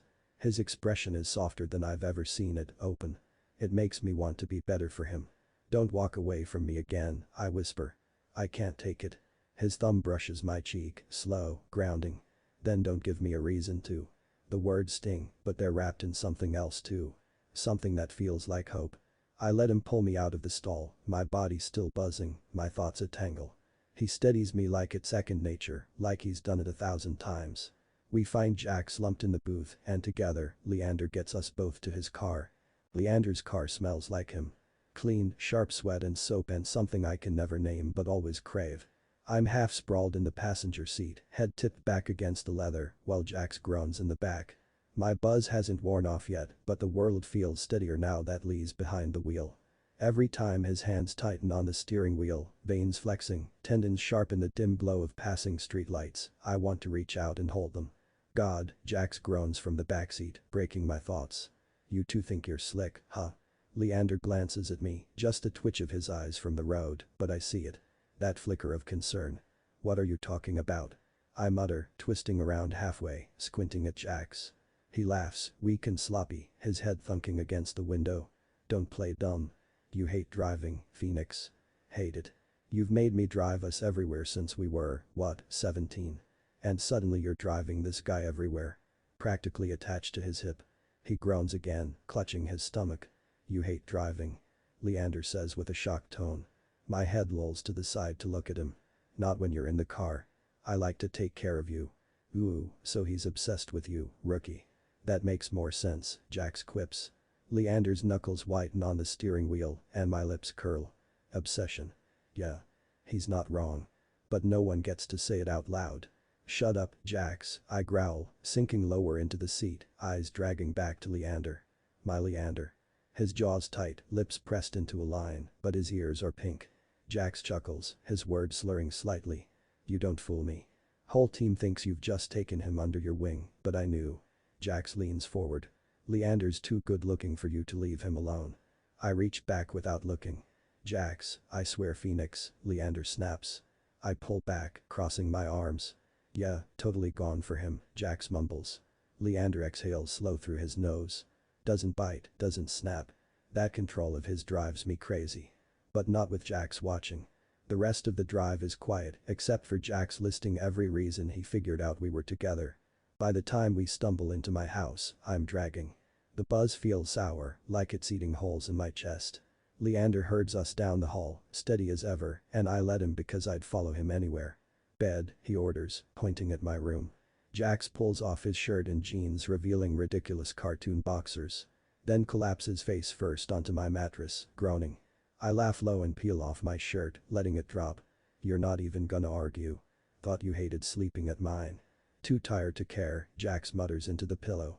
Leander sighs, scrubbing a hand down his face. He looks exhausted, but he still hovers like he's responsible for keeping us alive. Like he didn't already do that by showing up tonight.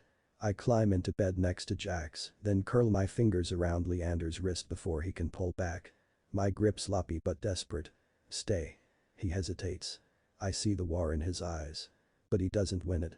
Not tonight. Fine. Lee goes over to his pile of stuff in the corner, quickly pulling on one of my old shirts and some shorts. He slides onto the mattress, stiff at first, then warm when I tug him closer. I wedge myself behind him, pulling Leander into my chest until his back's pressed to me, his body fitting against mine like it's always belonged there. My arm hooks around his waist, my face buried in his neck. Jax groans again. For the love of God, don't do anything while I'm right here. I'm too drunk to move, but I swear, I'll lose it if I hear anything. I grin against Leander's skin. Relax, Jax. Just holding him. He mutters something unintelligible, already half asleep. I've got Leander's pulse steady under my cheek, his body safe against mine. He shifts once, maybe out of habit, but I just hold tighter. Mine, I whisper so low only he can hear. And this time, he doesn't pull away. Chapter 12. Leander. I wake up pinned. Jax is sprawled on one side of me like a dead weight, his arm flung across my chest, mouth open as he snores into the pillow. On the other side, Phoenix has me caged in tight, arm locked around my waist, his face buried in my neck like he never let go of me in his sleep. It should feel suffocating, claustrophobic. Instead, it just feels warm, comfortable in a way that surprises me. But my mind wanders somewhere I really shouldn't let it.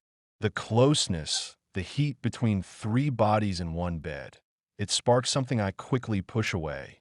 It's reckless, inappropriate. But the thought of Phoenix being so protective, so possessive. My throat tightens. I squeeze my eyes shut. Stop.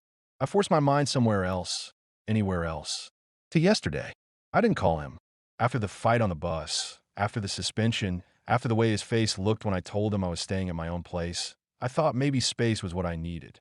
But space doesn't feel like relief, it feels like withdrawal. Practice was a blur. I avoided looking at him the whole time, kept my focus locked on drills, on the burn of my muscles, on anything that wasn't the way his gaze always dragged back to me. When it was over, I couldn't sit still. So I went to the gym, working myself until sweat stung my eyes and my hands shook. That's when a guy caught me between sets, leaned in with this easy grin, told me I looked like I could use a spotter. His eyes had that glint, the one I've seen 100 times before. He was attractive, too. Tall, sharp jaw, the kind of person that would make most people turn their heads. But when he brushed my arm and asked if I wanted to grab a drink, I didn't feel a damn thing. Not even a flicker, because all I could think about was Phoenix. The way Phoenix watches me like I matter. The way his attention lingers, intense and unwavering. The way he burns hot and demanding, obsessive and terrifying, but still makes me feel like I belong to him in some way I don't even understand yet. I turned the guy down, muttering something about needing to finish my set, and when he walked away, I almost laughed. Because that was it. The proof I'd been trying to avoid. I don't want anyone else's attention. Not unless it's Phoenix. A groan rumbles against the back of my neck, dragging me back to the present. Phoenix shifts closer, his grip tightening around my waist like he's staking a claim, even in sleep. Jax mumbles something incoherent, adjusting his arm across my chest, and suddenly I'm surrounded on all sides. One friend oblivious, the other dangerously close to consuming everything. I try to breathe steady, to focus on anything else, but Phoenix's voice cuts through the quiet. Low, knowing. You look trapped, rookie. My throat works, no words coming. Phoenix shifts behind me, his presence overwhelming even in the morning light. Jax groans, pressing his face into the pillow near my shoulder. Why is it so bright? Because it's morning, genius, Phoenix says with a laugh. Your bed is comfortable, though, Jax mumbles, still half asleep. Phoenix chuckles. Yeah, maybe I should charge rent.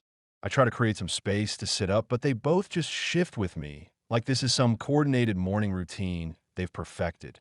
Shouldn't you guys be hungover? Dead to the world? I manage to say. Takes more than a few drinks to kill me, Phoenix says, stretching. His hand brushes my side, casually, possessively. Besides, I had something worth waking up for. The words send heat on my neck. Jax just groans again, oblivious. Can we get breakfast? I'm starving, Jax says, finally rolling away and sitting up. Phoenix's arm tightens briefly around me before he lets go, sitting up as well. Yeah, let's feed the beast. Something in me relaxes. The tension that was building dissolves into something normal, manageable. Just three guys waking up after a long night. But Phoenix catches my eye as he stands, and the look he gives me says this conversation isn't over. That he knows exactly what I was thinking, what I was feeling. And that terrifies me more than anything. I escape to the bathroom, splashing cold water on my face until my thoughts clear. I grab my bag from the back seat, zipping it up quickly while Phoenix fishes his phone out. He's parked out front of my apartment, one hand on the wheel, the other holding a call with his sports manager like he's negotiating life itself. I try not to listen, but a part of me can't help catching snippets. Words like contract, press, team meeting. His voice is steady, controlled, calm. Everything I feel when I'm near him, opposite. I'll be done in a sec. You go ahead, he mutters when he notices me fidgeting with my keys. His tone is light. I bite back a smile, not answering, heading up the stairs. As I step into the apartment, the familiar hum of silence greets me. Dust motes float in the sunlight, slicing through the blinds. I stop short in the living room. Lee, that you? A voice calls out. Jerry, is that you? I drop my bag, heading toward his room. Yeah, I'm on the balcony. I hesitate. My chest feels like it's stuck somewhere between excitement and dread. But Jeremy's expression is calm, almost expectant. I push open the sliding glass door and step onto the balcony. The air is cool, brushing my skin, but nothing cools the heat in my chest. Jeremy pushes his blonde hair out of his face, smiling. Hey, man. He hugs me. Did you get home just now? I lean against the railing. He snorts. I got back yesterday. Where have you been? The house looks like no one has been living in it. Oh, I rub the back of my head, nervously. I've just been busy. You've been busy? Jeremy says, studying me. He tilts his head, eyeing me like he's trying to read every thought in my mind. Seeing someone? I feel the color rise in my cheeks. Yeah, kind of, I admit, voice quieter than I intended. I glance down at the rail, clenching my hands around the metal edge. Jeremy smirks knowingly. Kinda doesn't cover it. Casually seeing someone, or basically moved in with them? He studies the city, not looking at me directly. I bite my lip, hesitating. It's hard to explain. It's different. He's, I don't know, intense. I murmur, the word tasting strange on my tongue. Jeremy's gaze sharpens. Intense? Not in a bad way, well, maybe a little, but in the way that I can't. I've been staying with him a lot. He's sweet and caring, but also consuming. I can't get enough of him. He's like gravity, and I stop, realizing I'm rambling. He just waits, letting the silence stretch like a pause in the conversation.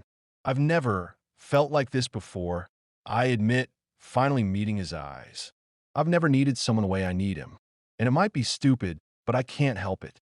Every time I'm not around him, it eats at me. And when I am, it's everything.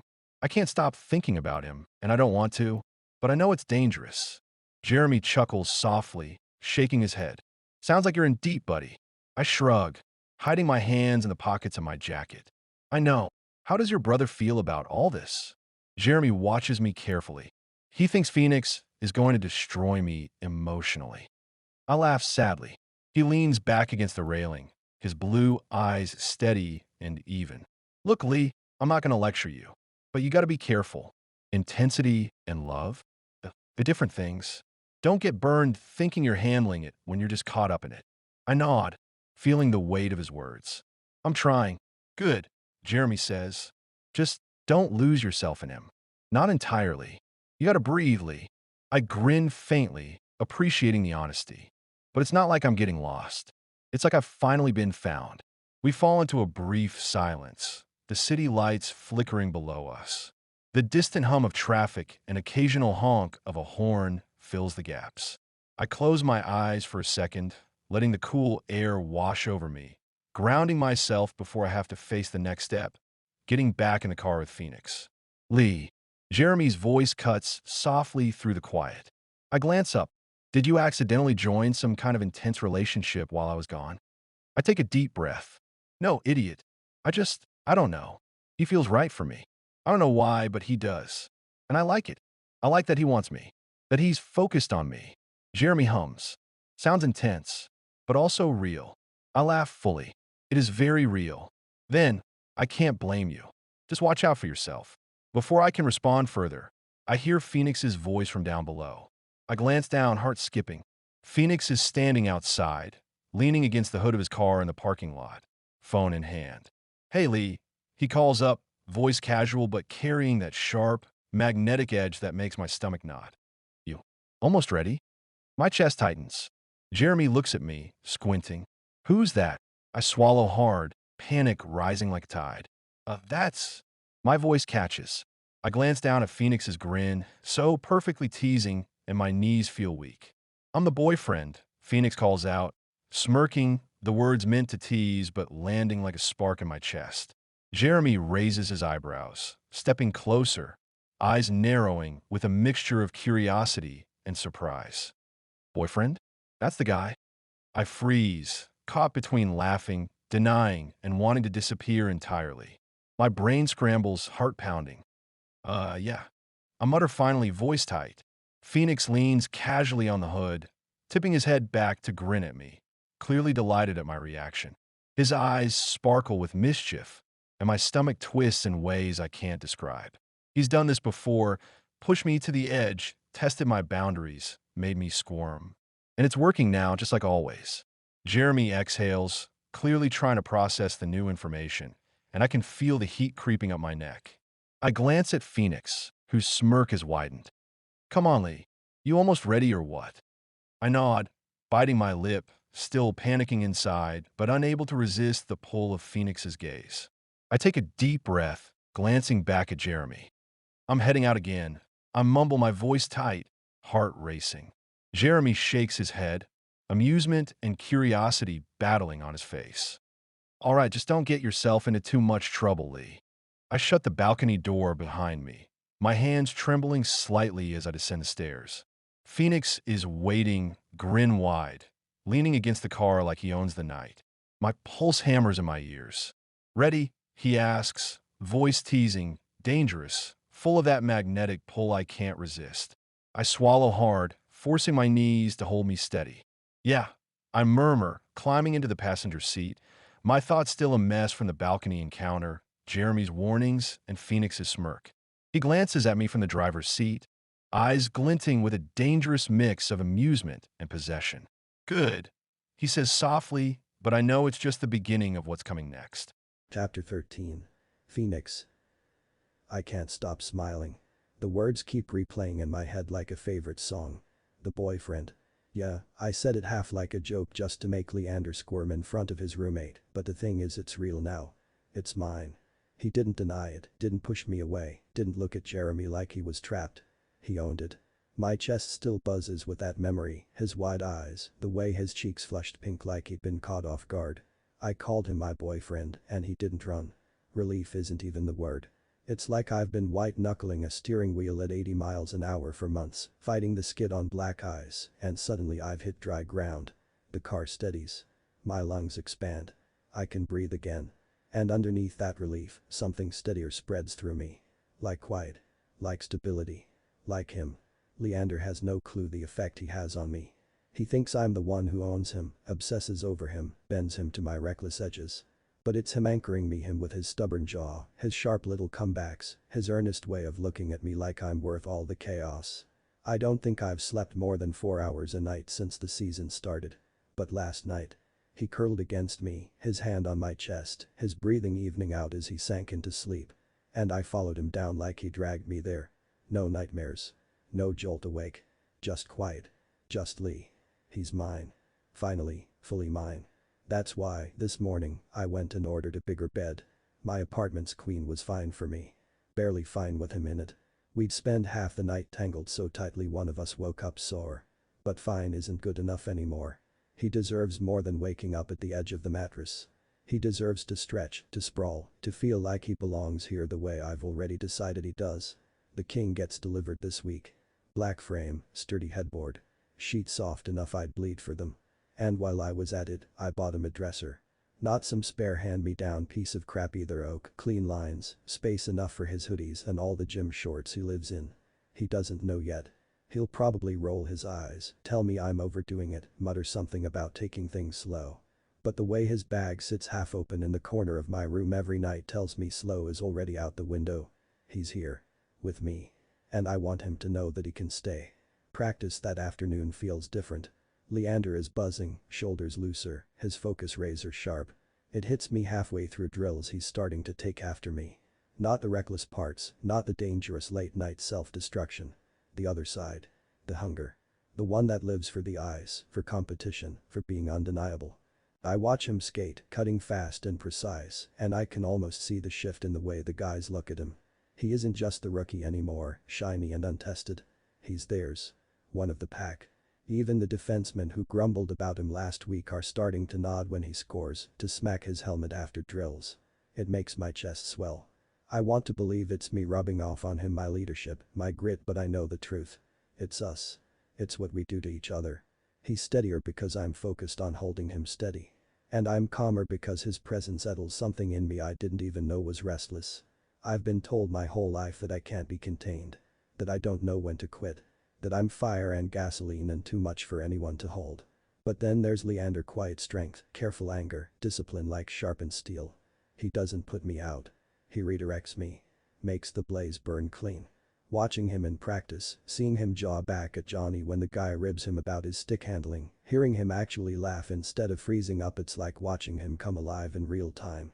And maybe it's selfish, but I like to think I've got a hand in that. That he's becoming more of himself because of me. After practice, we linger in the locker room. He's slower to change now, less guarded. A month ago, he would have bolted the second he could, ducking questions, dodging eyes. Now. He leans against his locker, towel slung over his shoulders, actually talking with the guys. Laughing, even. Johnny throws him a grin, says something about the bruise on his collarbone, and for a second my chest tightens with that possessive spark. But Leander just shrugs, mutters something back that makes Johnny laugh, and I let it slide. Because I know where those bruises came from. I know he didn't cover them up this morning on purpose. When he finally pulls his shirt over his head, our eyes catch. His smile is small but sure, like he knows what I'm thinking. Like he knows that all I want is to take him home and remind him over and over that he's mine. And soon, when the new bed comes, he won't just be mine in the quiet moments. He'll be mine in the space we share. The drawers. The sheets. The life that bleeds together until I can't tell where I end and he begins. A few days later a knock comes earlier than I expect. I'm still getting dressed, and Leander is sprawled across the couch, scrolling through his phone. He grumbles, shifting. What the hell, his voice is low, groggy. I grin and head to the door. Stay there. Don't move. He mutters something about bossy captains, but he stays. 2 delivery guys stand outside, sweating under the weight of the oak dresser wrapped in blankets. Behind them waits the mattress, sealed tight in plastic. My chest thrums. This way, I tell them, voice sharper than I intend, nerves buzzing in my veins. The thud of wood against the walls echoes through the place. My heart won't slow down, not until I see him. Leander emerges from the living room, hair messy, shirt wrinkled, blinking like he's not sure what planet he's on. He freezes as soon as his eyes hit the dresser. The mattress. The frame. He goes still, the kind of still that makes my stomach knot. Phoenix. His voice is low, cautious. I cross the room quick, my hand brushing his arm. We needed more space. For your stuff, I mean. His gaze flicks from the dresser to me, and I see a guilt, sharp and sudden, like I've caught him wanting something he shouldn't. He swallows, throat tight. Phoenix, this is a lot. I force a smile, keep my tone easy even though my chest is caving in. I have all this money and nothing to spend it on. Let me do this for you. The delivery guys finish and leave. The apartment is quiet, just the 2 of us and the smell of new wood. Leander steps closer, fingertips brushing the dresser like he's not sure if he deserves to touch it. His jaw works, guilty and grateful all at once. You didn't have to, I wanted to. My voice cracks, rawer than I mean it to. I don't want you living out of a bag. You're not temporary, Lee. Not to me. He laughs softly, but it's weighted, not carefree. He shakes his head like I'm ridiculous, but then he looks back at the bed and I catch the truth flicker across his face. He's happy. Happy, but terrified of showing it. I don't know what to say. I step behind him, my hand settling on his shoulders. Say you'll stay. He exhales a shaky sound and leans back against me. His guilt is still there, I can feel it in the way his muscles tense, but under it is something warmer. Something soft. This is insane, he whispers, almost to himself. Is that a yes? I ask quietly. For a heartbeat he goes still again, like he might run. Then he lets out another quiet laugh, smaller, almost shy, and I know I've hit the mark. He turns in my arms, forehead pressing against my chest, and even if guilt gnaws at him, he doesn't pull away. Thank you, he whispers. And that's all I need. The rink always smells like possibility before the game even starts. Maybe it's the metal of the boards, maybe it's the anticipation soaked into the concrete under the ice. Or maybe it's just what I bring with me every time we face the Hornets, our rivals. I skate onto the ice, chest buzzing with that familiar competitive fire. Their yellow jerseys swarm like wasps on the other end, cocky grins under their helmets, already chirping. My stick bites into the ice. But my eyes aren't on them. They're on him. Leander glides out, jaw tight, mouthguard shifting between his teeth. He looks steady, calm, too calm for a night like this. I know better. I've seen the tension in his body since warm-ups, the coiled energy, the hunger. He's ready. The puck drops. The game is chaos. Bodies crash, blades carve. I'm shouting plays, screaming shifts, trying to keep the team from unraveling. But every time the Hornets make a dirty hit, every time they shove one of ours into the boards, I catch Leander's head snap toward them. He's waiting for an opening. And then it happens. Midway through the second, their enforcer Grant, a 6'2" wall of muscle with a reputation, lines Leander up on the boards. The crack of impact rattles the glass. My chest seizes. Get off him. I roar, shoving my stick into Grant's ribs, but Leander's already on his feet. Helmet crooked, eyes black with fury. Grant smirks, shoves him again. Stay down, rookie. That's it. Leander drops his gloves. The arena erupts. I'm frozen, breath sharp in my chest, as Leander barrels into him. The sound is brutal, the grappling, their skates cutting trenches in the ice as they fight for position. Grant swings first, heavy and wild. Leander ducks it, counters with precision that snaps the guy's head back. Blood sprays on the ice. The crowd loses its mind. Something twists in me, not quite fear, but something close to awe. It's not just anger I see in Leander. It's controlled fury. My rookie, my composed player, showing everyone he won't be pushed around. His face, usually so measured, twisted with pure determination as he holds his ground against Grant. Grant tries to wrestle him down, but Leander is relentless, trading blows, each one calculated. The refs swarm, whistles blaring, but Leander doesn't back down until they pull him away. The refs finally separate them, arms wrapped around both players, dragging them toward their respective penalty boxes. Leander's chest heaves, hair plastered to his forehead, blood, his or Grant's, I can't tell, streaked across his jersey. And he looks at me. Just for a second. The intensity in his eyes damn near stops my heart. He doesn't look guilty. Doesn't look scared. He looks alive. The penalty box door slams shut. The Hornets bench bangs their sticks in fury, their player being helped off the ice by trainers. Our fans roar, half in shock, half in support. My pulse is racing. My body, already electric from the game, is thrumming with something else entirely. Leander sits there in the box, contained but fierce, chest rising and falling.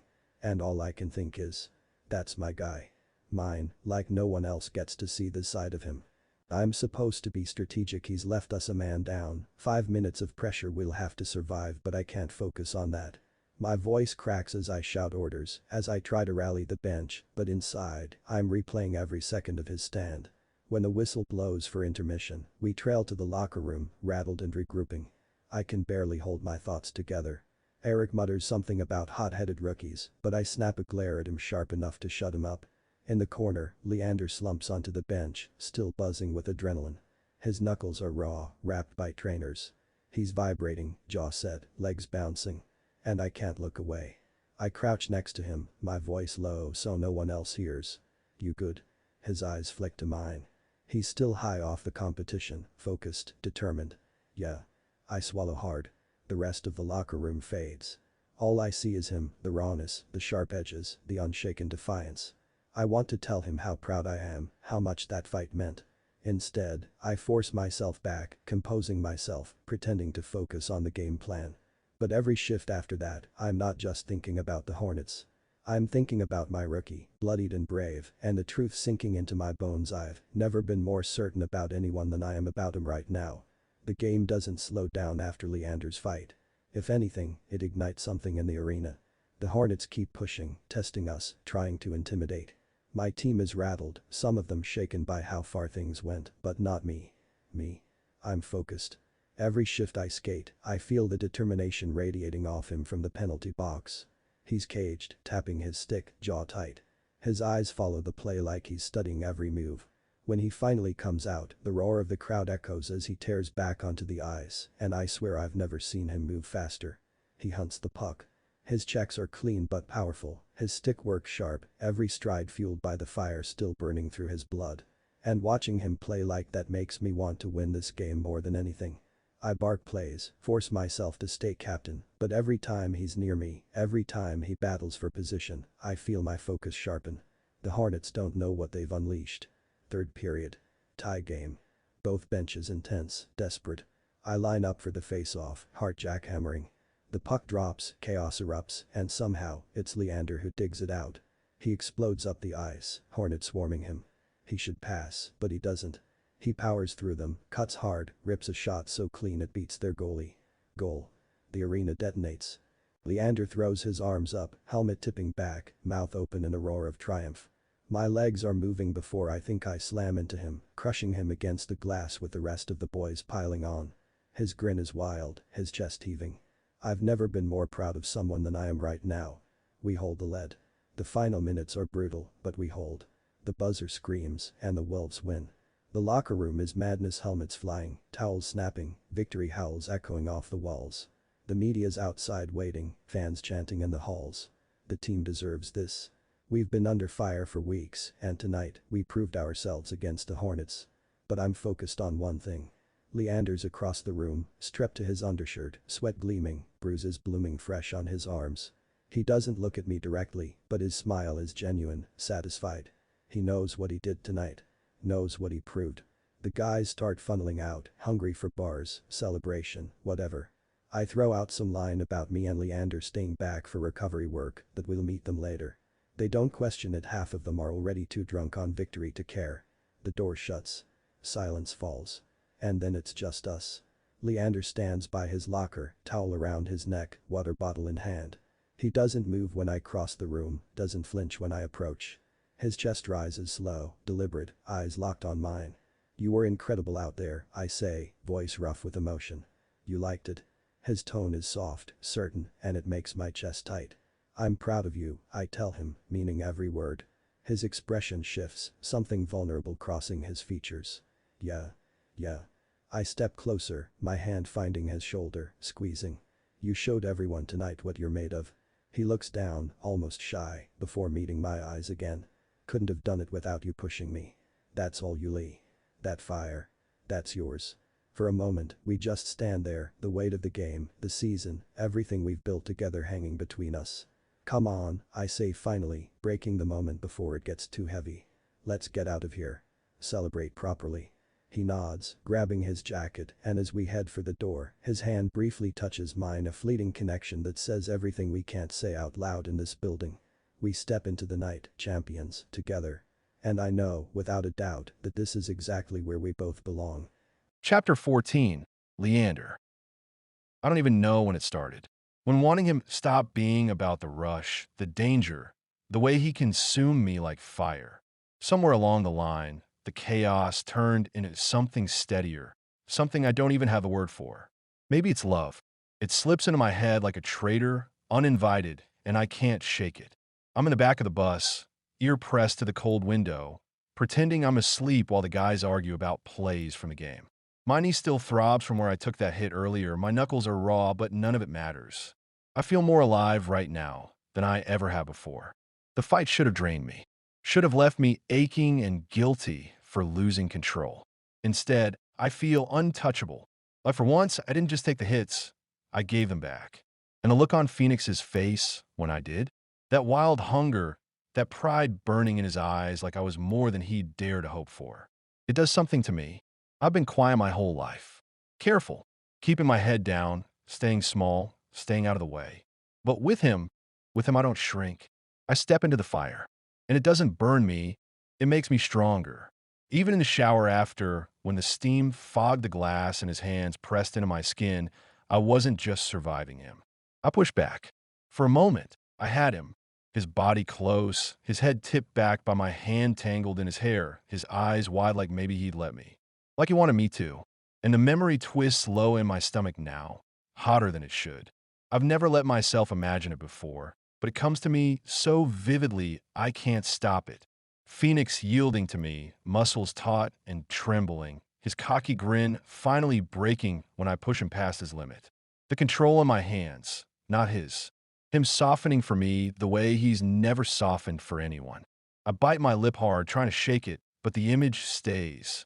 The thought of hearing his voice rough with need instead of command, of being the one to take him apart, to make him feel good instead of always clawing to keep up with him. My chest tightens. It terrifies me, the idea of asking for that, of needing it. But if anyone would let me, if anyone would trust me with that, it's Phoenix. And God help me, I think I want it. I lean back against the seat, dragging a hand over my face, trying to smother the smile tugging at my mouth. I'm falling for him. I'm already in too deep.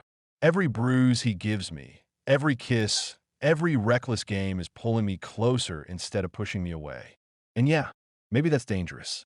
Maybe it's stupid. But right now, with my body still humming from the fight, with the memory of him soft in my hands while his eyes burned into me, all I can think is, if this is love, then I don't want safe. I want him. The apartment smells like laundry detergent and faint cologne when we step inside, the kind of scent that's begun to feel like home without me even realizing it. Phoenix tosses his keys onto the counter and shrugs out of his jacket like he hasn't just played a full game and spent part of it yelling at refs for me. Sit, he says, jerking his chin at the couch. His voice leaves no room for argument. And for once, I don't even want to give him one. My knees stiff by now, aching from the game. I lower myself onto the couch, exhaling slowly, and watch him dig through a bag near the door. Ice pack, elastic bandage, some kind of ointment that smells like menthol. He moves with easy confidence. Foot up, he says, patting his thigh for me to rest my leg there. I hesitate for half a second before obeying, settling my calf across his solid thigh. He doesn't flinch at the weight. His focus is all on my knee, his brows drawn as he presses the ice pack into place. The coolness bites, and I suck in a breath. Too cold. No, I manage. My voice comes out rougher than I mean it to. He hums in approval and starts rapping. His fingers graze my skin every so often, warm against the chill of the ice, and every brush sends my thoughts somewhere I don't want them to go. Or maybe I do, because there he is, on his knees before me, head bent, strong hands careful as they work. And I'm remembering the shower, remembering the way his body curved under mine, the way his breath caught when I gripped his hair, the way, for a split second, I had power over him. Phoenix, the captain, the man no one touches unless he lets them. What would it be like if he let me again? If he wanted me to? My pulse spikes, heat rushing low in my stomach. I grip the couch tighter like I can wrestle the thought back down, but it only grows. I can't stop looking at him. At the sharp cut of his jaw in the lamplight, the soft shadow of stubble, the faint sheen of sweat still drying on his temple. He's beautiful like this, untouchable everywhere else, but soft here with me. And I realize I don't just want the rush of the fight, the adrenaline, the intensity. I want this too, the quiet, the steadiness. Him. He glances up, his eyes locking with mine. You're tense. I force a breath out, try to steady my voice. It's nothing. Lee. His tone is gentle but firm. A warning. He knows me well enough already. I swallow hard. My chest feels too tight. He's still holding my leg, still kneeling, still looking at me like I'm not too much, like I'm worth the trouble. And before I can think better of it, before I can stop myself, it rips out of me. I want you to meet Silas. Phoenix stills. The roll of elastic slips from his hand, dangling loose. His gaze sharpens, pinning me harder than any opponent ever has. Officially, I add, my voice low, unsteady. My throat is dry, but I force the words out anyway. As my boyfriend, the silence after feels like it stretches for hours. My heartbeat drums in my ears, my whole body taut like a wire. What the heck did I just do? Phoenix's mouth curves slowly, not his usual cocky grin. Softer, dangerous in a completely different way. Phoenix lifts his head, that soft grin still curving his mouth. But behind it, I catch a flicker of something else, hesitation. You really want me to meet him? His voice is low, careful, not like him at all. Yes, I say without thinking. My fingers have drifted up to his hair. I don't want to let go. Phoenix exhales, shifting back on his heels, dragging his hands down his face. Lee, I'm not exactly his favorite person. Pretty sure I made a heck of a first impression when I started resource guarding you at the hospital. The memory flashes in my mind. He'd been so raw that day, so reckless. Silas had hated it. But me? That was the first moment I realized how far Phoenix would go for me. He'll get over it, I say softly. He just wants me safe. That's all. Phoenix's eyes cut back to mine, sharp and searching. And you're safe with me? Yes, I answer without hesitation. My chest tightens at the way he's looking at me, like he's testing, like he needs me to say it plain. I'm always safe with you. Something breaks in his expression then. Relief, maybe, or something heavier. He leans forward, pressing his forehead to mine, his voice a hoarse whisper. You don't know what that does to me, hearing you say that. I swallow hard, my pulse thrumming. You don't have to prove anything to Silas. Just be you. Phoenix chuckles, but it's strained. That might be the problem. I shake my head, grip his jaw, so he has to look at me. No, that's exactly why I want him to meet you. For a beat, neither of us moves. His eyes darken, studying me like he's trying to decide if I'm serious. Then, finally, he exhales, the corner of his mouth twitching into that familiar, cocky grin. Guess I better make sure I don't scare your brother into thinking I'm corrupting you. I smirk, my chest loosening at the humor creeping back into his tone. Too late for that. His laugh is soft, low, the sound curling around me like heat. He leans in to kiss me. Slow, careful, nothing like the intensity of earlier. And for the first time, I let myself believe this might actually work. Asterisk, asterisk, asterisk. The car ride over to Silas' apartment is tense.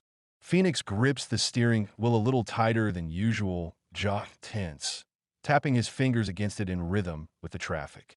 Every so often, he glances at me, eyebrows furrowed, like he's calculating how much of himself to show. You're nervous, I say softly, reaching out to place a hand on his knee. He stiffens, but only slightly. I'm not nervous, just aware of the stakes. I squeeze his leg. You look good, though. He shoots me a sideways glance, faint smirk tugging at his lips. Yeah, yes, stunning. Way better than a t-shirt and joggers. I bite back a grin, watching him relax a little under my words. Better not be lying, he murmurs, shaking his head and tugging at the hem of his button-up shirt. I smile, letting him feel it, letting the warmth of my hand remind him he's not alone in this. I'm not. You're perfect. He exhales, leaning back in his seat, finally allowing a small laugh. You say the most amazing things when I need them most. We pull up outside Silas' building, the familiar urban hum wrapping around us. Phoenix's hand tightens on mine for a heartbeat, and I give a reassuring squeeze. It's going to be fine. Just be yourself. That's all he needs to see. Phoenix nods slowly but doesn't release my hand until we're inside the lobby. Once we hit the elevator, he fidgets again, eyes scanning the buttons, hands moving over each other. I brush my thumb against the back of his hand, hoping my touch is enough to ground him. You're calm on the outside. I murmur, but I can feel you buzzing. He lets out a breathy laugh. You feel everything, huh? You should already know that by now, I say, leaning closer, letting my forehead brush his. The elevator dings, and we step out on his Silas floor. Phoenix straightens, visibly trying to settle into a composed version of himself. Shirt tucked in just right, sleeves buttoned, hair tamed. He's beautiful, stunningly so, and I can feel the pull in my chest, a familiar mix of awe and desire. The moment we knock and the door opens, the tension is immediate. Silas is standing there, arms crossed, eyebrows slightly raised. The wary look in his eyes is unmistakable. He's sizing Phoenix up, maybe even suspecting the danger I always feel when Phoenix is near. Leander, Silas says first, voice steady but guarded. You've brought the captain. Yes, I reply, trying to keep my voice neutral. I wanted you to meet Phoenix again. This time as my boyfriend. Silas' eyes flick to Phoenix, and I can see the judgment, the wariness, the faint trace of protective suspicion. Phoenix shifts slightly, a little defensive, but holds himself in a way that's controlled, more than he usually manages. Good to see you again, Phoenix says, offering a handshake. It's firm, polite, but I can feel the tension under it, like he's bracing himself for impact. Silas accepts it slowly, eyes sharp, but Phoenix doesn't flinch. He's on his best behavior, smiling when necessary, nodding at the right moments, keeping his hands mostly to himself. I can feel the hum of alertness beneath the calm exterior, like a coiled spring. The night starts civil enough. We sit in Silas' living room, awkward small talk filling the space between us. Phoenix is careful with every word, every gesture, like he's measuring the exact amount of charm and restraint needed.